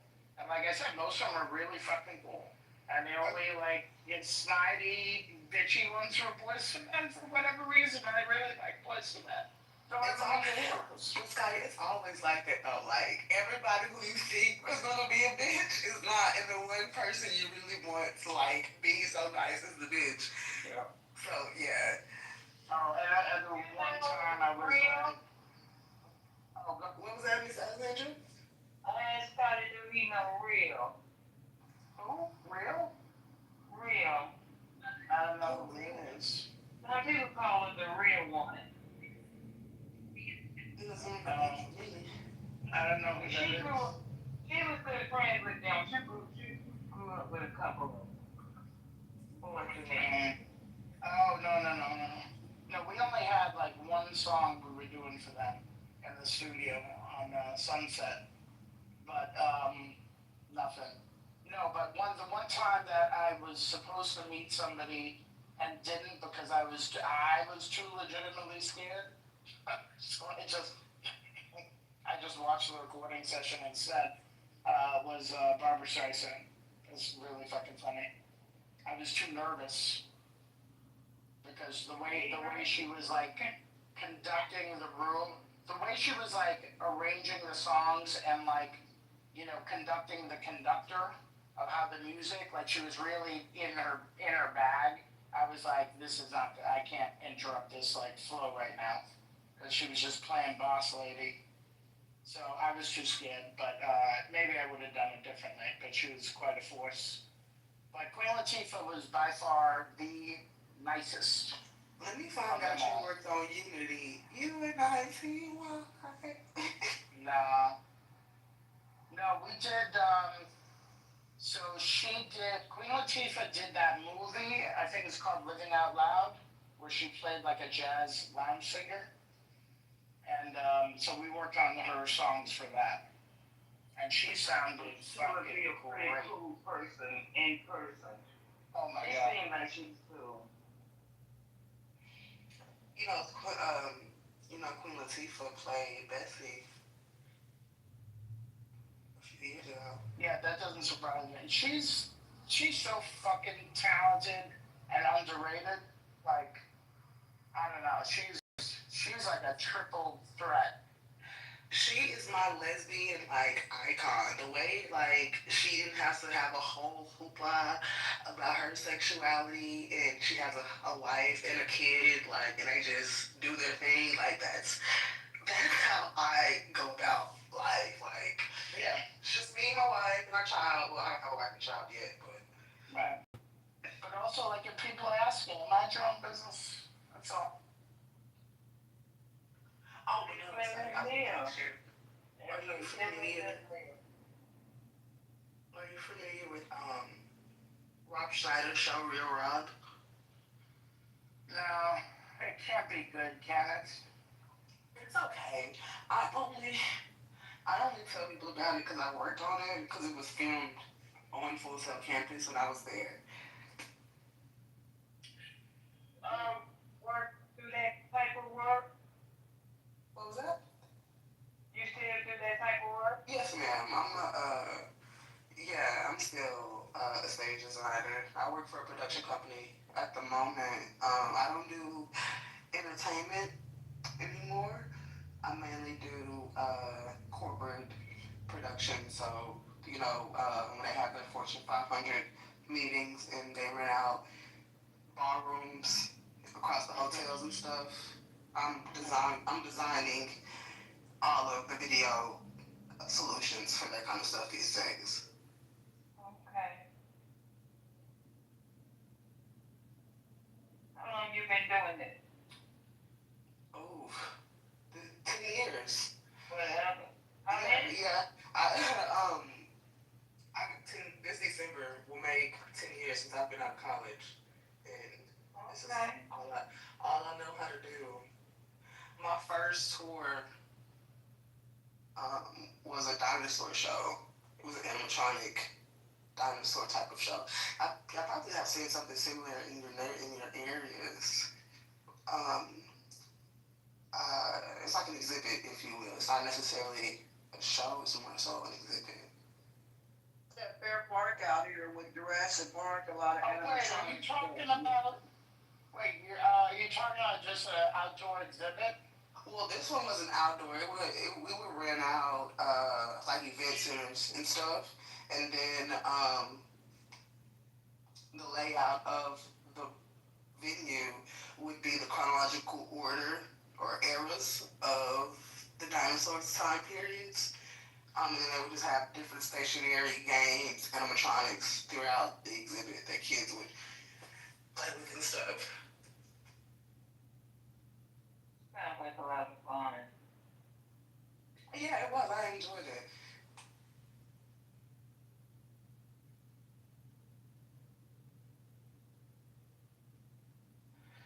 One of my close friends who I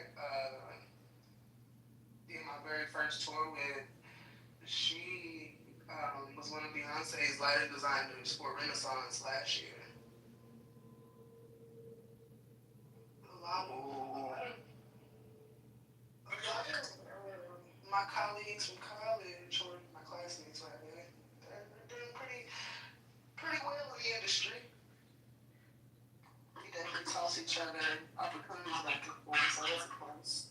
Have you ever worked on any of the driving lights projects? No, ma'am, I have not. Do you know what they are? Have you ever been to one of the Dragon Light shows?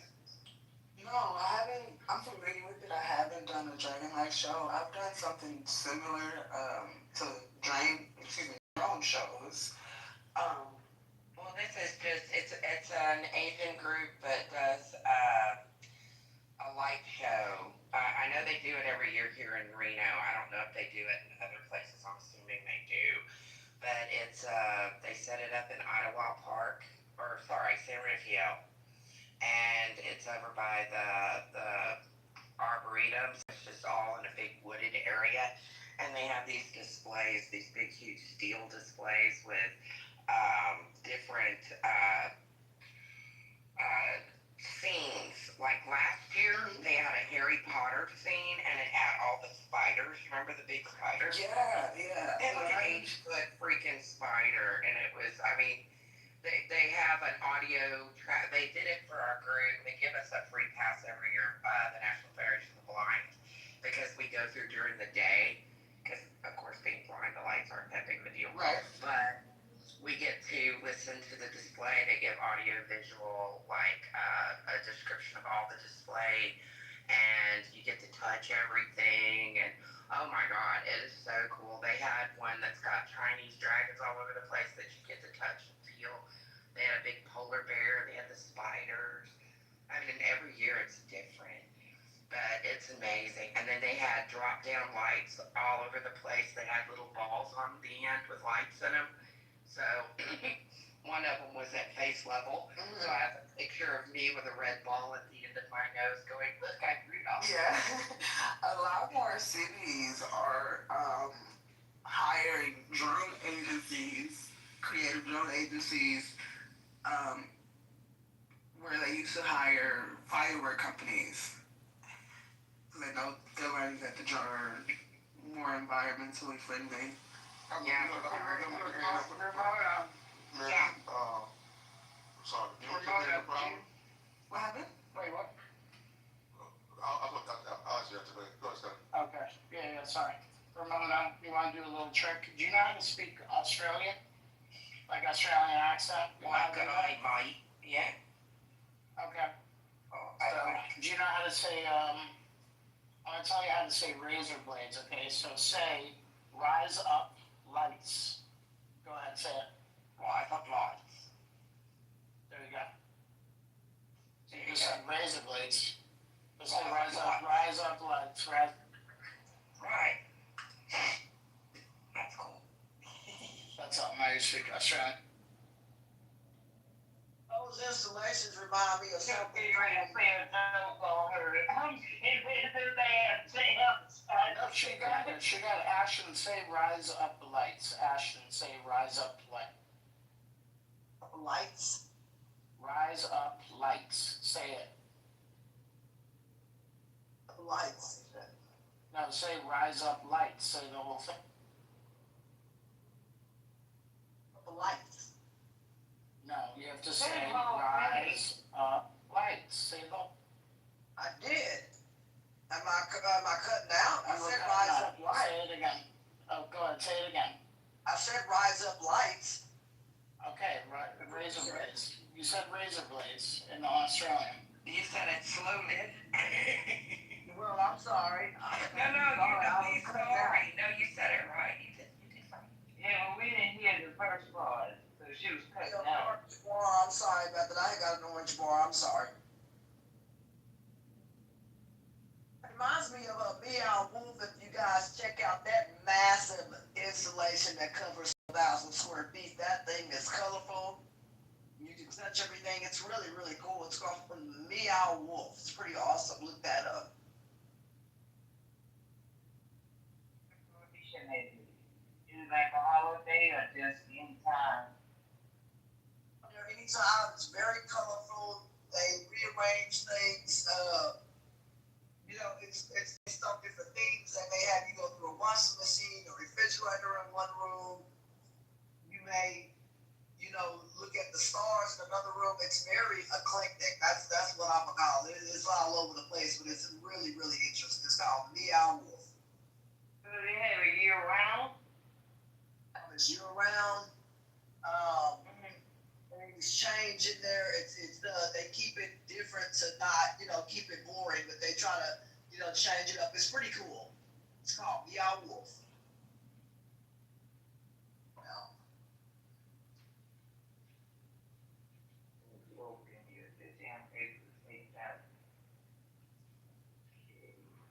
I thought I just saw Lisa come back in the room.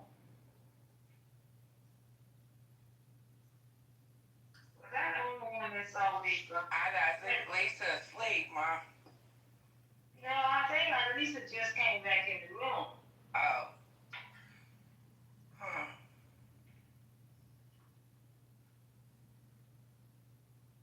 She was just at the bottom.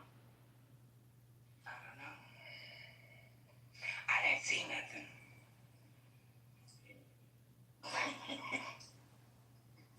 What's good, everybody? What happened? Hey, What's up, Ramona? how you doing? I'm good. That was just a nap. Yeah, well, everybody, why Malik and April, why they in the group? What's going on? If they in the group, where April? I've been looking for April. I don't know. Mother's been down there for a while now. Ask them.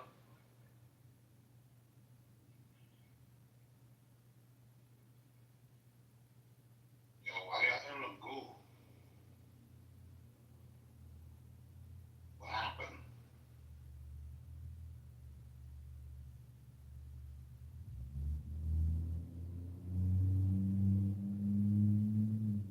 I'll tell you what, that Don Julio 1942 hit nicely. Well, that's what you sipping on right now, spirit shit. Yeah, we're I in need that in my life right now. Finish that bottle. I forgot I had it, and I was looking at the back shelf, and I'm like, oh my God, it's in the case. I'm thinking it's full, but it has like a little cup left. So I took that. Man, good for you, yo. Enjoy, bro. Enjoy. Shit.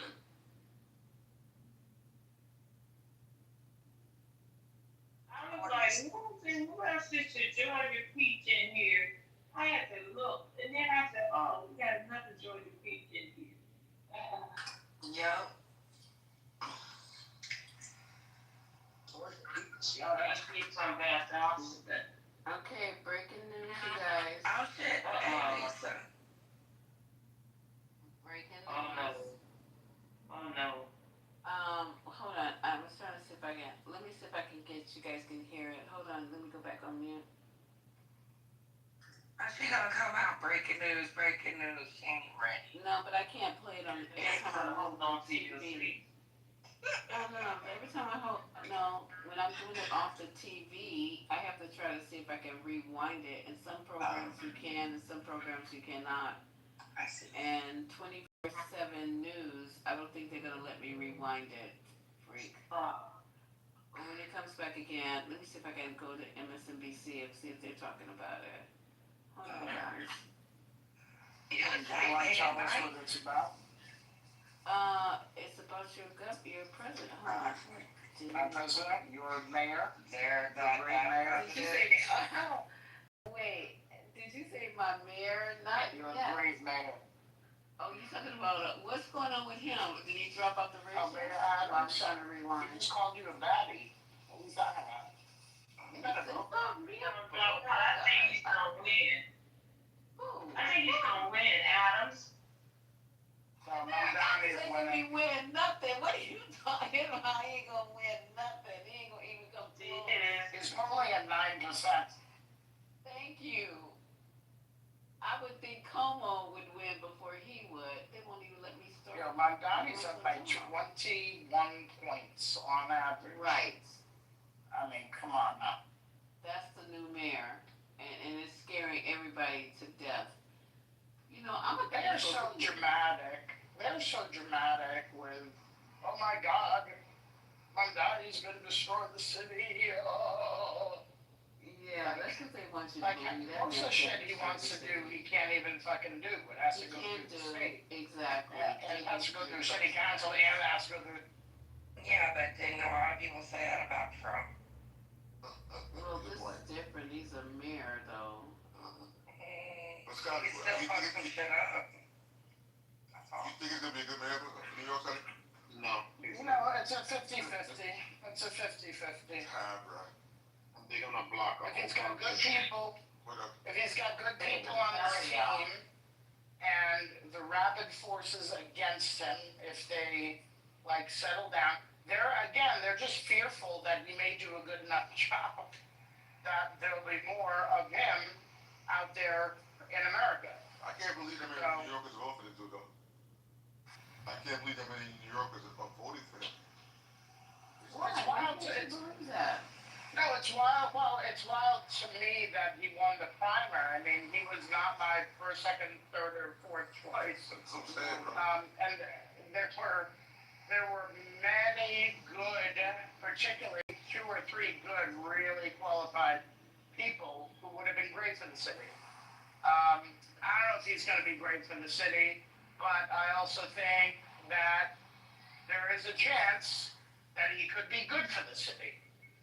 So there's also a chance that he doesn't know what the fuck's he's doing and he doesn't have the right people around him. And then, the city goes to shit and then sanitation workers strike and they don't want to pick up trash and that's the end. And Trump takes over New York City. Something like that. You think that Trump will send the National Guards in and once Mandela to do the street? Listen, if they send them in to do the street sweeping and I have to move my car, I'm gonna be pissed. Oh my gosh. They're not gonna. He's a man. That would be nice, though. But your comes out. Yeah, I'm gonna have to steal more construction cones. That's not a lie. Yeah, get you some more cones. But don't you think you should have like a strong person so they don't do the yes man thing for Trump? Because, he's looking to get a weak ass bitch in there so he can. See, Cuomo in 2020 would have been good. But the problem is. What's that? Jay, are you up? Jay, are you up? Patty? Alright, random thought. What if Trump if they bring those generals back to fire them, but also the ones that they said they're going to prosecute for the pullout of Afghanistan? But all of them? You think he's going to retroactively do that? They said they were going to fire whoever was involved. Yeah.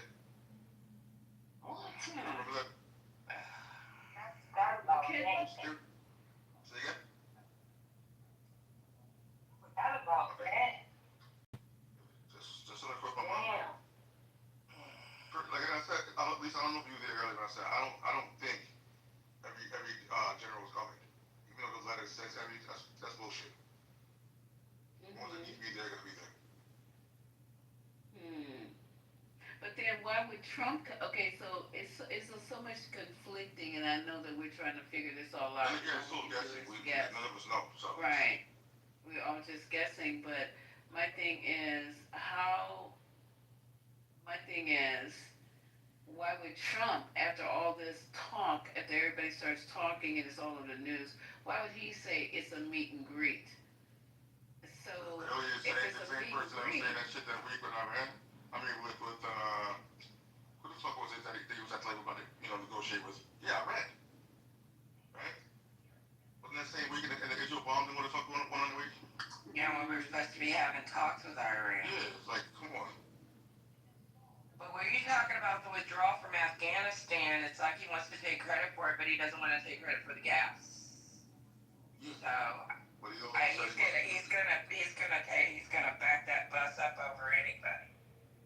Yeah, because they said they were going to hold everyone accountable for it, right? And he called me about it today. That's fucked up. It's enough to the man. You fired the man on the goddamn plane. Leave the man alone. you is he has a list of people, and you guys know he's checking them off one at a time. Yes, One he is. at a time. So I knew Comey, and then Brennan is under criminal indictment. He's not gonna stop. He's gonna wait. He got He that need to list. be on the goddamn plane. Child, if They he need could, to he be was calling putting Russell Obama in Simmons, jail. asking if he got. He need to be calling Russell, asking if he got a guest room. Shit. They need to be getting the fuck up out of here. But really, there's nothing he don't have the nerve to stand there and do. Look what he just did at those talks, saying he stopped 7 wars, and all 7 of those countries were sitting there going, "What?" So he's gonna make it look however it needs to look, so that he comes out smelling like roses, and he's capable of stomping on anybody that gets in his way. So it's fucking crazy. Now one time it kind of smells like rotten.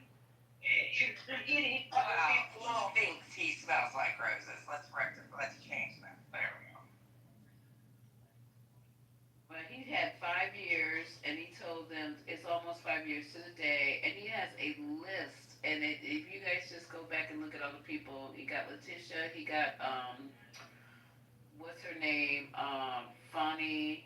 He got Comey. What's the guy name? What's the guy name? What guy? Yeah, the guy that went after him in New York. What's his name, Ramona? And Steve, What do you say, Spears? Alvin Bragg? You mean the prosecutor? Yeah. the prosecutor. Oh, I forgot about Alvin. Look at Alvin. I ain't seen him on TV in a long You time. heard a thing, not one word. He might be already in Russell House. Is he still in office? I don't know, they might have escorted him to Monticello by now. Who knows? Yeah, because I haven't seen his ass on TV at all in a long time. And you haven't heard anything about Fonnie either. Yeah, we have. When did you hear about Fonnie? Fonnie got caught in the airport. I was just on TV this morning. Tell me, I had to work today. Tell me, and I fell asleep after work, so I missed the June. No, this has been a minute. They caught her at the airport with that dude. That dude ain't even cute. And I ain't losing on my job over him. It's What's she trying to do?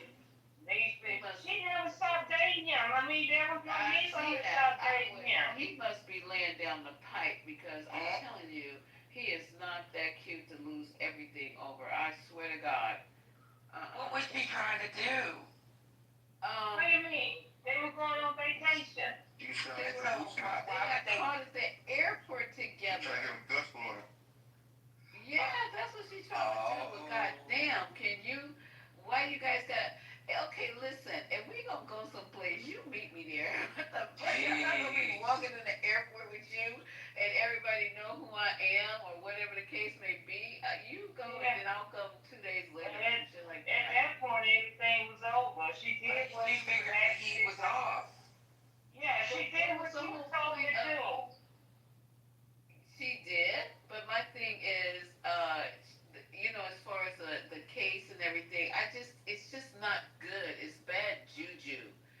You know what I mean? If you guys are still dating, that's your business. It's none of our business. But you know how trifling this country is now and how trifling people are. So if we're going to go travel, you go first. I mean, I'll meet you there, Alex. We ain't going to be walking through the airport so they can take pictures. No, I ain't giving up my man. He done gave up his job. I done had to fire him. What the fuck else you want? You're not going to control my whole goddamn life now. Well, I don't want to be I don't want the pictures that they had out of them. Nah. Yeah, but the only thing they got is them standing looking at the damn window. That ain't about shit. At the airport together. You just ain't at the airport together for no fucking reason. Yeah, they were going on vacation. They knew they wasn't trying to catch them doing anything illicit. Right. No. I guess. What happened to E.T. and Carol? I haven't heard anything about her. I don't think she got her money. Does anybody know if she ever got her money? Not a dime of that money. That's illegal. And those 2 black women in New York ain't gonna get their money from old boy either. They got their money. They got I thought they that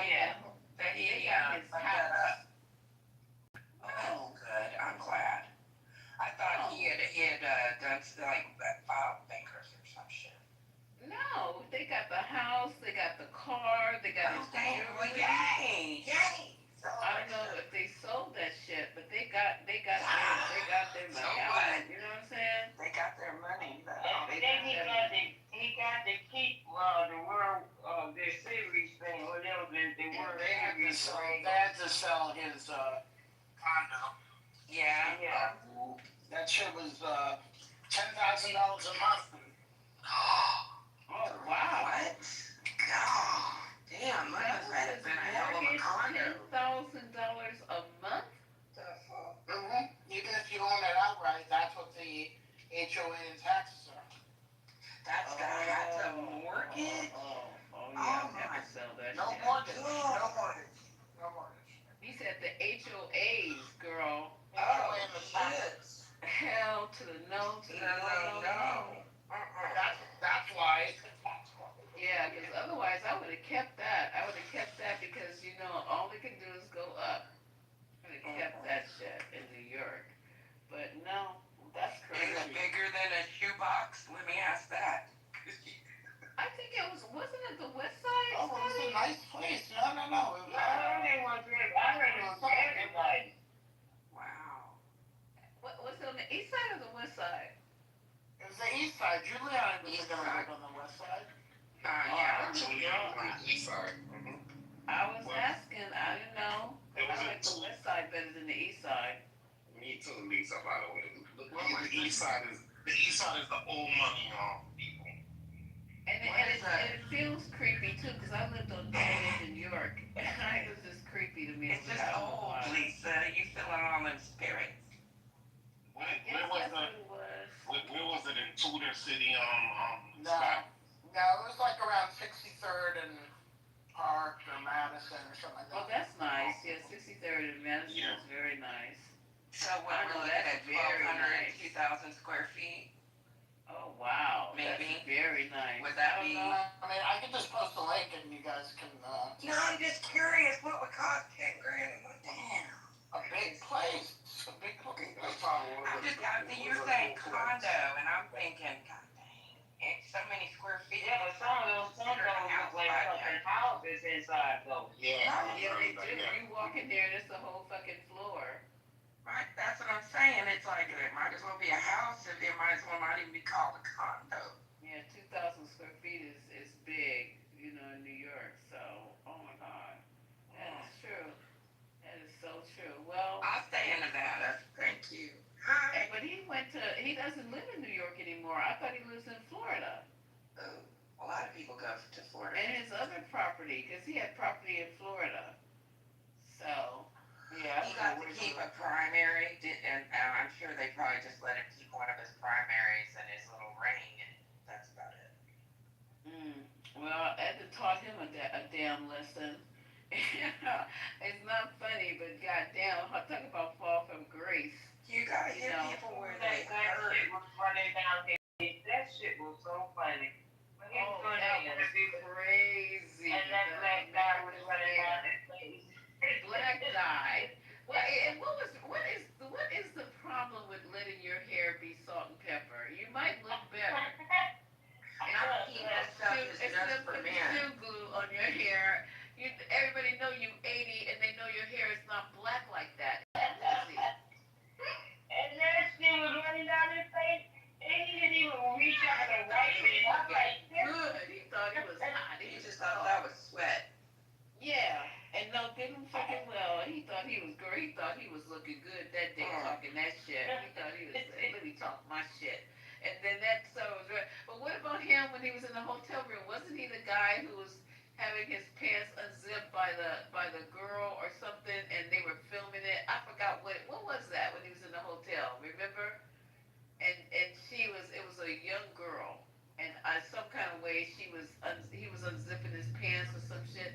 Google that. Y'all don't remember that? No, I don't remember that. Yeah, I vaguely remember that. No. But yeah, I forgot what to call it. It was that guy filming it that does what is that guy's name? That oh my God, Scotty, you don't remember that? Only person I remember in the hotel room was that stupid ass Marion Perry with that crack pipe. Nope. It was during Trump's campaign. Yeah, it's like an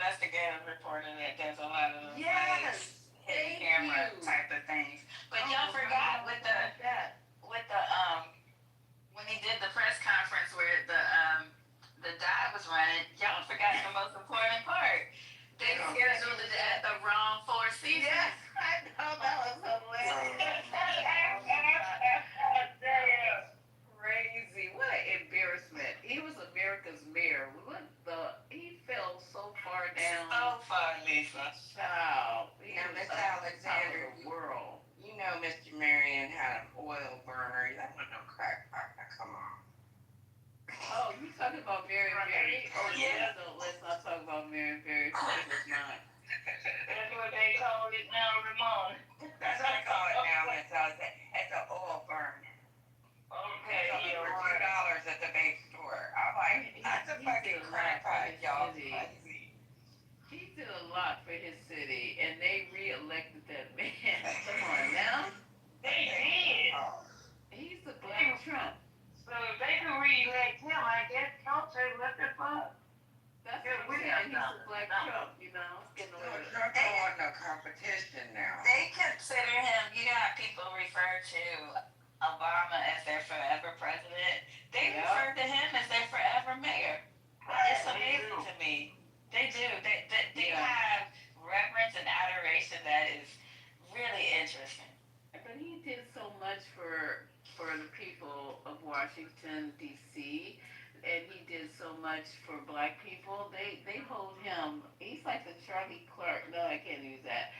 He's like they rose him up to a deity, and he's a deity.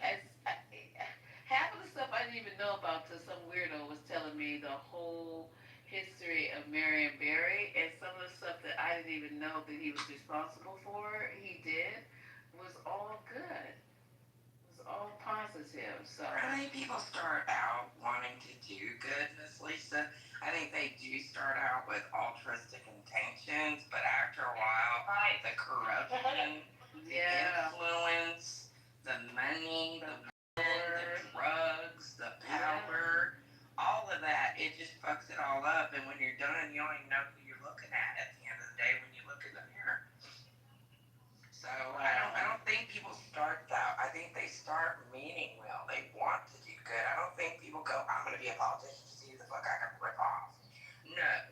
I think people do this because they want to do good for the people that they align with. But it doesn't work out that well. Ramon, I have your answer, by the way. I have your answer. Giuliani's apartment, which was on 45 East 66th. So that's around Madison and 66th Street, which is a very pricey area. Very nice area. It was a three bed, 3 bath. Wow. It doesn't say the square footage, but it sold for just under $5 million. And the monthly dues for taxes and HOA are $10,934. Oh my lord. Holy hell, Batman. And if you want to get into that shit. Oh, wait a minute. That was an owner. That was just HOA taxes for, what is his mortgage? I can't even imagine. Well, usually these people pay in cash, just all cash, but... So he paid it outright, he just pays the fees. Well, if you do get a mortgage, just know that you have to put 50% down. That's the And you look at the APR, and it don't make a damn who you are. Our rates right now are high. I have a question. Are you saying that he paid $5 million for it, or it sold? No, it's sold. I can see what he paid for it. Hold on. He probably just under. So it looked like it sold. Oh, isn't that funny? It looked like it sold in 2006. You're not gonna believe it, for more money. I thought so. Yeah, I was about to say he lost money. He lost money. 5.2. I mean, it's a forced sale, but it's also fucking tacky as fuck. Like somebody gonna have to go in there and renovate the shit out of it. So that's wow. I can put He never renovated it. It's been in the same. Well, it looks good, but it's like maybe updated. Dated, yeah. A lot of those places, people that got those places, they're so fucking dated when you go in. They Yeah, give you that- pictures, new wiring, new Yeah, that carpet. gaudy shit, yeah. Yeah, window They thought it was hot. It's not hot. Don't they dress it up, Scotty, and say, and it still has it, all its original fixings? Yeah, they'll try to dress it up, but it's just too cheap to Right. get vintage. All right, do you want to hear it before I get? All right, hold on. Designed by renowned architects, Hard and Short in 1906, and classified as a landmark in 1977. 45 East 66th Street is a distinctive for its magnificent Gothic-inspired terracotta and brick facade. And blah, blah, blah, blah, blah. I know. You just sounded pretentious. Okay. The dining room is further distinguished by its conservatory, with impressive leaded glass eastern and north-facing windows. Oh, nice. Nice. I know. They really make this sound like something, right? There's a nook and all that way. Was he on the, what floor is that unit? 10th floor. 10th floor. 10th, okay. For probably 100 feet up. But it wasn't a private elevator, though. Nah. Yeah, but in that area, who needs a private elevator? Everybody's hoity-toity. Accessed by a semi-private elevator landing. Semi-private. They must stop at a specific floor. So They have semi-private. They may share it with one other person. Right. That's cool. Now, see, that's cool. That's cool. Yeah, that's cool. There you go, Lisa. You got your big. They still got $1 million in Texas, you could probably get 20 acres. We don't live there. $5 million. I'm sure you I probably did get more than something that. in Shit. Texas. In Texas. Yeah, we get 20 acres with an 8,000 square foot home on it. That's okay. But the thing about Texas was the Here's the thing about Texas. Two things. You saw the better one? I hope it's in, where is It's it? the same building. I hope it's in Astoria. Is it in Astoria? No, it's in Manhattan. No, this one is same building. It's 9.8.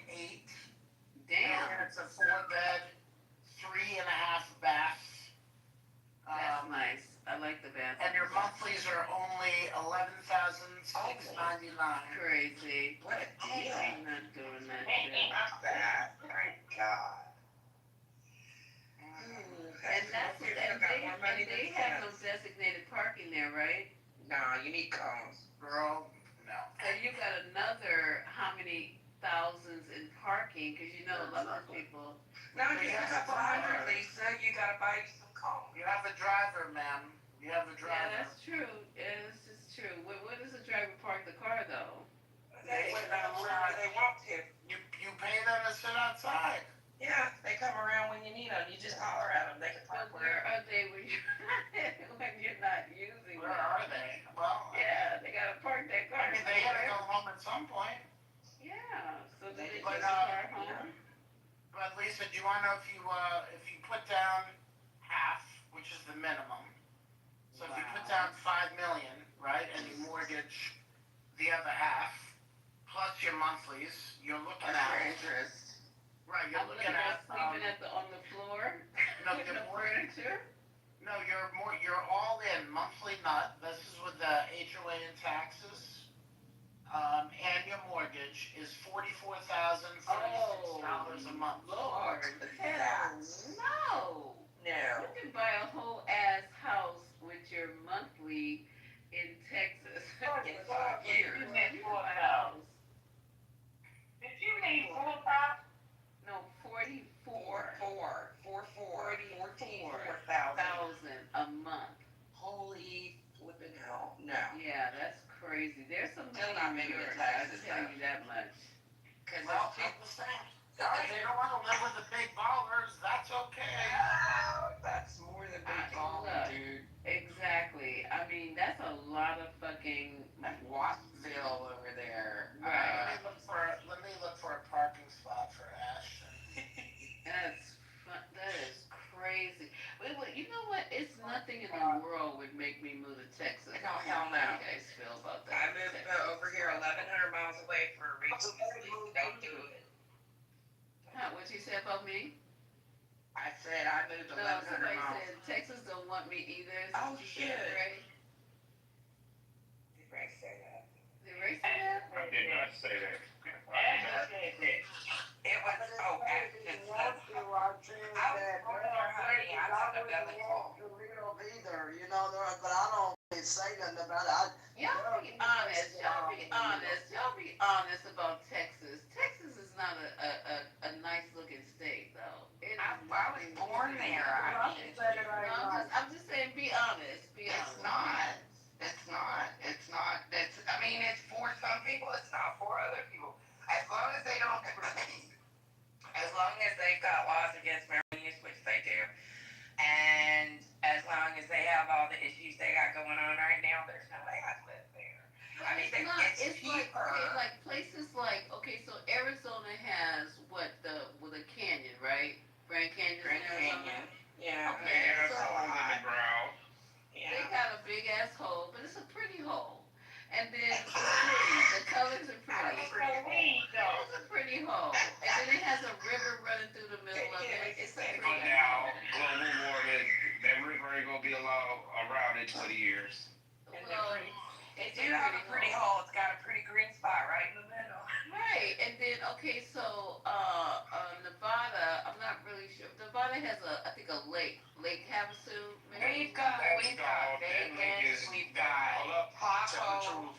Tahoe. Those lakes are dried up. No, they're not. They're not completely dry. They're very, yeah. Kidding me? That's pretty. No. That's pretty over there. Yes. And then, what other? Okay, so what's else is next to Texas? What? New Mexico. New Mexico, Louisiana, Louisiana, nobody Arkansas, think about. Oklahoma is the states that border Texas. Oh, Lord. Oh, damn, they all sound like hellhole. You got Texarkana up there, too. So. What in the hell is in what was that, Oklahoma? Well, Oklahoma's supposed to be flat and got like grass full of tornadoes. Oklahoma is disgusting. What? Oklahoma, brother. No, I it's thought not. it was grassy. Beautiful, Is it flat and grassy? Oh, Oklahoma. It's green as Tornado Alley. Tornado Alley goes right through You it. know what? Lisa, one year, the year we had my family reunion, and they canceled it. The week that it was supposed to be, they canceled it to the next week. And it's a good thing that they did, because the week that they canceled, that's when that big tornado went through, and the hotel that we were supposed to stay at, it went off the goddamn map. Oh.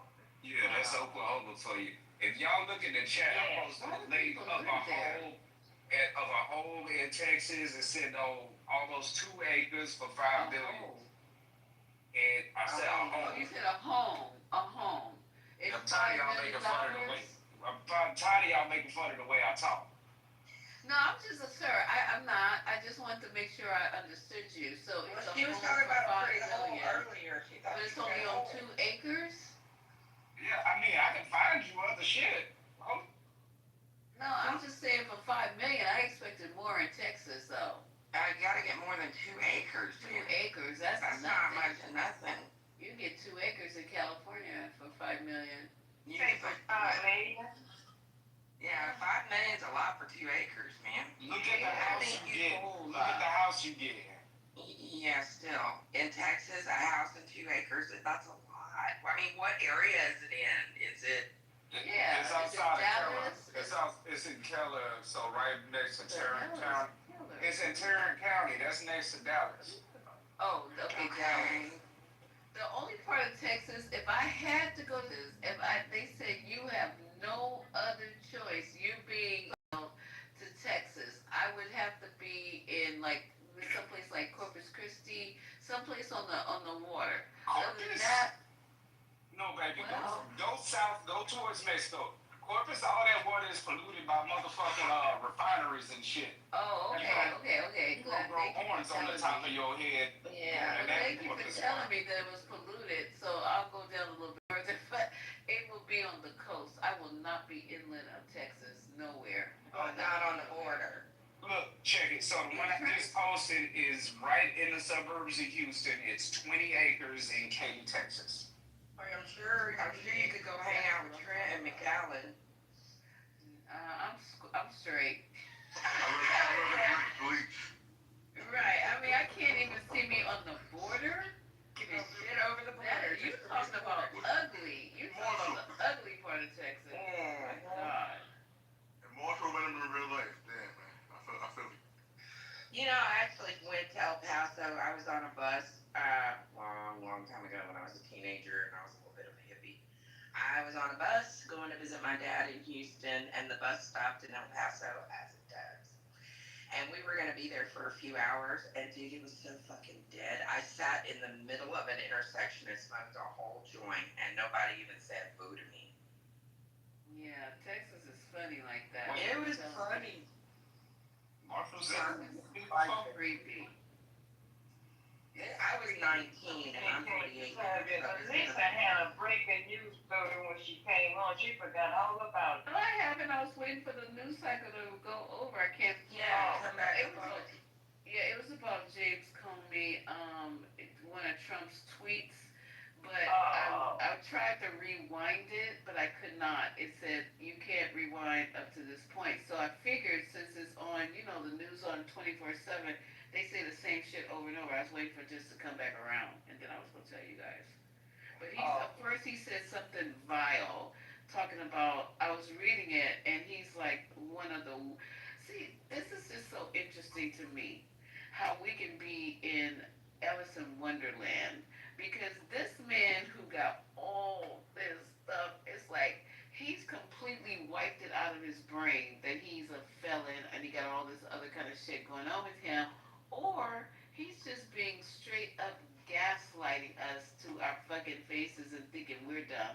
Because he started off the X or the truth by saying one of the most worst human beings in the country has been exposed. Oh my God. And I was like, what? But Lisa, remember how he praised Tim Ross? Remember? And then he turned around when Tim was running and dogged Tim I'm like, it's just the same damn man. He praised the fuck out of Tim Ross for handling that shit in Oklahoma. Oh, yeah, you mean in, not Oklahoma, Wisconsin. Was it Wisconsin? Okay.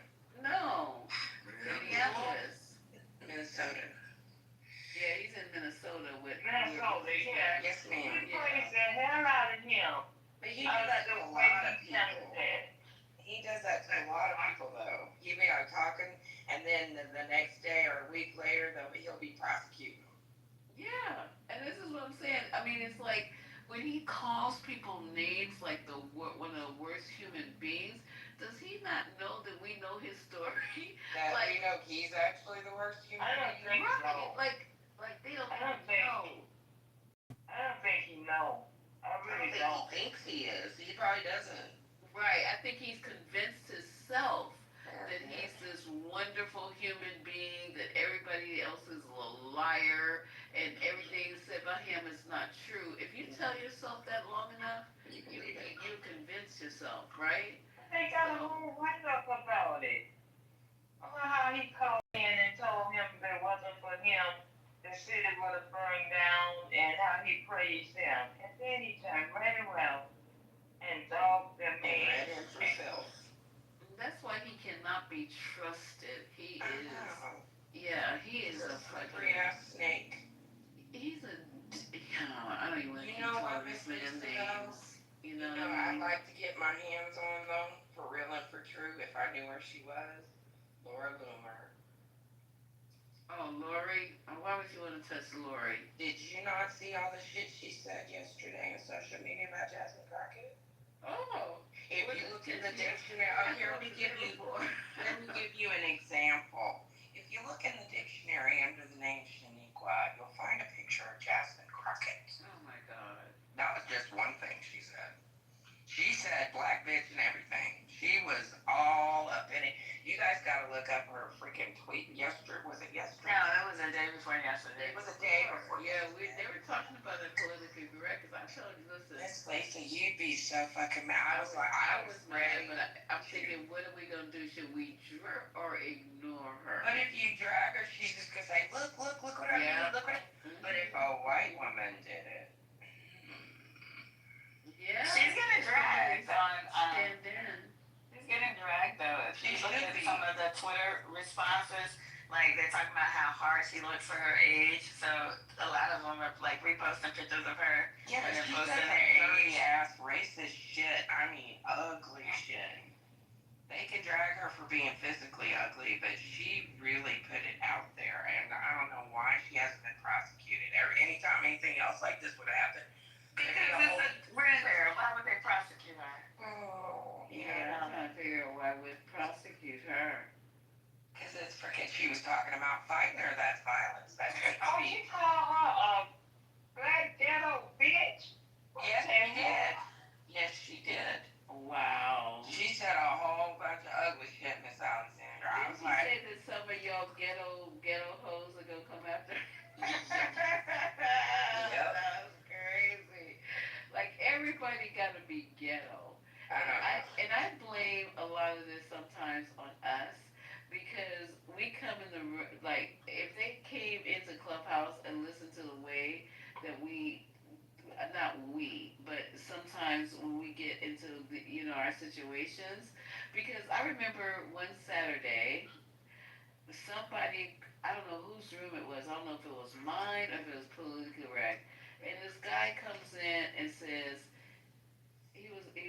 it was a white guy because he had a southern accent. I thought it was, what's that guy that used to go into Debate the News and had that fake southern accent? We used to Oh, you're talking about Scott. Yeah, Barth. Scott Barth. That piece of Barth, shit. where the hell is Barth? Barth used to come in my room when it first opened up. Barth, right? I hadn't even heard his name mentioned in any of the hallway for the mega rooms either. I don't think he's on much. Wow, Barth used to come in there and have that room, tear that room upside down and debate the news. I think he might have pissed off the wrong person, to be honest, Lisa, because he pushed buttons. He did, and that was basically how he got his attention, you know what I'm saying? But he was straight up from fucking San Diego. His name's Scott Barth. I know, didn't I? And I used to ask him, aren't you from California? Yep. He's from San Diego. Well. But I thought it was him for a minute. So he came into the room and he said, first thing he said is, how you hoes doing? I said, what? I got you, hoe. No, but and then I was like, sir, you just came into the room. You ain't said nothing but start calling us hoes. He goes, well, that's what you call each other, and that's what your men call you. I was like, what the F? He goes, so I have an honorary pass to be able to do that because that's how you address each other. You know, that bothered me for like weeks because I'm thinking, they listen to the way that we address each other and then they use it on us because they feel like if you calling yourself that, then I can do it. The same way they do with niggas. With the N-word? Yeah, my mother lost it in Costco. Yeah, it was Barth. I'm thinking it was Barth, but it wasn't Barth. Maybe he sounded like Barth. We had a couple of Barths come in, so. Yeah, that's crazy shit, but you know, my mother was so insulted when she was at Costco and the guys who were collecting the carts, the baskets or whatever you want to call it, to take them in, they were all like maybe Hispanic. I'm just saying, I'm going by looks, but they weren't African American. So they were calling each other niggas. Oh no. Like, nigga, what you did? It's like every other word. My mother lost it. Went back into the store. She goes, I mean, right back. She went into the store and she told the manager that his employees are in the parking lot calling each other niggas. So she walks out with him to the parking lot. I'm loading all this shit up in the car, and she walks out with him, with the manager of the store. So she says, it's them over there. But by that time, there was a black guy included in the group. So they're walking up behind them, and I'm on the side of them watching it happen. I said, oh shit, here it comes. And then soon as they got into him, one of the Spanish kids said to the black guy, "Shut up, nigga." And so then the manager was black. He did not take kindly to that at all. So I don't know what the conversation was, but mother was proud of herself. She goes, "I didn't come to Costco and be spending all this money to hear them calling each other niggas in the parking lot. Like, always starting shit. Get in the car." That's the way people address people. She goes, "No, they don't. And you need to stop thinking that's okay. I don't think it's okay." So I don't know how you guys feel about that, but that's what's going on, and we all know it. That other races call each other NIGGR. I don't give a damn how many people said it. They could put it in writing. They could gild that son of a bitch's certificate, and I still wouldn't use the N word. Okay. I don't like using it, but people address each other with, what do they call it? Lisa, Lord have mercy. It's not a term of endearment. This child of mine, yesterday, I said, "You do, "What shut are up, you doing?" Ray." Listen, I asked him what he was doing yesterday, and he said, "Oh, I'm looking up jobs for ends that have welding certificates." What did you just say? Did you just say what now, Nick? What? He said, I asked him what he was doing at D'Artagnan. I was like, "What are you doing?" He's like, "Oh, I was looking up jobs for ends that have a welding certificate." And he said that? See, this is what I'm saying. It's just, I was just like, "What?" oh my God. Did you put your name today? I said, "Is that what you put in the search terms?" He's like, "Mom, I didn't search." And you guys were in the room with that young who's 24 talking Nine. about he's getting ready 9. Every 25 No. seconds, I was every other word. No. Every 20, his rate was every 25 seconds. Yeah. I remember him.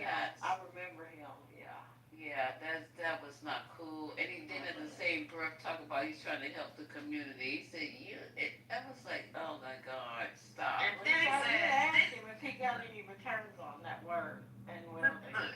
then he said he made the announcement that he was young, like we didn't know that. Hello. Really? Young and dumb. That's what he was. He was like, "But y'all didn't know that." I was like, "What do you mean we didn't know it?" That was shameful. So that's crazy. But I don't like it. I don't like to hear other races calling each other that, and then you walk up and they call you one too. I said, "Wait, man, you." Hold up. Yeah. I say it at least 50 times a day.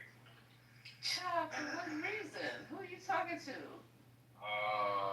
Today, Is it I got to the stoplight. Yeah, pretty much. I got to the stoplight, and this car was like, had stoplight. He had nobody in front of him, and he was like 4 car lengths stopped back, like behind the light. I say, look at what this fucking nigga doing. Oh my God. I looked to my motherfucking my left. He wasn't even black. He was an Asian nigga. I was like, oh no, an Asian nigga. See what I'm saying? So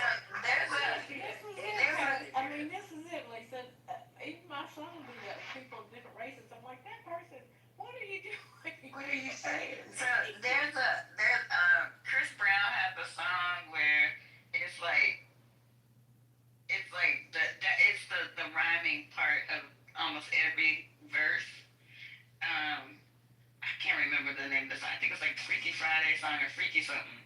But anyway, so he's on tour.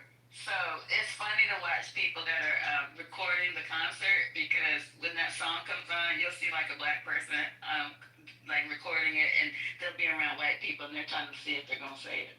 They're like sitting there like, yeah, you're gonna say it. You're gonna say it. Like a fucking statue, me. I was just like, no, I'm not doing it. Yeah.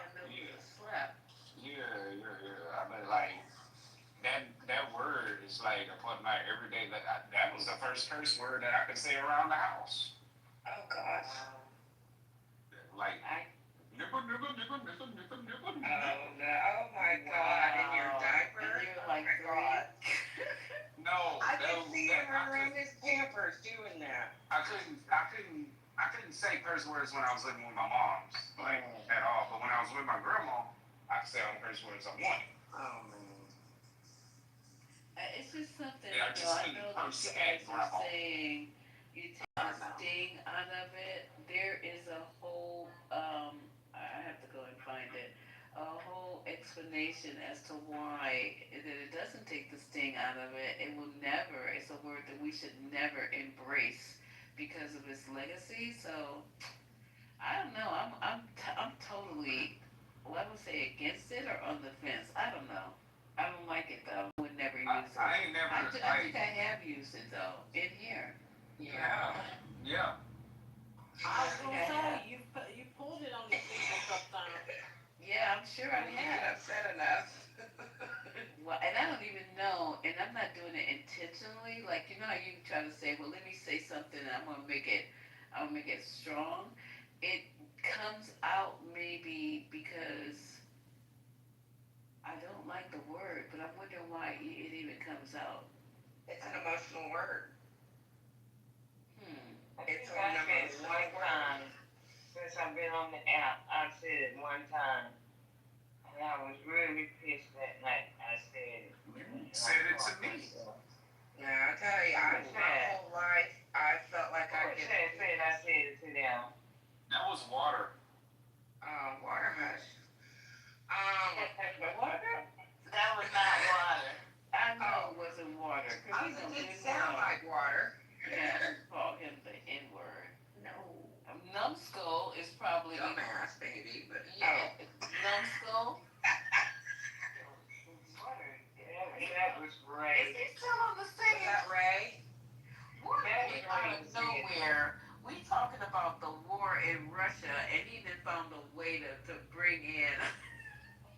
He pops up with Israel. I mean. It's something else too. He said that Russia was kidnapping. Did he say Russia was kidnapping he said Russia's kidnapping somebody from the army. All these men are being kidnapped. I was like, What? I don't know what's in this boy's head. I just think it's cobwebs and That's how them strawberries got so big. You be putting this cocaine in the strawberry patch. Did y'all hear when Just busted him out? No, that's not his hand. That's not his picture, not his hand. That's a, what do you call it? Help me out, people. Stock photography. Image. Mm-hmm. Oh, I was getting ready to say, what is that your hand? What's wrong with it? Y'all got to tell people what's up. It's not his hand. It's this big, beautiful, perfect strawberry in a white hand turned with a palm face up. Oh. And it's a stock photo. Oh. But what is Warner trying to say? That's Nobody knows. Girl? He's trying to say white folks should get their ass out there and start picking some strawberries. Oh. Yeah, that sounds like Warner. That's probably what he's trying to say. Okay? Yeah. And who came in here and said that their juice was $2.99 and now it's $8. That threw me off the chair too. I was like, oh. Because nobody's picking the crops. Y'all picking the crops. Orange juice? I don't know. They want to sit long damn store. Ain't no damn orange juice $9. She said They going to the wrong store. Did you just say orange? 8? You are correct. You just said orange, and you did it on purpose. You come through. I say I'm orange. gonna smack you. Orange. You gonna wash the dishes too, baby? Sometimes. Well, I'm gonna get Time for the wash rag. It's okay. Why can't you guys go pick the fruit? That's what I'm confused about. I am not picking a fucking thing. If I pick fruit, it's gonna be up in the fruit aisle. It ain't gonna be out in the That's yard. all y'all in the store. That's crazy. Well, somebody gotta do it. Why y'all can't do it? And the prices are I did not vote for this fuckery, No, ma'am. so I will not be participating in fixing this fuckery. I didn't vote for it. So all the people that voted can get their ass out there and start picking that shit up. They can right go now. get all them jobs. All right, we got a troll in the room, Mickey. He got a picture of a slave with a Bible on him. Oh my Thank God. Get your trolling out. Who invites these people up? Who invites these people up? That's you, wasn't it, Lisa? Slave with a Bible. What's wrong with Zero y'all? friends, Lisa. Zero. Come on. Okay, Come on. Come on now. not a slave. That's a look like a jail picture. They April Pooh for real. He's got zero friends. I'm discerning in who I invite up on stage. I am He's discerning. been in your room before, Lisa. What?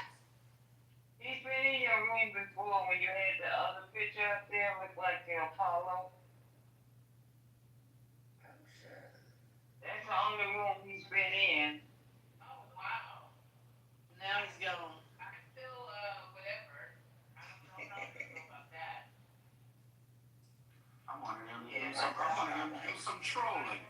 Right? What do you have to say? Don't say something that y'all gonna kick him out, but what's going on? He's Somebody gone. kicked him.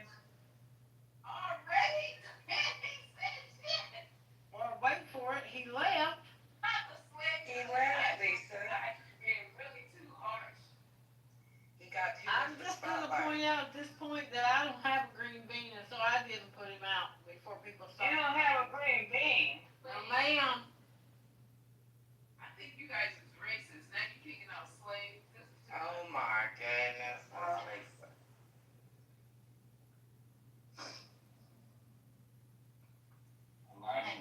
Elijah just came up. He got a fish. What kind of fish is that, Elijah? Is it a red herring? That's a flounder. Oh, Halibut. just for the hell Oh shit! Corrected me. That was funny, Renee. You good? I y'all kicked out. Where do you get this halibut from, Elijah? That's a big ass fish. Looks like Cape Cod. The Bay Area. Where? It's in the Bay Area. San Fran? Yep, San Francisco Bay. No.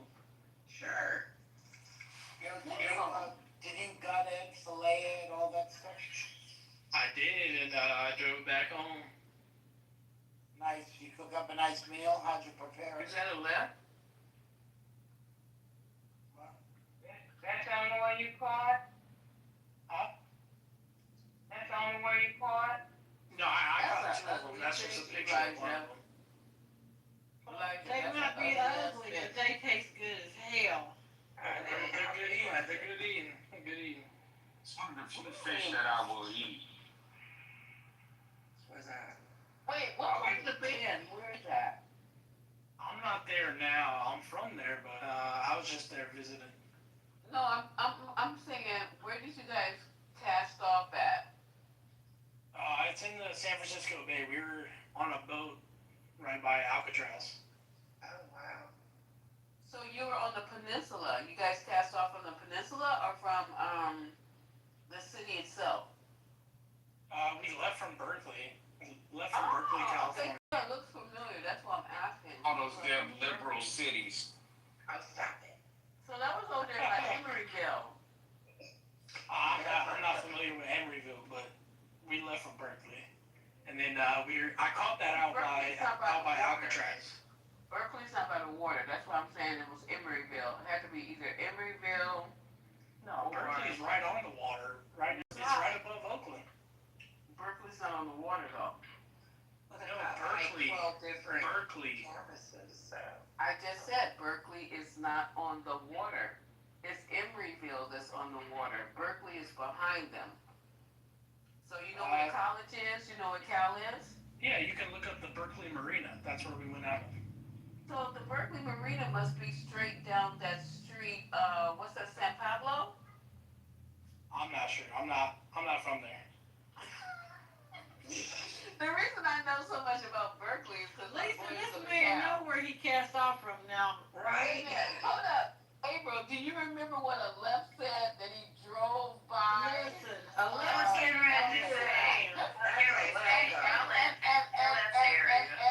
a left is from Oakland, and this nigga, and this nigga said he drove by Alcatraz. I was like, what do you mean you drove by drive by and see it from a distance. I'm from San Jose. I came from San Jose up there.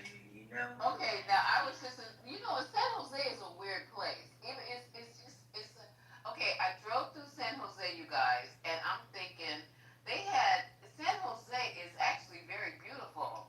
They had like really nice homes. I went on a part of San Jose that had old mansions. I don't know where the fuck I was, but San Jose is a pretty quaint little situation. You like it there? It was hot as hell. I'm not there anymore, but yeah, it is nice. Where is this boy?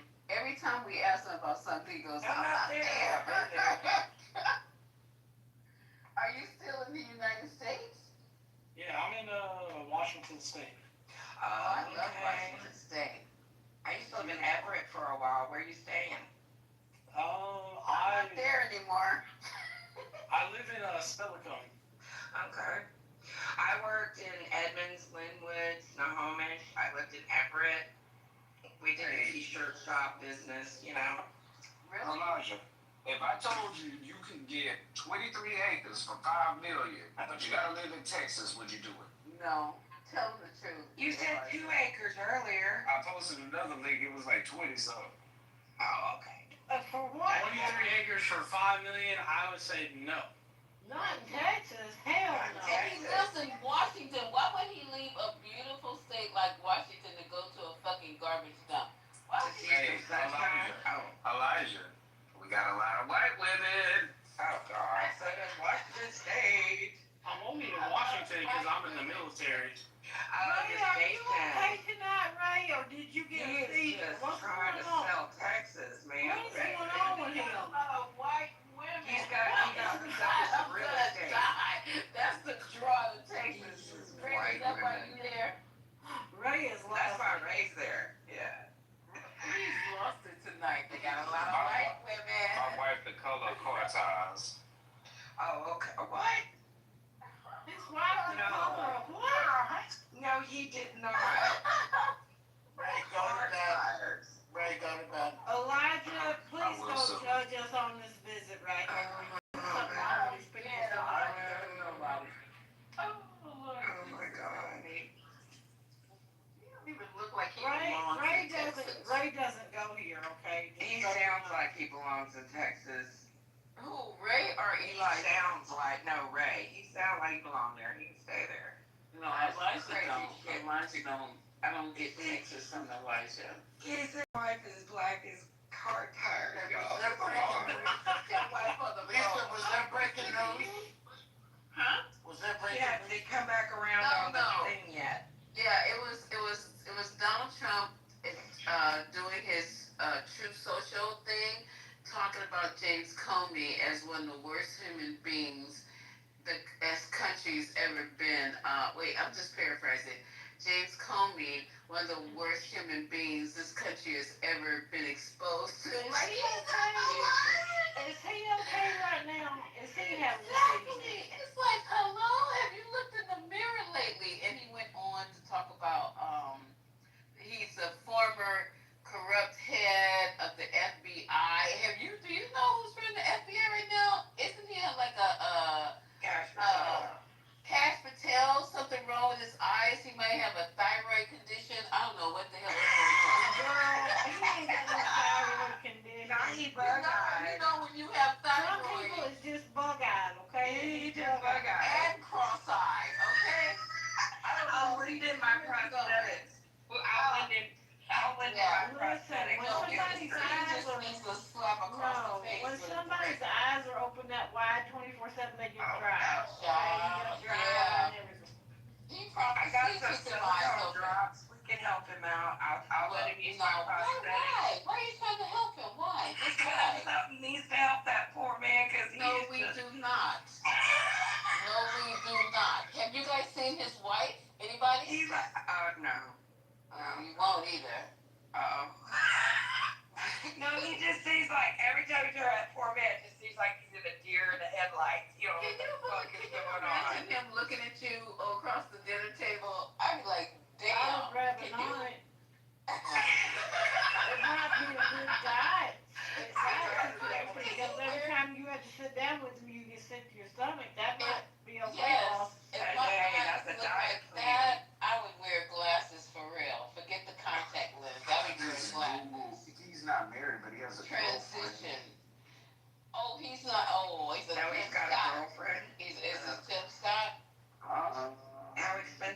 She, I mean, She looks Yeah, pretty right. expensive. She looks like she done had some money. okay. He definitely outkicked his coverage on this one.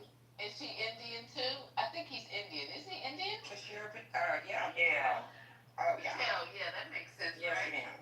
Yes, So ma'am. I was looking up and tell you and say, you been in my fucking makeup again. shit, no, you've been on the Him and JD Vance gonna be fighting over the eyeliner. No, you hit that tight.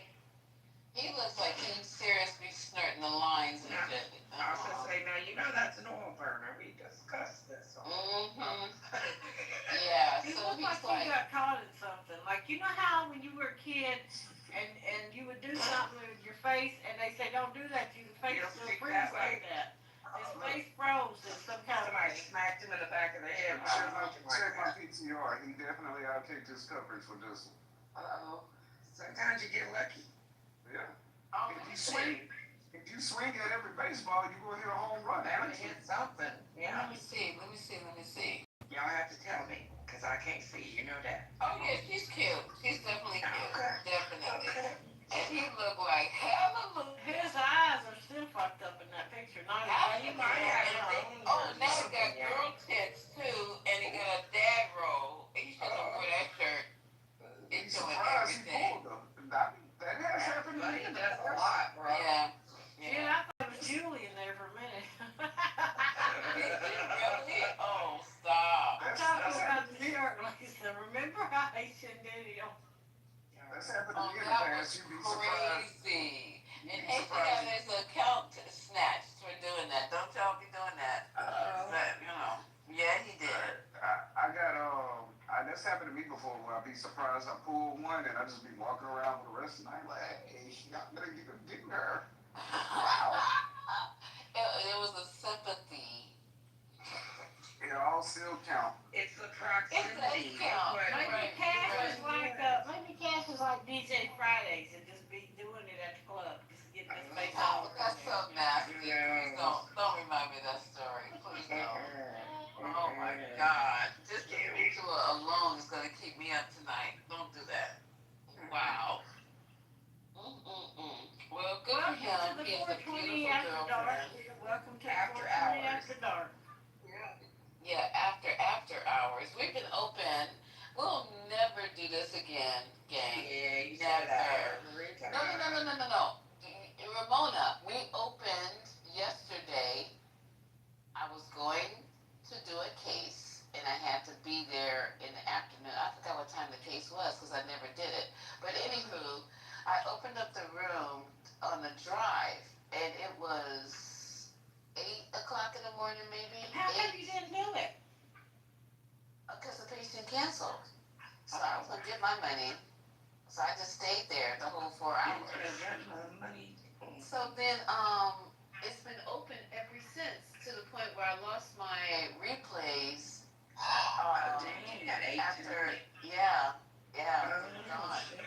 It was a great room because it started off with just listening to Urban View. That's how the room started. It was only supposed to be open for 30 minutes. And that was in the title, 30-minute AM update. You said 30-minute lunch commute or something commute. Something, right? It was a commute, like you was on your way to work or something. Yes, I was. I was on my way to work, and then it just turned into like an all fuck fest for 24 hours. A fuck fest 24 hours. I didn't see it open when I got off work because I went right to political correct. Because usually you're not open when I get off work. And I couldn't find this room. I would have kept an ear out. I didn't hear it. Because it was down at the bottom because it was where the not church day. It was way at the bottom then because Yes. I scrolled and I was like, God, let me see. You ended up in the evangelical rooms looking for it. I had to scroll back up to see where my friend was. Where's everybody at? I just go to my profile. Yeah, I just go to my profile anymore, and you just click on the room and tells you if there's a room open in that house. You can do that? Yes, ma'am. I don't fuck around with that hallway shit. That's crazy. I don't like scrolling. I be dropping in there every Go to your profile. Down at the bottom of your profile, it's got your rooms. And if there's a room open in the house that you have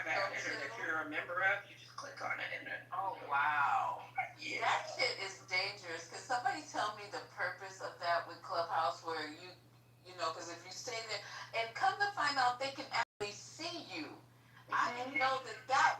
What is that about? I mute it. That's why I hit the mute button when I first get in there on the hallway. That way you don't get Why dropped in the hell, if I look at my profile, does it say I was invited into the room by Monica? That bitch don't apply me, and I don't follow her. Yeah. She's fixing to find out tonight. She gonna wake up tomorrow with a gift from Santa up her stocking. That is too funny. Monica is like, I don't know why she's in my chat. She ain't gonna be for much longer. I'm just like, Girl, I don't be. Yeah. I don't be. Oh, I forgot to tell Haitian to put the 420 telegram, the other one. And when it happens, I don't want you being upset because this. I said the other one, not the one that we go to. The other one. I'm talking about the one that's on here, not on Telegram. You're talking about the 420 the house. chat. Yeah, the house. The house chat. Yeah, that is. What is up with the house She put chat her thing? nose into me doing anything, and now That thing is going off all day. I know, I hear it every time it does. Stop. I was just like, why are you guys in the chat like that? That's weird. It's just. That's why yesterday I was like, oh, Maury, why don't you just go into the private chat and talk? Because every time you fucking leave a message in the house chat, I hear it. Maury's already talking, so why are you in the chat and you're talking at the same time? I don't understand that. That's weird. These people, Clubhouse brings out the worst in people. It really, really does. And then he gotta open a room, I need to be alone. And next thing you know, he's back in the room. I'm like, dude, I thought you said you need to be alone. Did he say I need to be alone? He had to reopen the whole room that I need to be alone. He sounded like, what was that, Jar Jar Gabor? But you know what, you guys, there's a mental illness in this country. What was the guy who was screaming and yelling at the bottom who was here the other night? Something is wrong with him. Seriously. What's his name? Alvin? No, it's not Alvin. Chipmunks? It was Alvin. Yeah, it was. Is that his name? I was Alvin? fucking with him. I was like, the Chipmunks want you back, dude. Jesus Christ, he's talking crazy as hell. I didn't think they got any crazier than Mike P until I met Alvin. I was like, Lord have mercy, Jesus, what is going on? Yeah, what is going on? There's some folks that come up in here, man. I just wonder what the hell, because like PP and Jeremy Green and. Jeremy is still on the app? No, not in a while. I hadn't heard his name in a while, but yeah, so horrible. I mean, he used to turn Debate the News into inside out. It's like, what the fuck? And he said some horrendous shit. I was just like, why is somebody not beating his ass? Oh. Yeah. And they thought, oh, I'm sorry, I'm gonna turn over a new leaf. I really am a good person. He just about got his ass beat one night by a little squirrel because he was doxing him. Yeah. Oh, yeah, That motherfucker was dangerous, though. I'm telling you.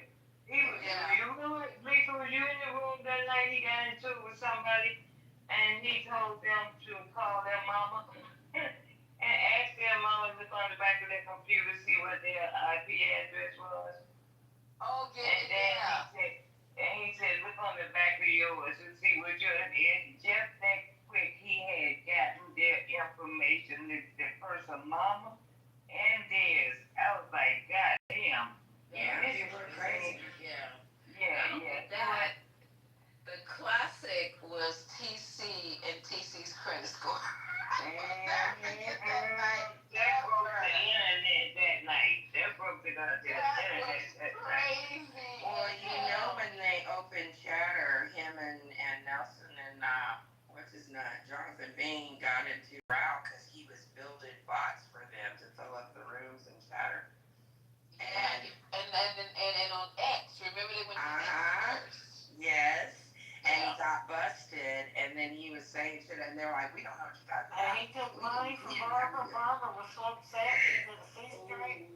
Barbara Majeski, yeah. I thought that was Lindsay on the horse that did that. Lindsay on the horse might have done it too, but he definitely did it. Yep. Lost 40 grand, 45 grand. I remember her. I remember Barbara.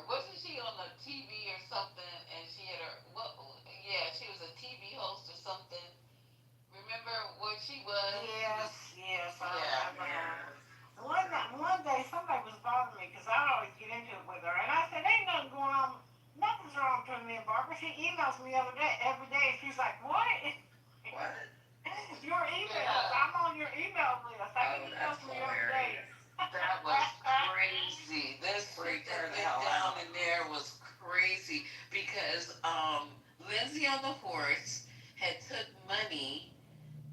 I don't even know why now, because I just They were remember it doing was a a real big ass estate thing. deal.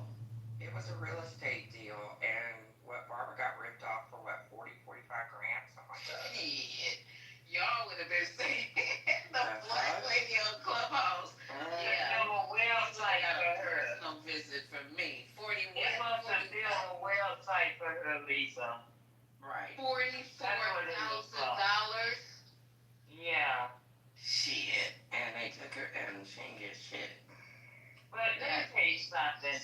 I blame her because she was just. You don't blame Lizzie on the horse? You don't blame her? I don't blame Lindsay, no, because, she should know better than that. Yeah. She been around money all her goddamn life. I think, who was it? Her family owned, who was it? She was too old for that. She was too old They for own the that. They own the San Francisco Giants, I think it is. Yeah, she come from money. Barbara? Yes. Her kids went to one of the best schools in New York, Lisa. I forget which one it was. New York? Where was she? Wherever her kids went to one of them top schools. No. Like no, it's not colleges. It's like prep school. Her kids went to. A really, I wonder if she can write off 44 grand. Yeah. Yeah, she on TV and everything. Yeah. She was on TV too.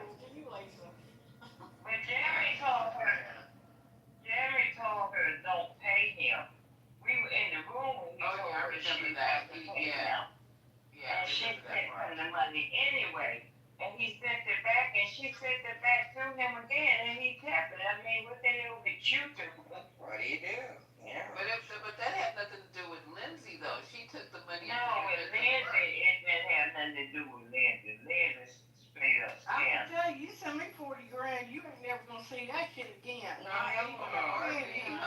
Lord me. That's crazy. Me and Alexander's going on a road trip if you send me 40 grand. I know that's right.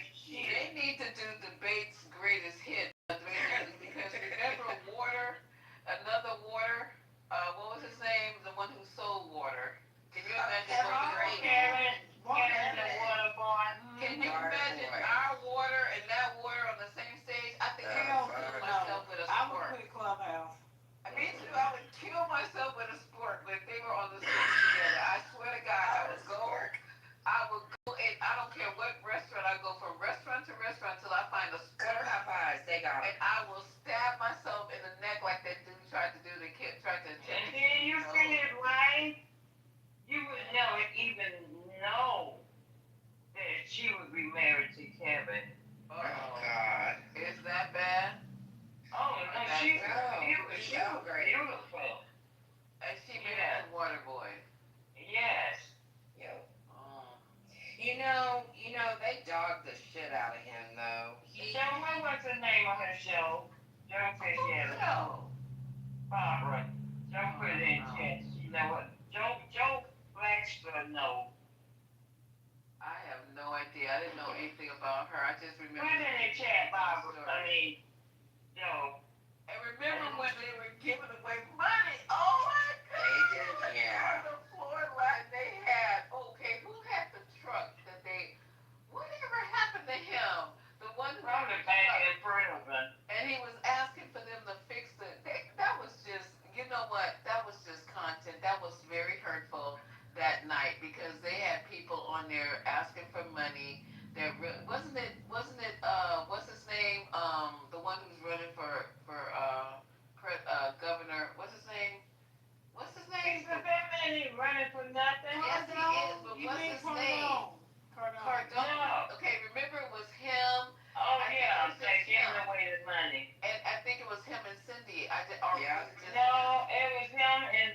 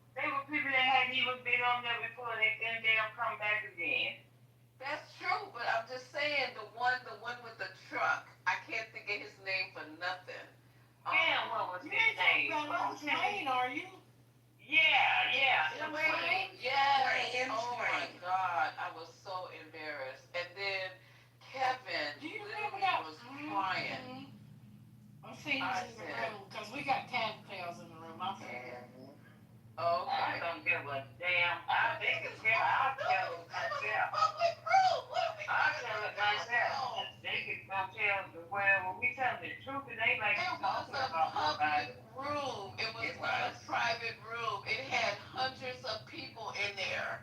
And I was like going, oh, this is not going to end well. I just felt it in my bones and it didn't end well. I was like, why are you having these people ask for money? And then what did he tell Kevin?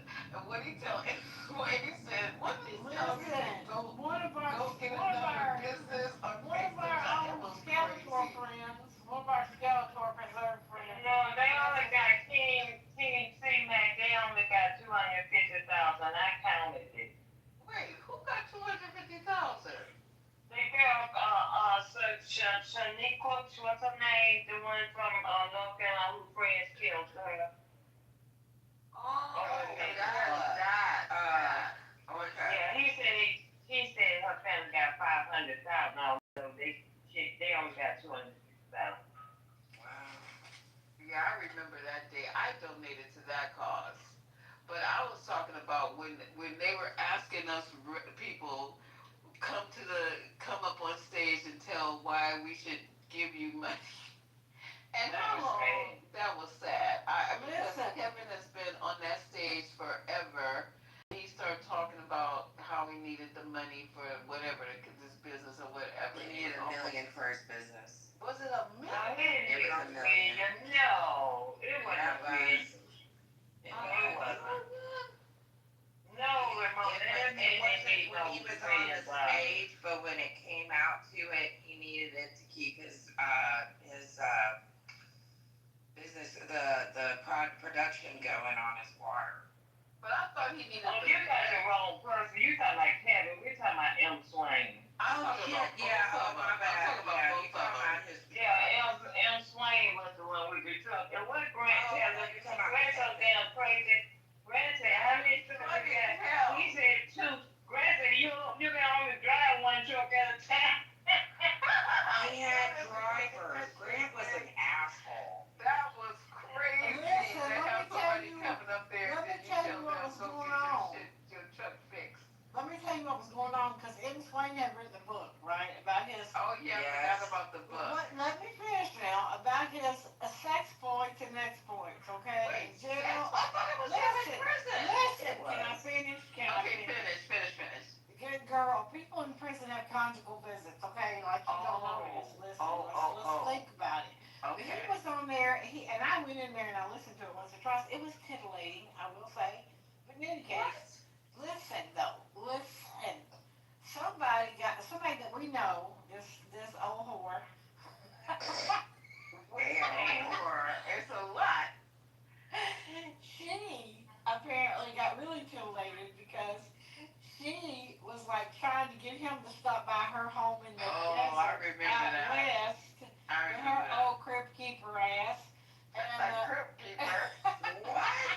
He was mad because she was mad because he never would do it. Yeah, he wouldn't come by. He wouldn't drop by her cave dwelling. Yeah, I remember that. Yeah, that conversation went on forever. It's like, and she would just be out on stage begging for that shit. Yeah, I was like, Egg was saying he wouldn't stop by her cave. You said the crypt keeper. It's like, oh my God. Look, April, I was willing to supply the gas. Just girl, please go listen over here, there. I wouldn't wish So nothing like she that. can stop Because you know asking what? you to come over. Listen, if M. Swain had stopped there, she would have sucked the life out of him and left the husk of that man in that truck. It would have been over with, girl. He would have been empty shell. You know how you see them cicadas after they molt or whatever? The shell is left. That's what M. Swain would have been looking like. Oh my Well, let me tell you something. That I wouldn't have paid half a penny for that goddamn book. He had a book reading one night. He did. And it sounded like he was hooked on phonics. I said, God damn, you can't read your own book? That wasn't Wait a minute, but then, okay, so we're missing the good old days. What happened to, what was his name, the gangster? Was it Aubrey? The gangster guy? The gentleman.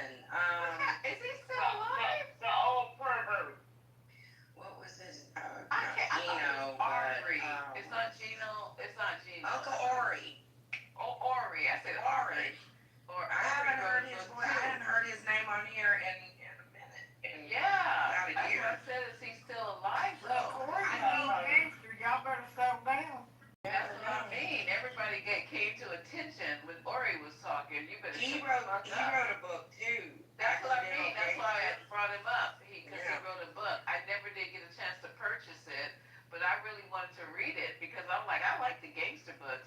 He was a real life, gangster. Yeah. He used to talk about it. We not saying nothing he ain't said on the fucking app in an open room with other people. So he say, one thing I learned about this goddamn app. Stop believing this shit people tell you.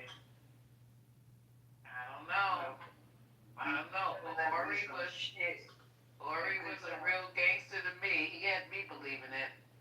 With AI and all the rest of this shit. Well, he was a good storyteller. Yes, he was. That he was. He did do that. I mean, whether it was true or not, he had people riveted. Like he was sitting there. He did. I like hearing him read his book. Well, to be fair, I think M. Swain just needed help with the exposition, maybe, and maybe he should have used Grammarly. That would have helped. They said Grammarly. I'm about to fall out of my Grammarly. Yeah. But was it actually the book was written in that style, or Yeah. The book was terrible. It was written the way he talks. Well, April said. She thought it was written the way he talks. Listen, okay, but what you guys don't realize is there is genre of fiction like that, and it used to be called it's not urban fiction. Don't president. Hello? Urban. Hello. You okay, Marco 22? Yeah, I'm okay. Thank you, everybody. Racing. Can't breathe. And President Trump, is you a president or not? No. You a president. You a president. Yes, yes, USA, United States of America. He's the president of. So, and Russia. President said to the medicine. That's why double price to the medicine. Okay. You can understand this. How Did you vote for Donald Trump? Your social situation is You're gonna be on the plane. very high river tax country is the United States, not Russia. United States of America is a high tax country. Get you some sleep so you'll be ready to get on that plane tomorrow. Listen, this is a bot. This is some bot shit going on. Like, if you look at her profile and shit, yeah, she was down there. She's gone now. Since I got her ass out. But if she had shit, she had that stuff about ICE shooting in Dallas. That's all she had in her profile. She I don't know what she's doing. That's a bot shit. She voted for Donald Trump. It's a That's crazy. She ain't voting for nobody. She can vote for whoever she wanna vote for, but goddamn, I'm talking about that bullshit this time on. These people actually do get paid to come in here and disrupt. Oh yeah. Those are people who actually do get paid to come here and start shit. We weren't even talking about politics. Wait a minute, they get paid for that dumb shit? Oh yes. Well, where do I get a check at? Can you sound as crazy as that woman? Can you sound as crazy as that woman? They might pay you. Otherwise, they don't pay you. It's not that hard, April. It's not that hard.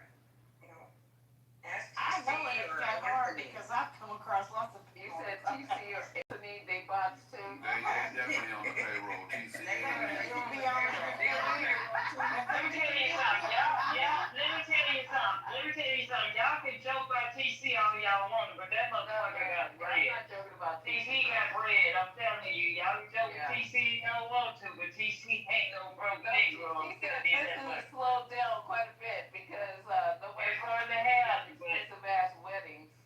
So I bet you he ain't. I'm not convinced he got money like that. I don't believe he got Oh, money. he do. no, wait He do. a minute. Wait. Can we go back to talking about how? Wait, hold up. Can we go back to talking about how Jeremy Green said no black man has a credit score of 850? Yeah. No, he said higher than him at first. Higher than him at first. It was the bet that TC's credit score wasn't higher than his. Right. And then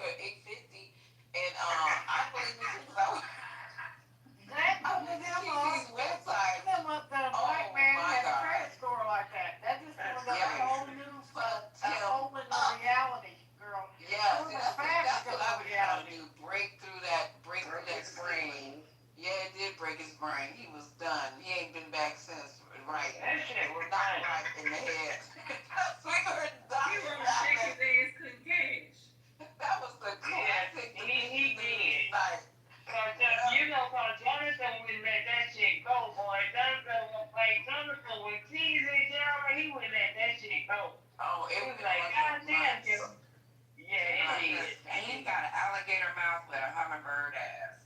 Yeah, and something told her that, oh my God, the doxing that goes on in this app. And then they were talking about after he was talking about his credit score, kind of find out that Jeremy didn't really have a credit score. It was his mama's.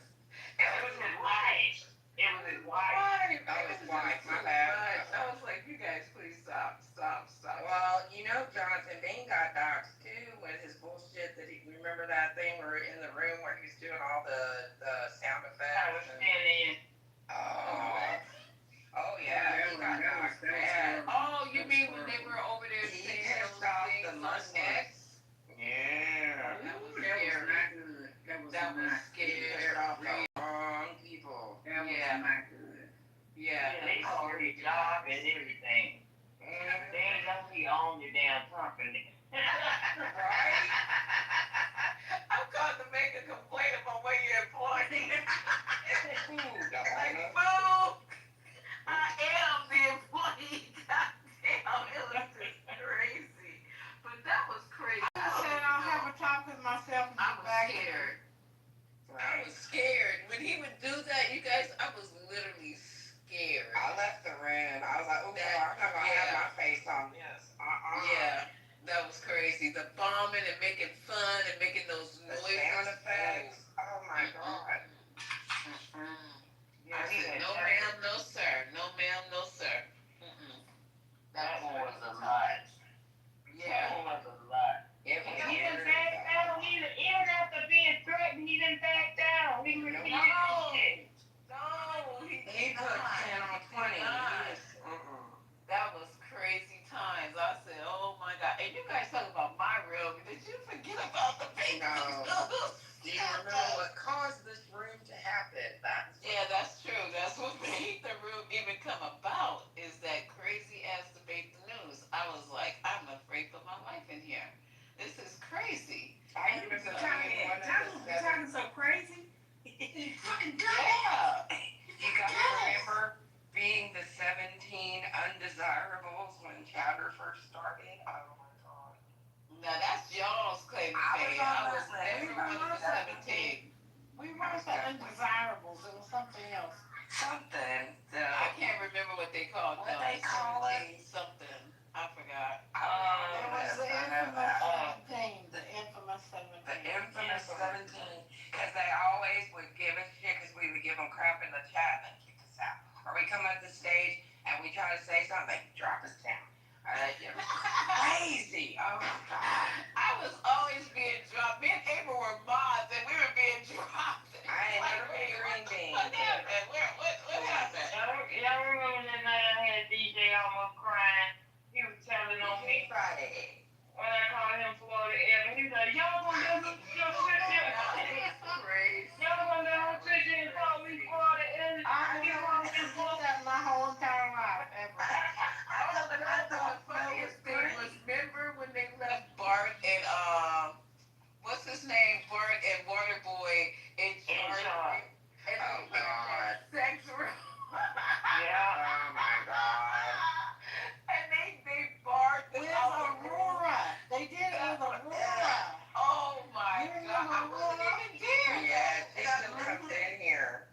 I missed it. I wasn't there. And they got barred out of Debate the News. It was just hilarious.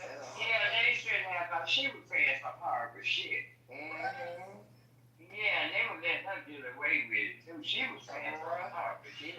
I was the mole who heard it all. What? I was the one that turned their little bitch asses in, too. That was me. It was me. Thank you very much. I don't get it. I can stand for that. Girl, I was recording and I was like straight to Jonathan. It's Barbie. Was it that bad? Girl, it was. Yeah, it was bad. It was bad. Because there's some horrible stuff on Clubhouse. Listen, How can it girl, be that bad? Listen, though, for white people, this was bad, okay? It was Laura Loomer times 10. What the hell? I hate I missed that night. I don't know where the hell I was. I don't know how I missed it. But they let these people come back. Wait, Laura Loomer times 10? how the hell did you get one of those? Like, she's a We had lots of those in Debate the News. We had lots of Monica, okay. I understand now. I think they actually got people intentionally to come in and do that because then they had the whole guys up top with Mama Cindy, promising gold streets and everything to everybody. But then they would have somebody come in and be obnoxious and be, oh no, you can't act like that. We don't have that in this room. Jonathan, we don't have to talk like this in this room. But they're going to let people do it anyway. They do it anyway. It's crazy to me. It's crazy to me. And I used to tell people because they'd be like, they would have these whole things where they're trying to get people to go to these 10X conventions and da-da-da-da-da. Oh, that was a big deal over there. They were just really targeting young black men, honestly. And it's just like, don't you guys see what they're doing? And Cindy. That was a big deal, though. It was. At those meetups in Florida. That was a big, big deal. Yeah, but it was just a bunch of shit just so they could be like, look at me, I'm a super whitey. I'm going to be kind to the black folks. Mark Days, Marty, what was Marty? Whatever happened to Mark Days? I don't know. That mofo came to me, something I said in the room, and I almost brought me, that got married. brought me to tears. Did he get married? Yeah, he got married. He's been married. He was rapping too. Mark Days was rapping and selling or reselling phones. Yeah, because they were playing his song Creed. or whatever on the news. Girl, and I sat down and wrote the lyrics out for him so he could put it on something because I don't know where he had the lyrics at, but I sat with him, wrote that shit down for him. I didn't write this was after he put the song out. This wasn't any time before that. This was after, and he hadn't written or he lost them.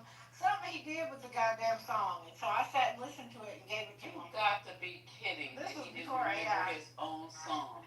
Girl, listen, they had a thing where they had it wasn't Debate the News or Million Marathon. It was another room, and because this was really fun. This was when they first started doing the friend rooms, not friends of friends, but you could go into a private room, right? Your friends could open a private room. And he was in there and a bunch of other people there, and it was like a wrap-off. It was so freaking good, but I don't want to slander the man, but his shit wasn't that good.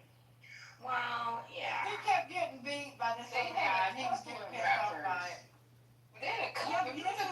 This was not with Million Marathon. This was off. No, I remember the room because it was this guy who is supposed to be a white guy. Remember him? That was rapping, and him and Ori, he would be in the room. I forgot whose room that was. That was Stack the Pack. Pack the Stack or whatever. That was Kevin, White Carrot. That was Kevin, what's his name? The other Kevin. Yeah. Oh, he was faking to be a white rapper? He was. Yes, he was. Be a rapper, not be a white. He was like doing the caricature of a rapper kind of. We got lawyers coming on fake rappers. That was, what's his name, Ramona? Was he Ramona. What's the guy's name? What's his name? Oh, Steve, talking about Barth? No, whose room it was? Stack the Pack or something. It was Mike. Oh, C-Rock. Okay. C-Rock. It was C-Rock's room. Yes, C-Rock's room. Yeah. What are you talking about happened way before C-Rock or any Way of those before he people. built that room. Yeah, way before that. It was a private room. There was, what was their name was on here? Oh, I can't remember right now. And Muse and her friend, Mr. Zappa are the ones who got me in trouble and had Nelson, my name up in the goddamn fucking title. Zappotron. I wasn't in the title. Oh, shit. Oh, my God. That was It so was stupid. crazy. What was after April about? It was a And shock I of my was life. not even, Jonathan was calling me, you better get on here and get this room. I said, I'm not doing a goddamn thing. I will not. I refuse, because I ain't done shit to nobody. It was that night. Muse had said something about how people have diabetes is because of this, that, and the third, and they don't take care of themselves, and that's how they got it. And I came off mic and told her ass off said, how much do you know about diabetes? Well, I've read up on it. I'm like, okay, so I have it. So I think I know more than you know about it.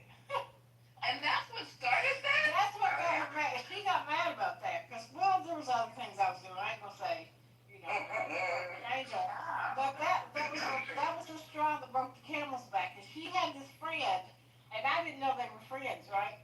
And so he was in there also, like, serving me up. Like, yeah, she said this. It was because not Dr. Copeland, but Dr. Priya had a room about I football player who had the heart disease. I remember that. I was in there. Okay. I went in there and I was listening to it, and Marty and Maze and Jonathan and Nelson were in there. And I was telling Marty was in the chat saying she's not even a real doctor. I'm like, stop being stupid. She is a real doctor.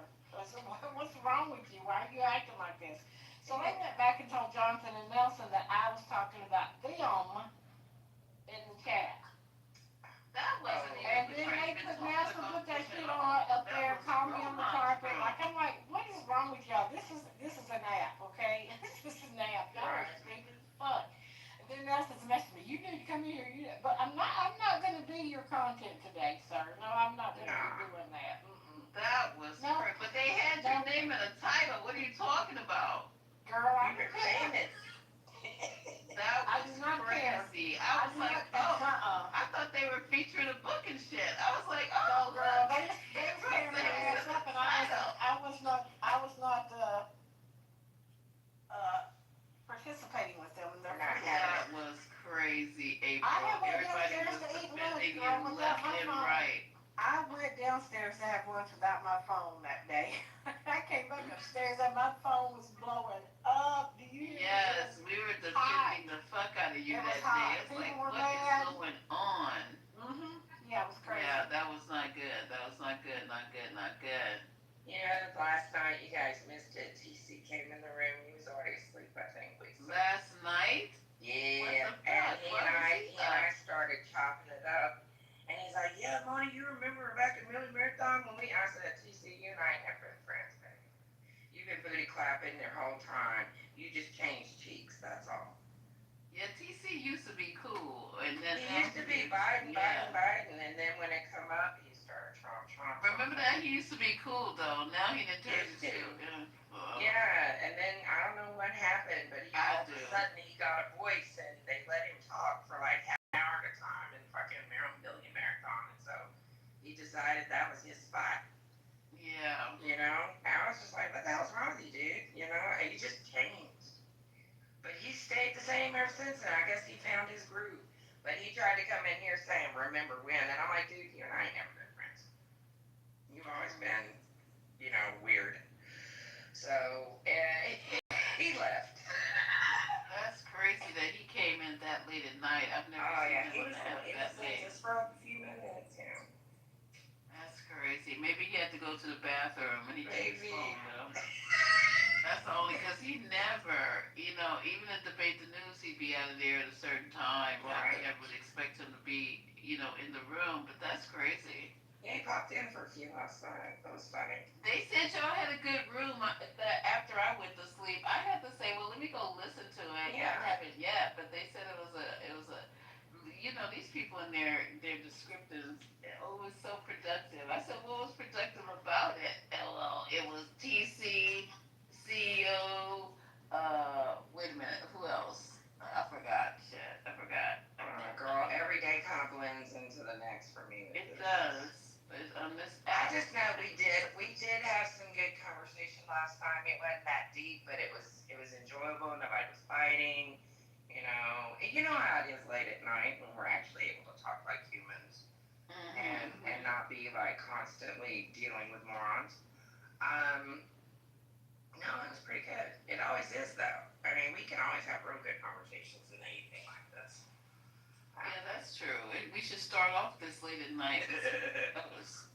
Don't even open the room till like midnight. See how it goes because. Yeah, but I think we need that first part so we can get our daily shit off. You know. Oh my God, really? Do we actually need that part? We're here every day. We must. Because everybody's talking about they gonna stroke out. They come. They come like they forgot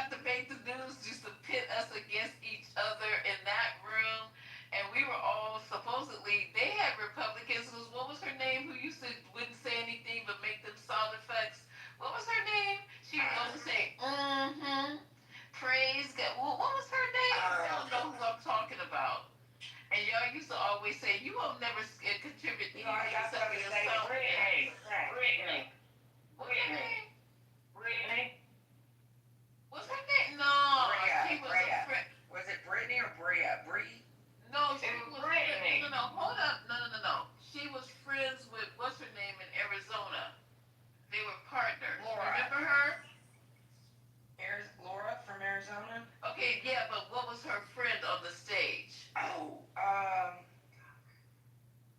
She was a hot mess. What was her name, y'all? Real? Huh? not real. Real one? No. No, real stays in passion. And she hangs out in passion. You guys remember her? She would only Real say in North something Carolina. like, "That's right, that's right." Oh, Brittany. And Yeah, her That was husband Brittany. did love no, to it was sing. not. She had a real thick twang, and I can't think of her name. Amen.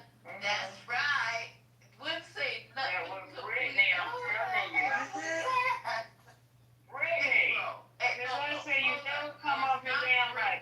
It's not Brittany. April, are you there? April. It was like my name Bennett, and I ain't in it. April. Yes.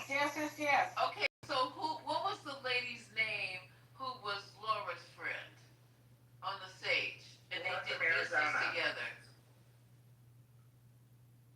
And she would go, "That's right. Amen." What was her I name? do not know who that was. Oh my God, we used to get on her all the time, and it's not Brittany. She's Caucasian, and I think does she do business with Laura? Did a business? Laura did business with her. She's in real estate. Candace. Thank you. Oh. If you had said Kevin, she used to do that with Kevin.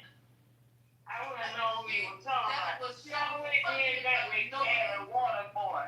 Yeah, right, Kevin. fucking annoying. Amen, Kevin. Man. Oh, wait, what was her name? Candace. Y'all don't remember? Every because I called her a cheerleader. Every single day. Y'all don't Like you remember smell that? something dirty or something. Yes, I remember. Yeah, wow. You putting her with Laura was what threw me off because she was mainly backing up Kevin all the time. Right. But they told us they had some kind of business. Yeah, that was right before we got waylaid. Excommunicated. Yeah, they did a real estate deal right before we broke off from Right. the news. That's the last thing that stuck in my head because they kept talking about it. I don't need to know that now. Made some money and blah blah blah. She just did a deal with Candace, Yeah, Candace always sounds like she got something stinky on her upper lip. Yes, it was so annoying night after night after night after night. And we think we got characters. Y'all just come on now. Candace would be up at Mar-a-Lago with Trump, and then she say that she was at a Diddy party. She did say she went to a Diddy party, girl. Oh, child. Now you guys, my stage is not as bad now that I'm talking about all the characters. Can you imagine Mike P, Candace, Waterboy, TC, and we had a whole bunch of other Oh my God, this place! I think I would just jump off. Yeah, I'd jump off a bridge because every fucking night. Even DJ Fridays would be a mess. Oh yeah, every fucking night. Every fucking night. The one that I blocked years ago, and I still have that dude blocked. His name was Jaguar. I don't know if you guys remember. He was so rude. Jaguar. He was like he would talk shit to anybody, like just off the rip. But that was like back in 2019. Oh my God, I still have him on my block list. Yeah, somebody, the person who I still have blocked from Debate the News is that weirdo from New York. They always have to be from New York. His name was, he would come in screaming, and Jonathan loved him because he would come in screaming with that fucking Harlem accent. I can't think of his name for nothing right now, and I blocked his ass because he came in my back channels and was talking. I had to tell Jonathan. He came in my back channels. First, he called me all kind of names on the stage for some reason, but then he came into my back channel and said the most disgusting sexual shit to me I have ever You're not talking about Joey, are you? No. No, and he used to be, y'all know who I'm talking about, because he used to be screaming to the top of his lungs. Of course, he was a Trumper before we even knew what the fuck that meant. But screaming, I'll think of it because I got that fool. He's all the way at the bottom of my block list. He will never be unblocked. And I never even talked to Jonathan until that happened because Jonathan, like, let him talk, let him talk, let everybody talk. Yeah. And I mean, I remember you saying that, but I don't remember what his name was. Yes. We probably know him if we heard him. Yeah, I've never heard him again, to my knowledge. But Jerry hated my ass. Jerry hated me so bad. Oh, Jerry? Really? He had blocked me out the room for like 3 weeks, Lisa. What? Jerry can't stand me. He can't. Why? What's the fun? I will never forget that day that Yvonne, is that her name? The lady from Canada? Oh, I forgot all about Yvonne. Yeah. She went and made a room. She should go up. Oh, I remember that room. I remember that room. She made that room about him. She these 2 women in California somewhere. Yes, I remember that room. Oh my God. Yeah, I can't say what I was told in the back channel about it, but yeah, that was wild. That was wild. That was horrible. That room turned it backfired. I don't know who it backfired on, but it was horrible. It was so It was bad. horrible. They could not believe that she had opened the room like that. They were scrambling. Yeah. Yeah, I know exactly. I haven't heard her voice. She went off script, that's for sure. Wow, that's crazy. Super crazy. Dang, you guys, I mean, you guys have, oof, I don't think I could sleep after that, because I didn't know how bad it was till we started talking about it. It was bad. There was some bad shit going on in them spaces, man. That's why we left. Wow. That's why we said we had to leave, and we started different. You know, the red room you started, and then that led into the 420. Yeah, that's and what politically correct. And politically correct was about the same time that it opened. So it's just kind of fuck it. And don't forget High Tea. High Tea Sunday. Yeah, the room just splintered right off. Huh? We didn't know we had snakes on the plane. Snakes on the plane. And don't forget about the other one, I Need Clarity. Yeah. Yeah, all those rooms got started because of that whole situation. Girl. I'm lying. Yeah, just please don't say anything. Oh, God. Anyway, then we had... Yeah. But I had fun, I'm telling you, because every day we showed up, so evidently we were having a good time, because even though we complained like they come in here and complain, we showed up every freaking day. If I went in there and I didn't see you guys, it was like, where's so-and-so? What the hell is it, you know? Yeah, people just stop going to debate the news. It's like, they come out, the chat will come out, that they open the room, we're like, whatever. Oh, wait, they still telegraphing over here? Oh, yeah. They are? Occasionally, they do open the room still. They do. I hear it coming up. Occasionally, I'm like, fuck it. Because you know all they doing is just opening it up so they can stream chatter. Yeah, there's just simulcasting like they did with X. They're not really letting the people on Clubhouse talk or interact that much. It's just they have people in chatter in the back handing out invites to chatter so they can get more people over there. And the very app that they couldn't stand is the one they recruit on. It's wild to me.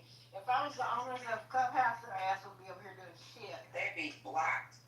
Yeah, because that's kind of like... That's competitive. That's like, But that was happening the same thing with X, though. How does that go? We were in the room, and they were at X, and, okay, we're gonna start streaming on X, and then I was like, I don't have X, so what the hell does that mean for me? I don't have it. So Jonathan would be on X, and he would just have it streaming like we do. Yeah, but it was like no interaction for us, so what was the point of us staying there? We were just to listen, so we could get pissed and try to say something but can't talk, because they don't let nobody talk in Clubhouse.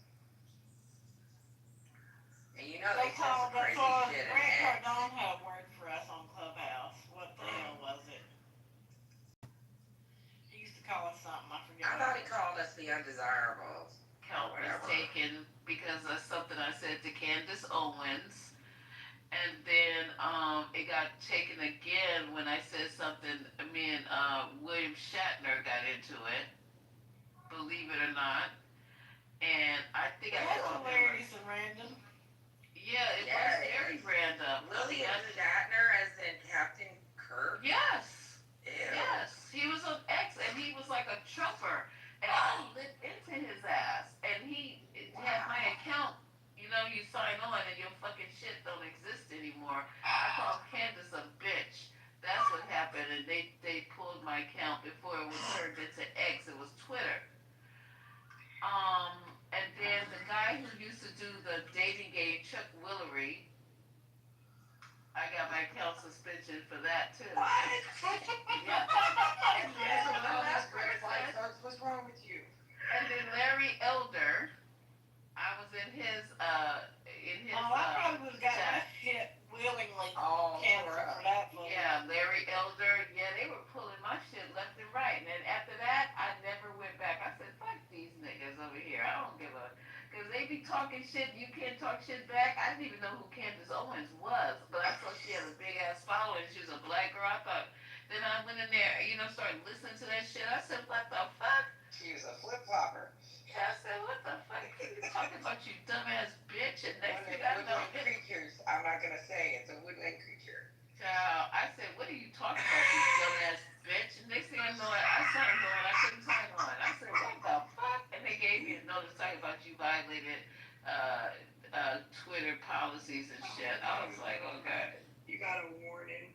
Yeah, they snatched that, Ramona. I wasn't able to log on for a week or two. You should have screenshotted that shit. Yeah, I got a 3-week suspension from Facebook from something I posted 2 years ago to do with COVID, and it was a Tylenol bottle making fun of Trump and his Clorox thing. Oh, Yeah, from 2 years ago, from 2 years from the time that they should have paid you for premonition. The 3 weeks of, and after that I was like, okay, yeah, I'll just keep it because I have it. I don't fuck with it. I don't even do social media that much anymore. I don't have Twitter downloaded. I don't have TikTok, Spick and Span, or whatever the hell that is. What is it? Snapchat, that's it. I barely have Instagram, and that was just because when Clubhouse started, we didn't have private messages, so I downloaded Instagram so I could have, direct messages. And I post on Facebook like once a year, maybe. I just got off of it. Just got too fucking toxic and crazy. It was worse than Clubhouse. It's all toxic. It was way worse. Well, they were bashing TikTok this morning. I'm glad April wasn't logged on. You know what? I don't give a fuck what nobody says about TikTok. I'm still going to go over there. As a matter of fact, I might go back to fuck now. That's what I'm telling you. They said, the people on TikTok, they just be over there. Go take her toys and go play somewhere else. I get good shit off of TikTok. Geez, I get some good shit off of TikTok. What the hell? I do. I get some good shit off TikTok. I thought TikTok was only them fucking dances. Me No. Yeah, if that's what you watch, that's what's in your algorithm. That's what's in your algorithm, if that's what you watch. Well, I don't know. I kept getting that girl with plain talk, there's sexy ass logging men talk, there's all kinds of shit over there. Sexy ass what? Loggers, or what do you call them men that cut the tree down? Lumberjacks. Girl, listen, you don't know what you're missing over there. There's all kinds of shit on TikTok. I'm sure it is. Well, it won't be now, probably. I'm sure since the US is taking over. I don't want to get addicted because I know people who just cannot go a day without sitting there for hours, and I don't want to be. We like this on Clubhouse though. Yeah, that's true. I got a nerve. Girl, she's been on Clubhouse for 24 hours. I got a fucking nerve. Literally. Okay, I apologize for that. Do you remember when we tried to see how long we could keep a room open without it closing? Like people would fucking sleep in these rooms and keep them open. Why? They still do. Well, we still do. But I mean, I've been in rooms where I go in, like, if I wake up, I say, oh, look at this room. I go in there and people are literally asleep. Yep. I'd be like, is something wrong with my mic? Is something wrong with they all sleep. Yeah. Sleep on the app. It's like, really, y'all? I fall asleep all the time when you guys talk to him. I know, weird. but I have it's weird in the clubhouse. Just don't fall asleep on the TikTok shop, okay? You could end up buying shit, you don't even know what the hell you bought. Yeah, I heard about that they be shopping for, yeah, see, that's TikTok dangerous. shop is, I love the TikTok shop. That's crazy. I love that shit. Listen, I want to go to China because you know how much shit these Chinese have that we don't have? Y'all be thinking China's so big, all these poor people. Yeah, okay, so it's the communist, whatever. But these people have all kinds of fucking technology and gadgets and shit. They don't make any fucking thing you can talk about. They do. I bet My you they nails could make from me my guide China. dog. They could make me my robotic guide dog. That would be great. Listen, they have this thing that can make you run faster, walk faster, whatever. They put it on your legs, because I saw a guy doing it today. And I'm like, what the fuck is this? And the man is out there, he's like, I'm walking right. It's making me walk. You're stupid as hell. I don't even know what the point of the shit was, but send me one over here to try. If it's on TikTok, I want to see it. Send me one. I'll give it a whirl. Wow. I don't understand how it works. How you It probably controls your muscles and your nerves. The guy said there's an AI in it. I was like, I don't think I'm gonna strap something on me like this that has AI. What if it fucks up and I can't do it. And you can't stop it, walks you off the pier. I know, some freaky things. China is about some industry business. They really are. Innovation. Yeah, they are. The rest of them are fucked up. The rest of their ways are fucked up, though. Yeah, there's a price. Yeah, they were talking about China over in Africa. They said they're building airports and they know they never gonna get the money back, but they don't care because they need to use the airport. So they know that. Shit left and right. This is what you need people who need And their things, life right? rail. This is how we exploit people who need things. Because they have immediate needs and they'll, take what they can get. It's wrong and it's bad. And this is the price people pay. That's what's going on. They want the minerals over there, so they building whole ass airports and hospitals, knowing that they're not gonna get the money back nor use them, but they need to use the airport and they need to send their workers to a hospital when something happens. They have to build the shit that they're gonna use, and they're doing it over there in Africa. Well, these neighbor people up here are going to lose their teachers because Trump took the visa up to $100,000 instead of $5,000, and the school system here, I want to say they did, is it 30 some people that they have come from other countries to teach up here? It's so diverse up here. People don't believe me when I say that, but they're not going to be able to do that anymore or have those teachers and those programs anymore because it's $400,000 per teacher to bring them here. Yeah. That's well, gone. When we pulled out about Afghanistan, the first one that showed up to Afghanistan's door with casserole was China. They're like, ooh, because they want all those minerals that are in Afghanistan. Yeah, but I don't think they're going to be doing. I haven't heard of them doing too much in Afghanistan because, for one, the terrain in Afghanistan is very difficult to mine. Those mountains, the way that they are, it's all very remote. There's one road. Any infrastructure that they have was from the U.S. being there for as long as they were. But the mining sites are too difficult, too remote for them to get their money's worth out of doing it. So China, the U.S. and China both have looked at that. They would, if they could, Ramona, but it's prohibitive, cost prohibitive. You don't think they would be able to use compared LiDAR? to what they could do in Africa, huh? You don't think they'd be able to use LiDAR to find it? I don't know. That I don't know, but I know that they haven't done it up to this point. Hey, y'all. Listen, Nor have we. I got to do this 10 here. It's number 10, so it's time for me to say good night. I don't feel about it as long as I can. Good night, Alexander. Good night, Miss Alexandra. Good night. I'll see you guys tomorrow. At least anyway, let me know what time you're coming on tomorrow. You hear me, Lisa? Lisa. Did she fall asleep too? Lisa. No, she was just talking. She was. I was just talking. I accidentally fell asleep. Accidentally. Listen, she came out here for a 30-minute commute and she been on here for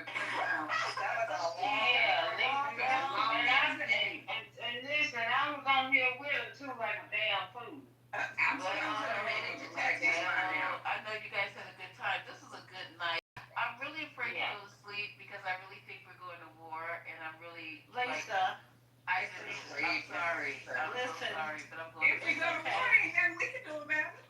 Well, Yeah. I gotta worry. I have a family member who's on an aircraft carrier, Oh, okay. and I'm worried. You know what I mean? And there's nothing you can You control don't about be that. worried about that, exactly. Can't control that either, sister. Yeah, but you know what, you guys, this You stuff still stays need to on take my care of mind. you. How are you gonna be You want supporting you want one of these tens? You want one of these tens so you can go to sleep? Oh, hell no. I got some hydrocodone. No, I just kind of drifted off, and that was like, you know, you have these like little light dreams. I was already dreaming about that shit. I was I like, told you. She said she's talking about it. Mama, mine's stronger than yours. I think Oh, okay. she beats mine. Listen, Linda. Here's what's gonna happen. And I've done told you what the play is. I've told you what the play is. My girlfriend, my girlfriend found it. I'm gonna say good night, sweethearts. See you guys.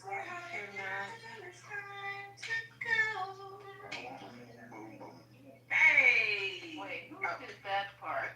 That was me. That was good. That was excellent, almost. I'm leaving to the bed in the dark. We'll be here all night. We'll be We'll here. be here in the dark. She gone. She gone. Listen, Trump is going to most likely cave. I don't know what the hell they do with these 800 generals, but That's wild. Yeah. I'm not really concerned at this point, and I'm up here 56 You can miles from call Russia, okay? I was I'm gonna say, 53 you can miles. spit in Russia's yard. I'm not afraid. You know what? You're gonna I'm call not them. afraid because if they do something, there ain't shit I can do about it, first of That's all. true. It's And I not don't shit we need no can more do. gray hair up in my head over It's this a shit. 3-step program, April. I can't do nothing about it. Bend over, grab your No, ankles, stop. and And kiss kiss your ass goodbye. I ain't gonna even do that part. I'm not even gonna die. You know what? If they did the nuclear war, I would hope to be at the ground zero. epicenter. Yeah. Because Because you don't want to live through the fallout. Otherwise, depending Yeah. on how big it is, how big the hits are, you're gonna wish that you had been one of the people Right. to go. That's Right, that's what right. I'm saying. You don't want to have to try to survive the fallout because it's gonna That's be wild, nasty. you guys. It's gonna be a long, slow, painful And death. well, there's been, let's just say, things put in place because of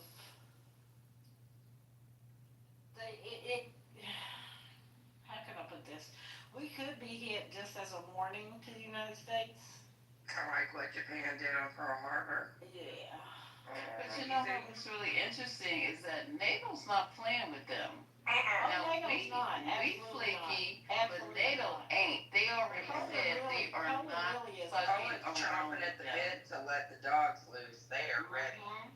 They said we are not fucking playing Trump around. Touch is- any of our people, and we coming after you. Trumpy is like receiving his marching orders. He's like, look, I done told you, this is how it's gonna be, and you gonna make it happen. Or your people gonna see you in a pee-pee tape on Russian TV. Yeah. Which one's it Well, gonna it be? is what it is. What's it gonna be? Do what you gotta do, Pootie. Like, what's that Janet Do what you singing? gotta do, baby. Do what What's you it gotta gonna do. be? Well, he's going back and forth, man. Gonna lose his nuts. He's riding a fence somewhere. Well, and if it isn't this, if he's just got a ploy going to try to say he ended the war between Russia and Ukraine, That's exactly what you're gonna do. I don't trust or believe none of the shit that this is going on at all. And now it makes Nothing they do. perfect, you know what, you guys, and now it makes perfect sense to me why Russia doesn't want Ukraine to be in NATO, because they ain't fucking around. They don't play around. So if the more, he starts going over there doing, he got the wrath to coming And after here's him. the thing, though, he's You not don't want abided NATO by. on his border. He's like not you said. abided by it either. He's not abided by the Budapest memorandum that said once Ukraine gave up their nukes, then people have to protect them, and you can't come across here. But he did it anyway. Yep. When Obama was office, and he thinks he can do it again, he's already tried it again. But he cannot be allowed part of Eastern Europe. That's just game over. We can't do it. We cannot. Simply cannot. He's putting his toe in the pond, and This is what the only way he's going to get what he wants. The only way he'll get what he wants is if Trump continues to bully Zelensky and pull our support from there.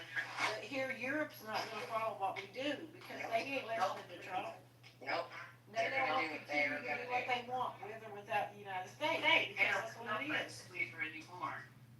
So, you know, if Trump doesn't follow Putin's orders, I don't know what could happen, but I don't. Remember the last time when he met him up here, like that next week, he wasn't spotted anywhere. His hair looked kind of rough the next time I saw him, so. I'm just saying. I'm just saying too, that's crazy. You know. Crazy. Well, we don't see y'all. You're gonna hit the button first, because you got North Korea going crazy right now, too. Well, there's too many crazy people with buttons, Ramona. And who's gonna do it first? And that's funny, because none of them, they used to be scared of the United States. The United States ain't scared of us. Scared of us now. All you have to do is flatter this fool. Zero. Look at what all the shit we doing right now. Who's gonna be scared of us without this crazy? Nobody. We look crazy than a motherfucker out here. Yep, we look crazy as a motherfucker out to the world. They got somebody who talked to the world for an hour and nobody knew what the fuck he was talking about for a whole ass hour. He didn't either. And he came out crying about the escalator. You will be found. You will be arrested. It was an emergency. You stopped my escalator, man, and I would carry my fat ass up from the bottom. And that cameraman accidentally had to walk up. He did. All the way from the bottom, girl. As soon as Melania's little pinky toe hit that fucking first step, boom, it stopped. And you know, after he walked up that escalator, I don't know how many flights it was, he was musty as hell. He was and he was musty. So he was his, mad. With I his hear it's like that anyway. insufficiency. Oh, Lord. Ew. He has that venous insufficiency. That's hell when you're trying to get up some stairs. And that diaper rubbing against his thighs. He had thighs with chapped and everything. He goes, oh my God. You stupid. So he was mad. Weave was all messed up. Makeup was running. That was a disaster. I don't know why he's so worried about that.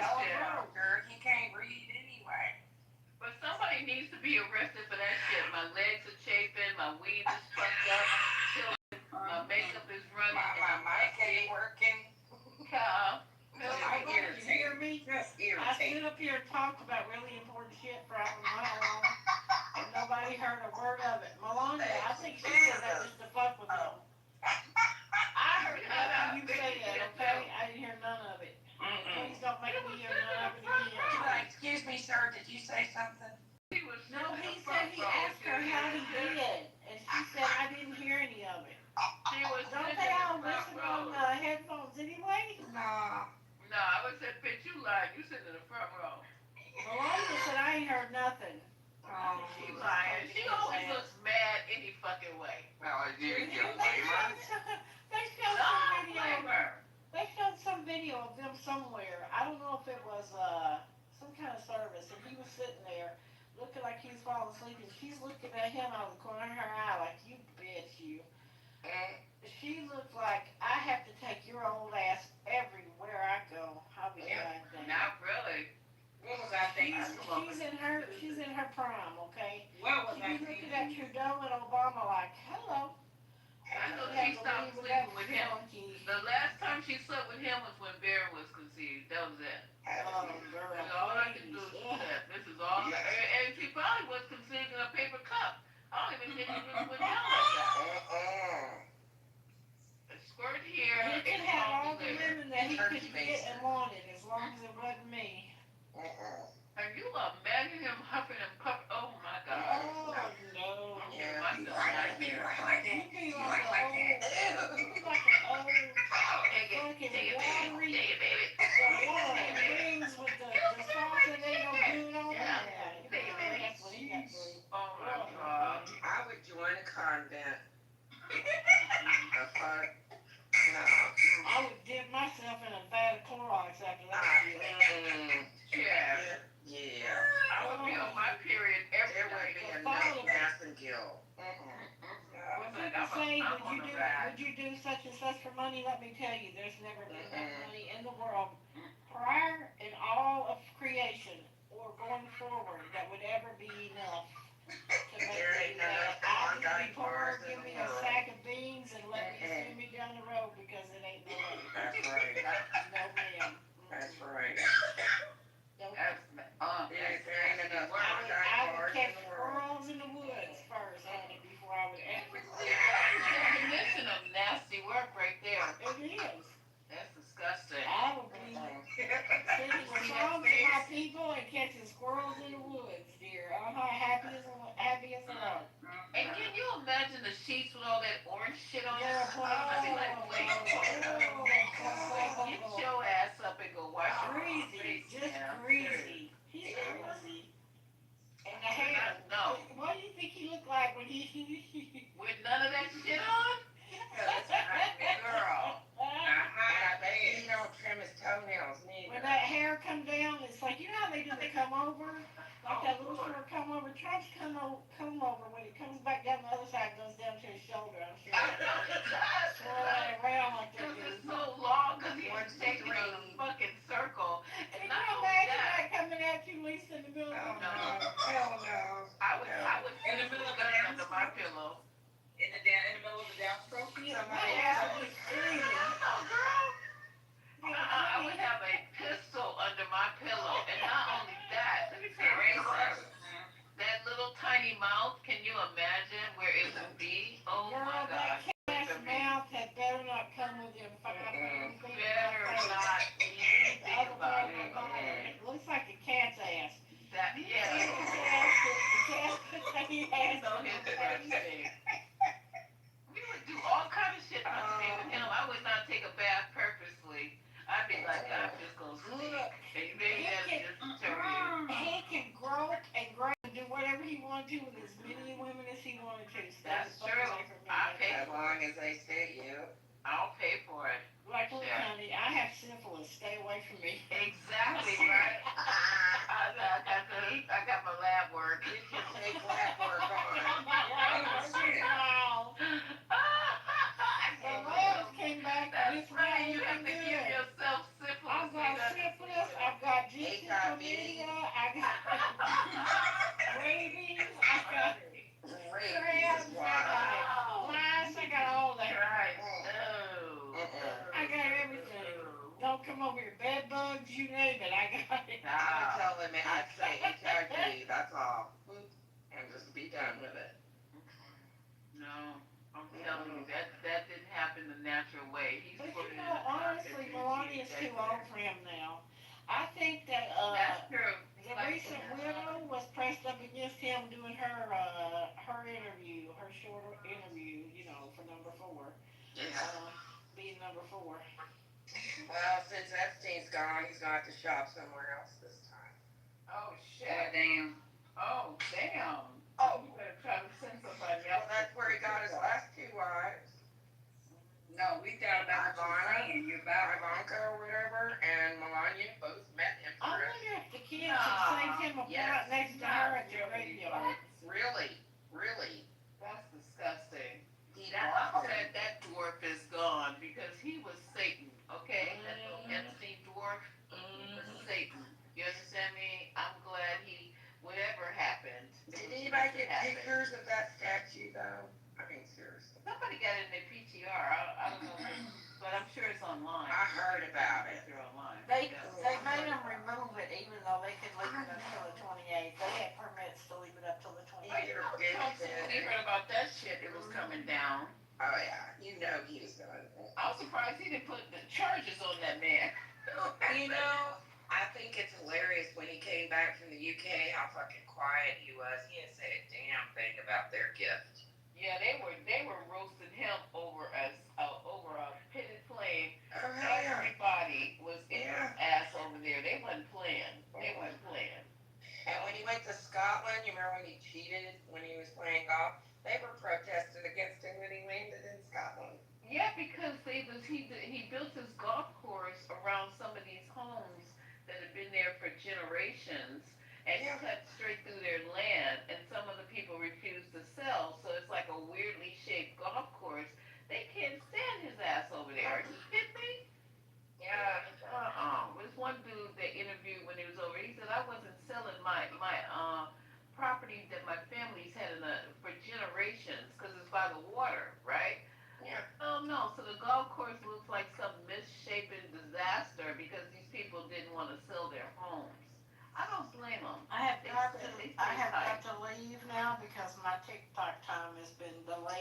So we can all, I got to go.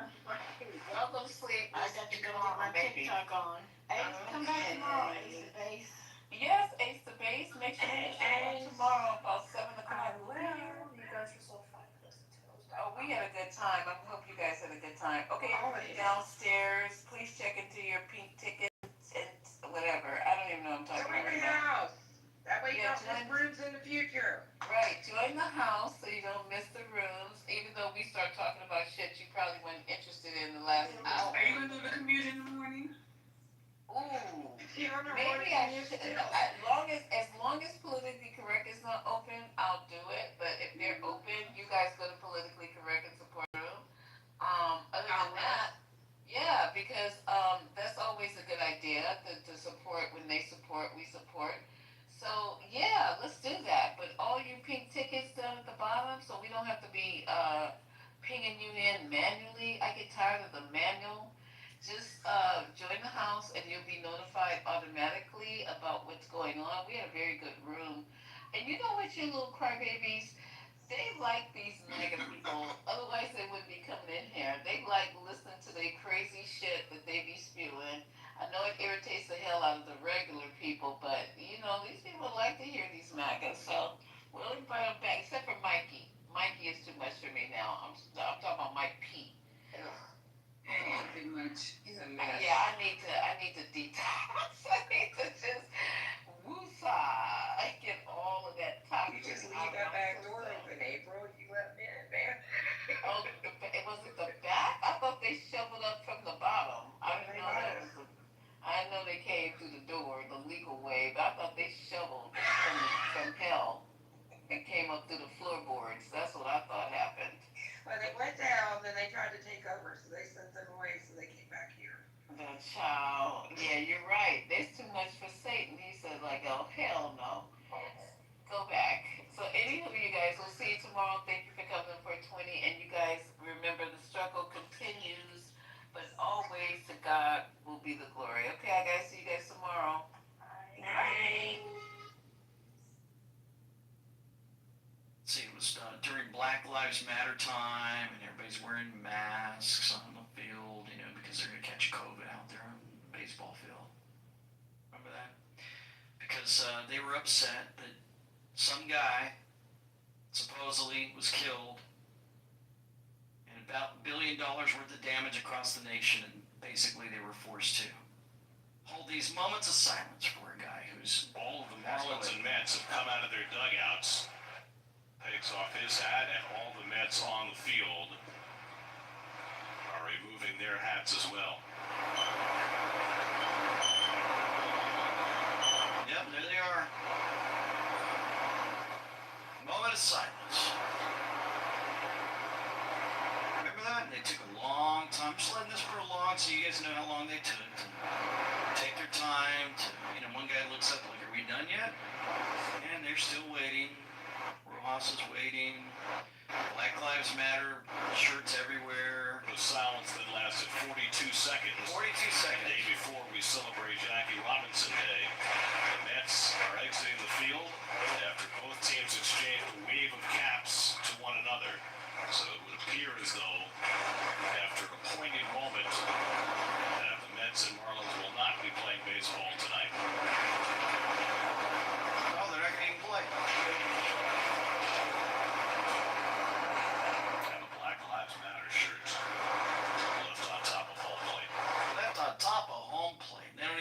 Baseball. Fast forward to this time of our lives, and you've got Charlie Kirk assassinated. The Mets announcers Gary Cohen and Todd Zell. Listen to what they say about Matt Shaw going to Charlie Kirk's memorial. In a row, Matt Shaw leads off for the Cubs. He had a base hit his first time up. Shaw had Cubs World in a tizzy this weekend when he was not here for the Cubs game with the Reds, and they lost 1-0, and in which his lack of presence was felt. It was later revealed that he had given permission to attend Charlie Kirk's funeral. And I don't want to talk about any of the politics of it, but the thought of leaving your team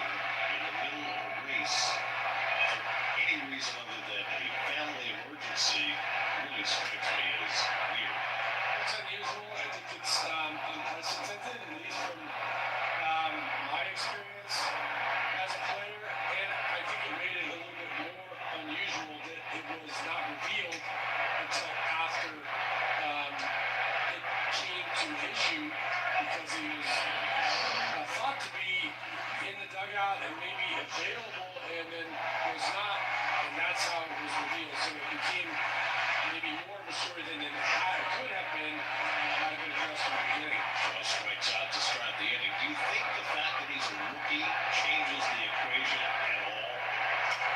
Makes it more or less egregious? As I said, I think it's something that would certainly be unusual during my era. But then again, there was no paternity leave, there was no bereavement leave. When I played at all, you showed up and, just found a way to get through work. But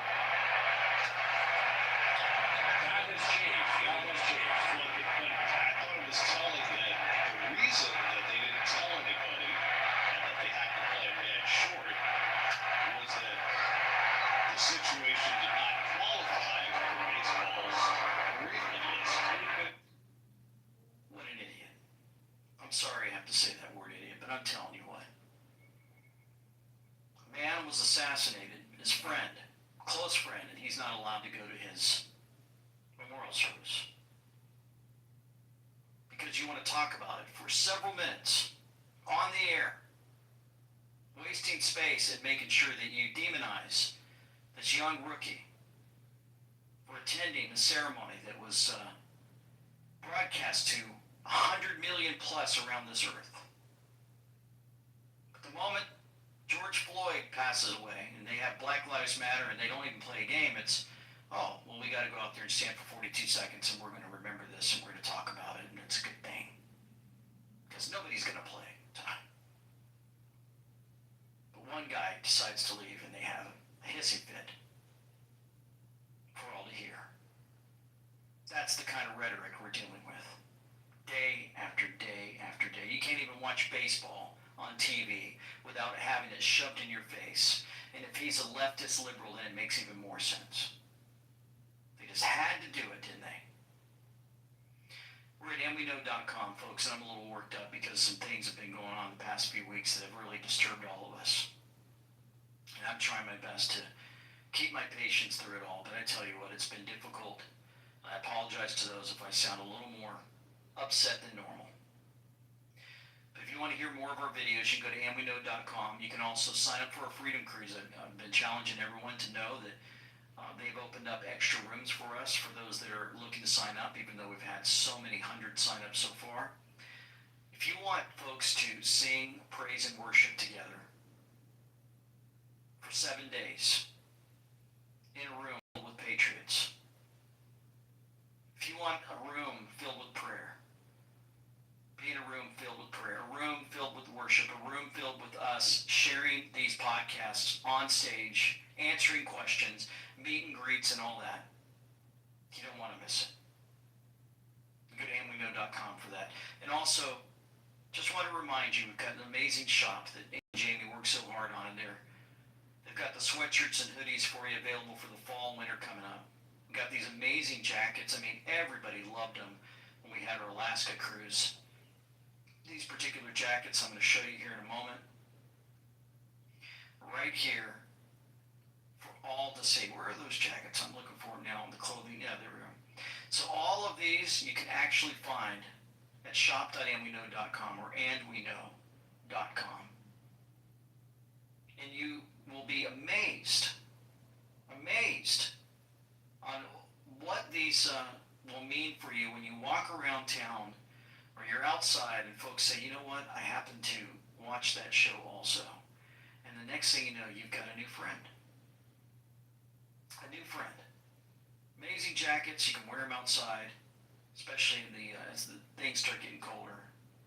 Really, really cool. I hope you guys take advantage of that below. Now, some pretty cool things. Dr. Ben Carson, first-term Trump cabinet member, returns to administration to help in the Make America Healthy Again effort. That is so amazing.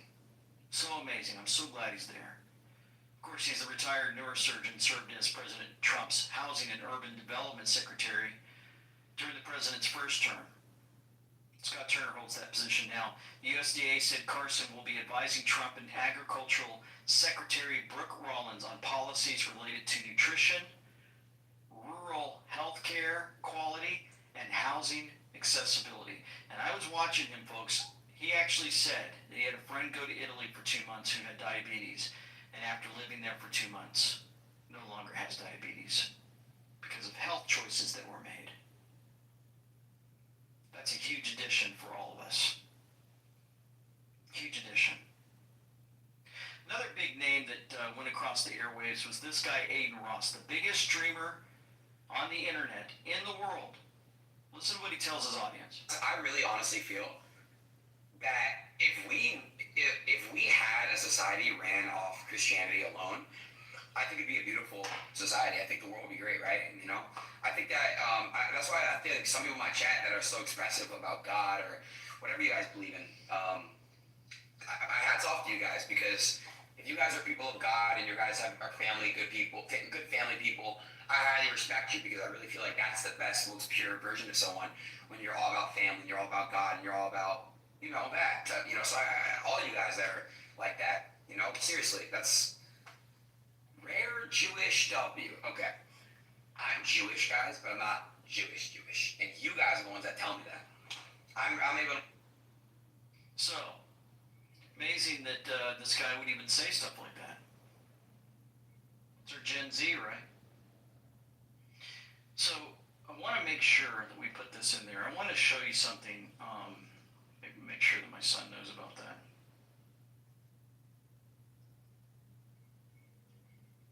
I want you guys to know that a video was unleashed that nobody's ever seen before. Sit down with Charlie Kirk about a year ago for an hour before the election.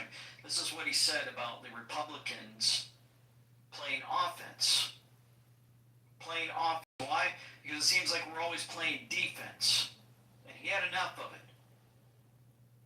Playing defense against what? Well, before I play that, Obama was the one that introduced ISIS on offense. The Caliphate. The Black Lives Matter. Antifa. The war on police. All of it started under his watch. He started it. The divider in chief. And we're still paying the price for his evil ilk on this country. The biggest mistake America's ever made. Of course, he was a puppet, right? He had puppet masters that made sure that he did all this because it was part of the 16-year plan to destroy America. And you know what was sad was so many people couldn't see how corrupt he truly was because they were too busy worshiping him simply because of his skin color. I know that, folks, and just a side item, because we had friends that came to my retirement ceremony in the Marine Corps in 2009. And they couldn't stop talking about how amazing he was. And I couldn't believe it because we sang in church together. We were in the worship team together at a Calvary Chapel in years prior in Okinawa. And we went over to their house to visit them later on. You know, we were good friends. Loved them so much. We walk in the door, and right there on the right side where we're taking our shoes off, they have a gigantic picture of him as if he's God. He was just elected. Nobody even knew who he was. And I got most of my talking points just happened to be from Sean Hannity and all that. And when I got to Germany after I got my job and moved, not even 2 weeks later, I was in Germany. I was walking around all the offices, and most of them from Germany who worked on base had pictures of Obama on their screens of their computers or around their office space saying he was one of the greatest leaders of all time. Like, you guys even know who he is? That's how much they brainwashed everyone. Charlie Kirk was one of those that was on the front line saying, you know what, we're going to have offense. Enough defense. I want you to hear this. You're living through a moment where this is the most consequential historical climax, like, since the American Civil War. That's not BS, that's not spin. Yeah, I mean, this is, I mean, like, 1776 Tea Party. Yeah. Yeah, and so it's like, it's a question, right? And I have no idea if we're going to win or not. So, yeah, you have a thought? We're trying, man. Why? That's a good question. see. Well, it's because thank you, and I'm not the only one. But let me tell you why. By the grace of God, I am not in federal prison. By the grace of God, I'm not indicted. That's not a joke. That's what these people do. Okay. That's right. Well, look, you're right, and I pray for me every day, and pray, and you should, because there's only a few of us that actually play offense. James O'Keefe plays offense. What happened? They removed him from his organization. He's under criminal investigation by the FBI and the Westchester DA. Steve Bannon plays offense. Okay. He's going to go to federal prison next month. Tucker Carlson plays offense. They took him off air. Any player that plays, Donald Trump plays offense. He's facing 600 years in federal prison. That's why we don't play offense. How about this? We have 16 literally amazing senior citizens that have done such good for our country in Michigan that are facing the rest of their life in prison because they signed a document to become an alternate elector. To become an alternate elector, most people don't even know about the story. The story was buried. I'm going to talk about this man. These are 16 senior citizens. I'll tell you about Rose Rook, 81 years old, from Paw Paw, Michigan. She signed a piece of paper to become an alternate elector, her constitutional right with historical precedent. She's facing 120 years in federal prison. 81 years old. She has $30,000 to her name, and her husband died 10 years ago. And the Michigan AG is trying to show her as a domestic terrorist. She can't defend herself. The whole way of the world is the cruelty is the point. That's right. We are dealing with savages. This is not normal. This is ultra revolution time. Like, they are eating the country from within. The problem is they preempt us against offense, but that is not an excuse. We all have to play offense. We have to take the initiative. Here's the thing, we are not good offensive players. I'll prove it to you. That's absolutely because conservatives definitionally are defensive. We're conserving against their offense, right? So, like, by our temperament is to build businesses and churches and be agreeable. Our temperament, we don't think like revolutionaries. Well, we got to change that. I know, but my next book is literally called Right-Wing Revolution. Like, I'm trying to make people think in a way where we're trying to stop their refounding of America. Here's the good news. If you want, like, the good news of all this, the founders have given us this unbelievable opportunity. The fact that we still have some semblance of a constitution gives us hope. Like, if we did not have the founders, God bless them. Like, I'll give you an example. The Electoral College. If it was not for the Electoral College, this is game, set, match, we're done. Now we have a chance, right? A collection of states. So it's still going to be very hard, right? But there's still hope, is what I'm saying. There's a roadmap. The founders saw this. They were like, we're going to make it really hard. Not impossible, really hard to destroy this place, right? They put so many checks and balances in that think about how much we've survived, right? The fact that we still have to fight. And honestly, it's a gift from Madison, Hamilton, and Jay of how they saw this, right? Like that, I tell people, the North Star is our founding fathers. The North Star is our own documents. The North Star is the Declaration, the Constitution. Like, that's what we're trying to get back to. We're trying to defend that. I want to win. No, but I want to win. But why do you think we will win? I believe in the spirit of the human, just the humanness of that we will step up when we have to So step up. it's so interesting. I totally disagree because I'm going to tell you, I got in a debate with an atheist. So he tied for this. Like, he said, okay, Charlie, I can't believe in God after the Holocaust.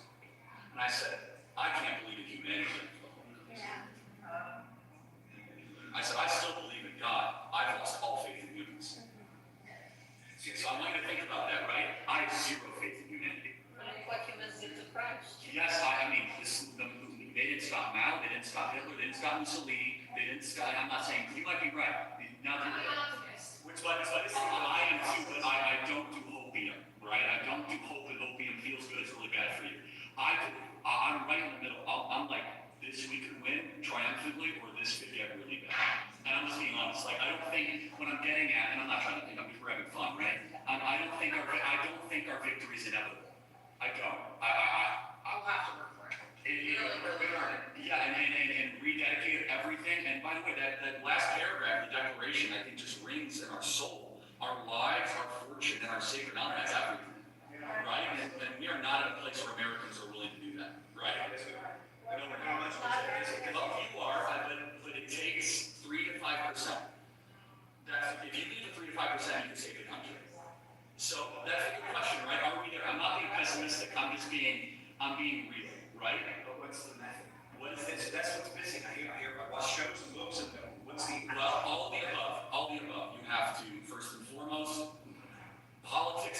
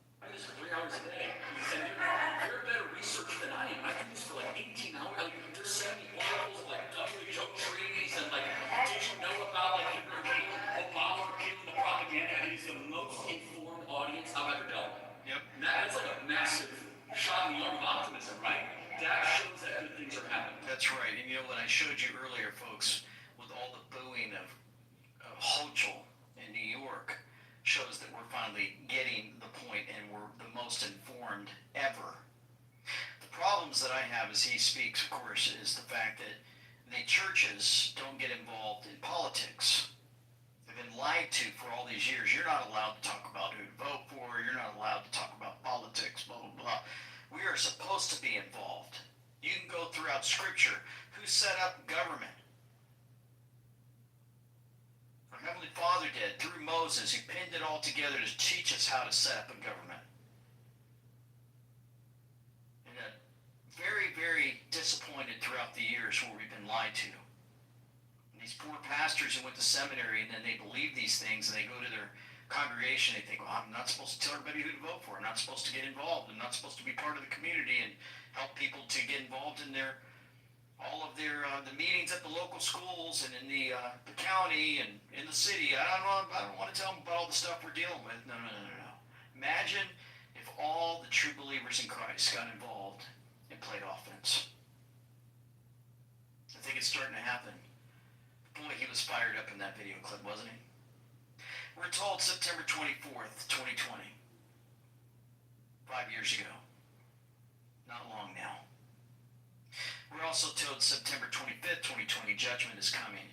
Some will take the easy path and exit early. Big judgment's coming. You know, there's been some terrible things happening throughout the United States, and we catch it. But you know what? There's some very, very strong folks out there doing the best that they can to still set up on college campuses and say, hey, let's have a debate. They went to Tennessee State University, I believe. Tennessee State University. And look what happened to them. For those listening, they're taking their signs, they're stealing them and running away with them. When he tries to get his sign back, a guy jumps in front of him as if he was going to hit him. There's police there, they're standing there, and there's a guy holding a screwdriver. All he has to do is take that screwdriver a certain direction, and in 2 seconds he can have taken somebody out with that screwdriver in his hand. Why is he holding a screwdriver? You think that the police can see it? Do you think they notice? If they did, why didn't they do something? If they didn't, look at this guy's security. Look, he actually has a security guy. Does he even notice what he has in his hand? He's looking around. He's wearing a Make America Great Again hat, and then look what they folks do to him. They're screaming at him. They're recording with their phones while the police are escorting him. They're being screamed at, and all the way out. And they're yelling at them as they're in their car. They're hitting their car. And it's getting worse and worse as they depart. And what's amazing is this TSU campus, Tennessee State University campus, actually said something else saying, oh, these weren't really our students. It's a lie.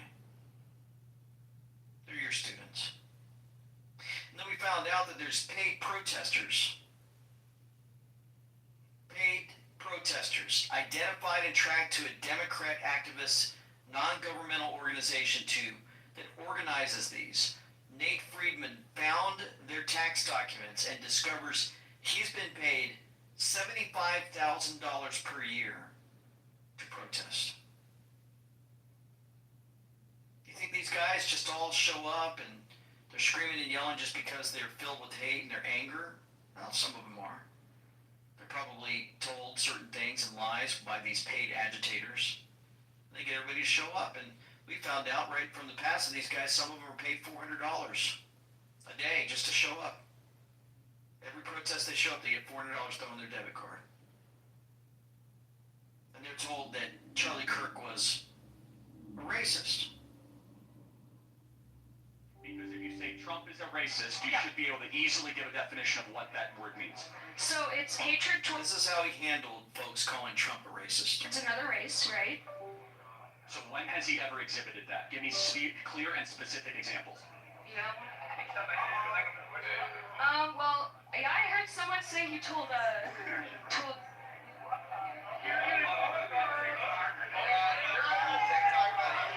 Yes!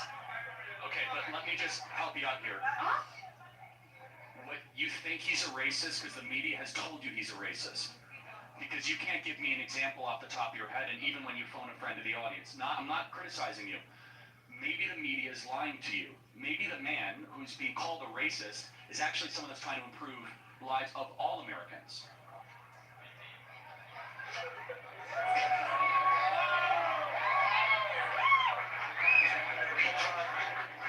I think this is fun, guys, so...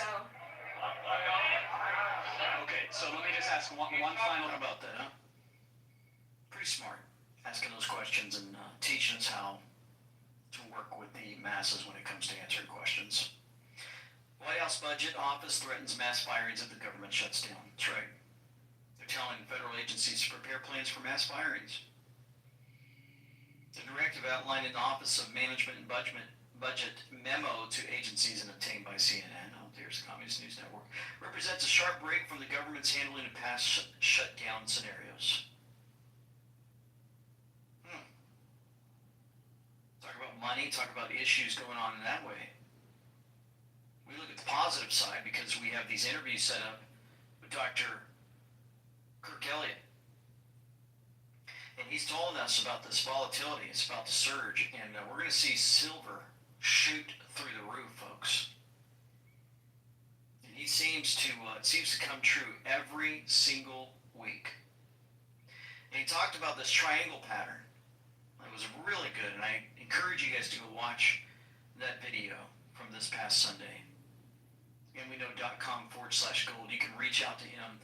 Get started, folks, if you're delaying. It is absolutely amazing what happened to us in our IRA, as we've already more than doubled it in 2 years. It's absolutely phenomenal. You know, interesting, this Marjorie Taylor Greene brought up the name Rachel Chandler the other day. Yesterday, I believe. When James O'Keefe said the world-exclusive bombshell senior DOJ Epstein investigator reveals Epstein CIA, confirms that RAPES occurred while Bill Clinton was on the plane.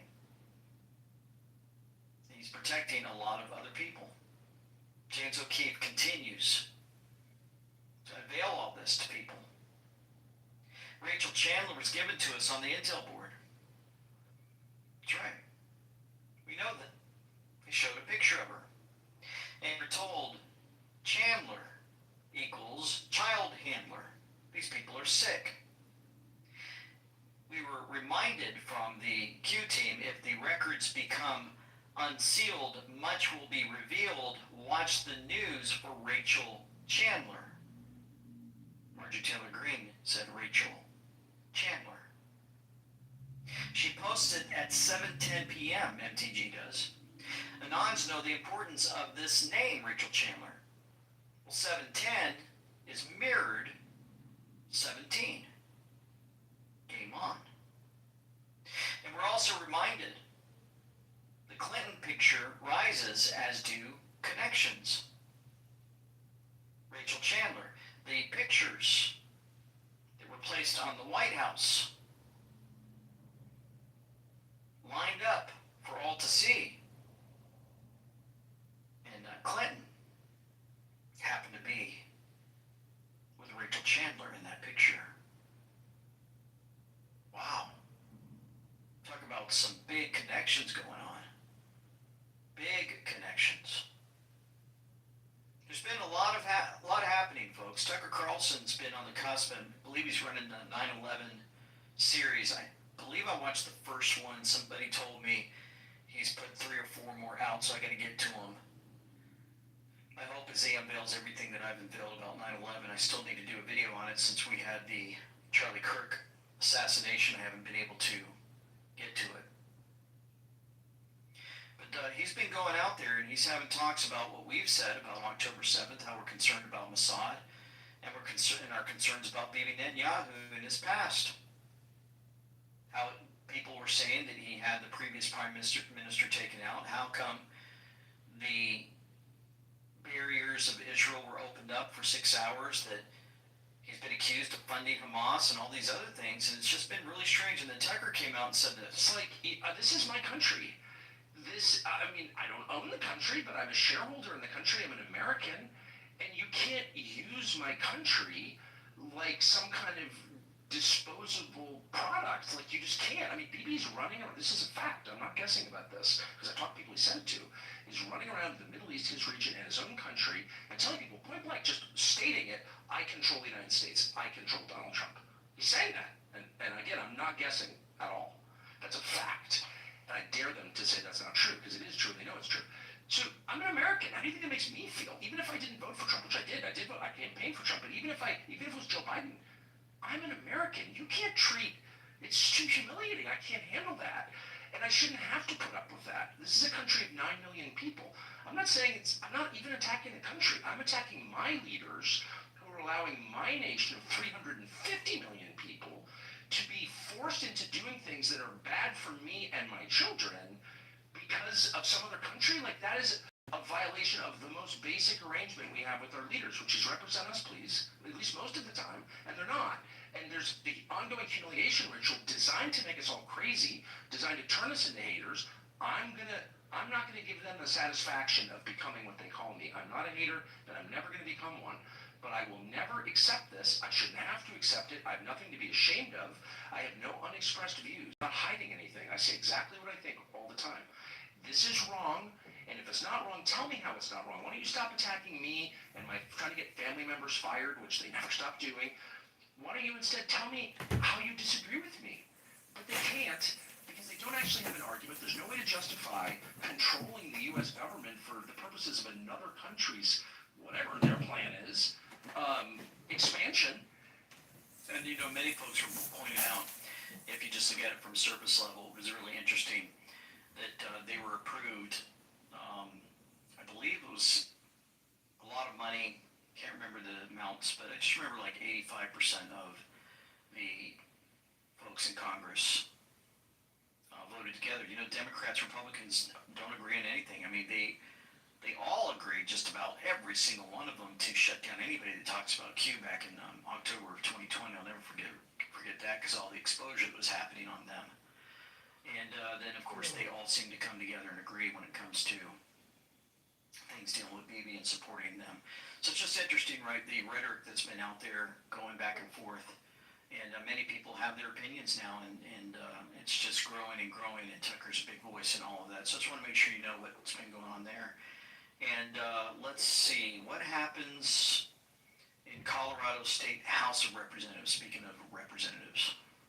These types of laws have been used to ban drag shows, to target individuals who use the restroom of the sex that they identify with, a public restroom, to charge them with felony charges.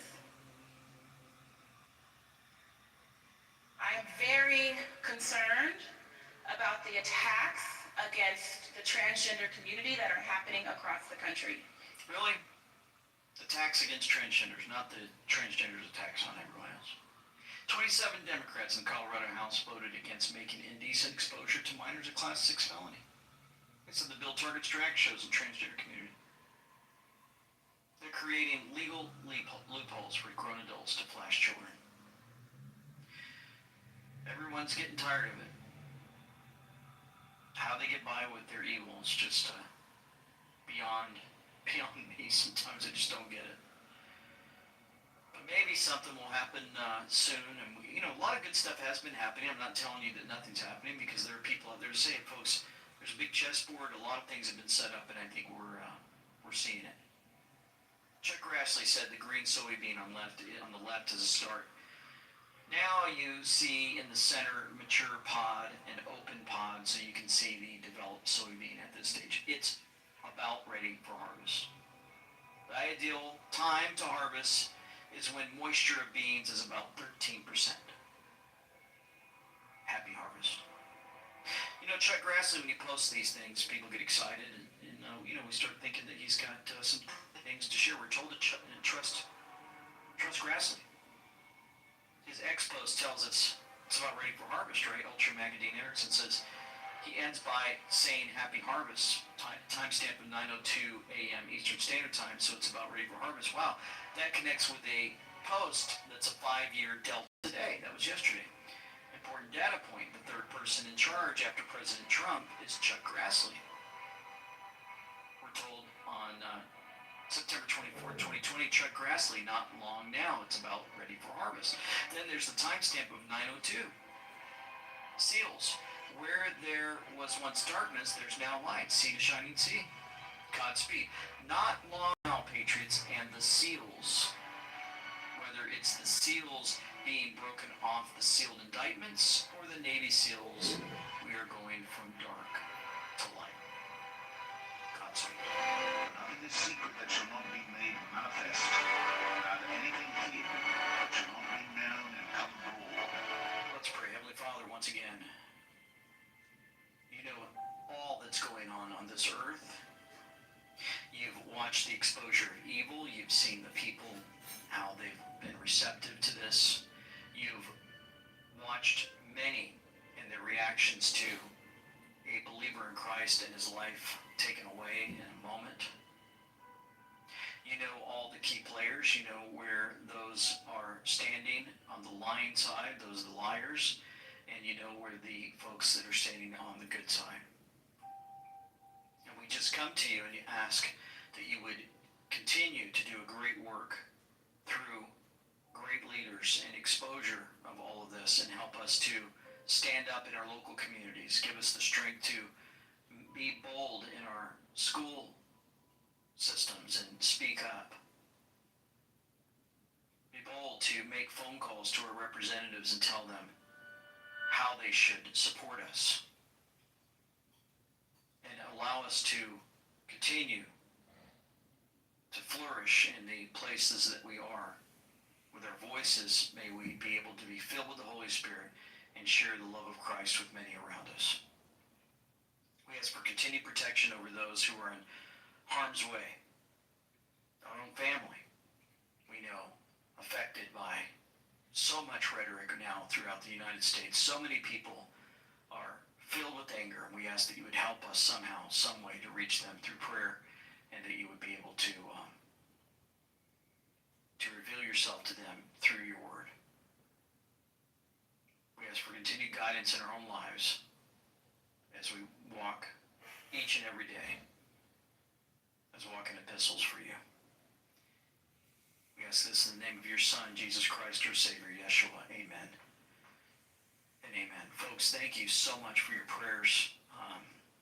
Exhaustive past 2 weeks, you can only imagine, right? Thank you guys for your letters of encouragement you're sending. You said you've noticed that it's been difficult. Yes, it has, but at the same time, your prayers have helped to keep us going.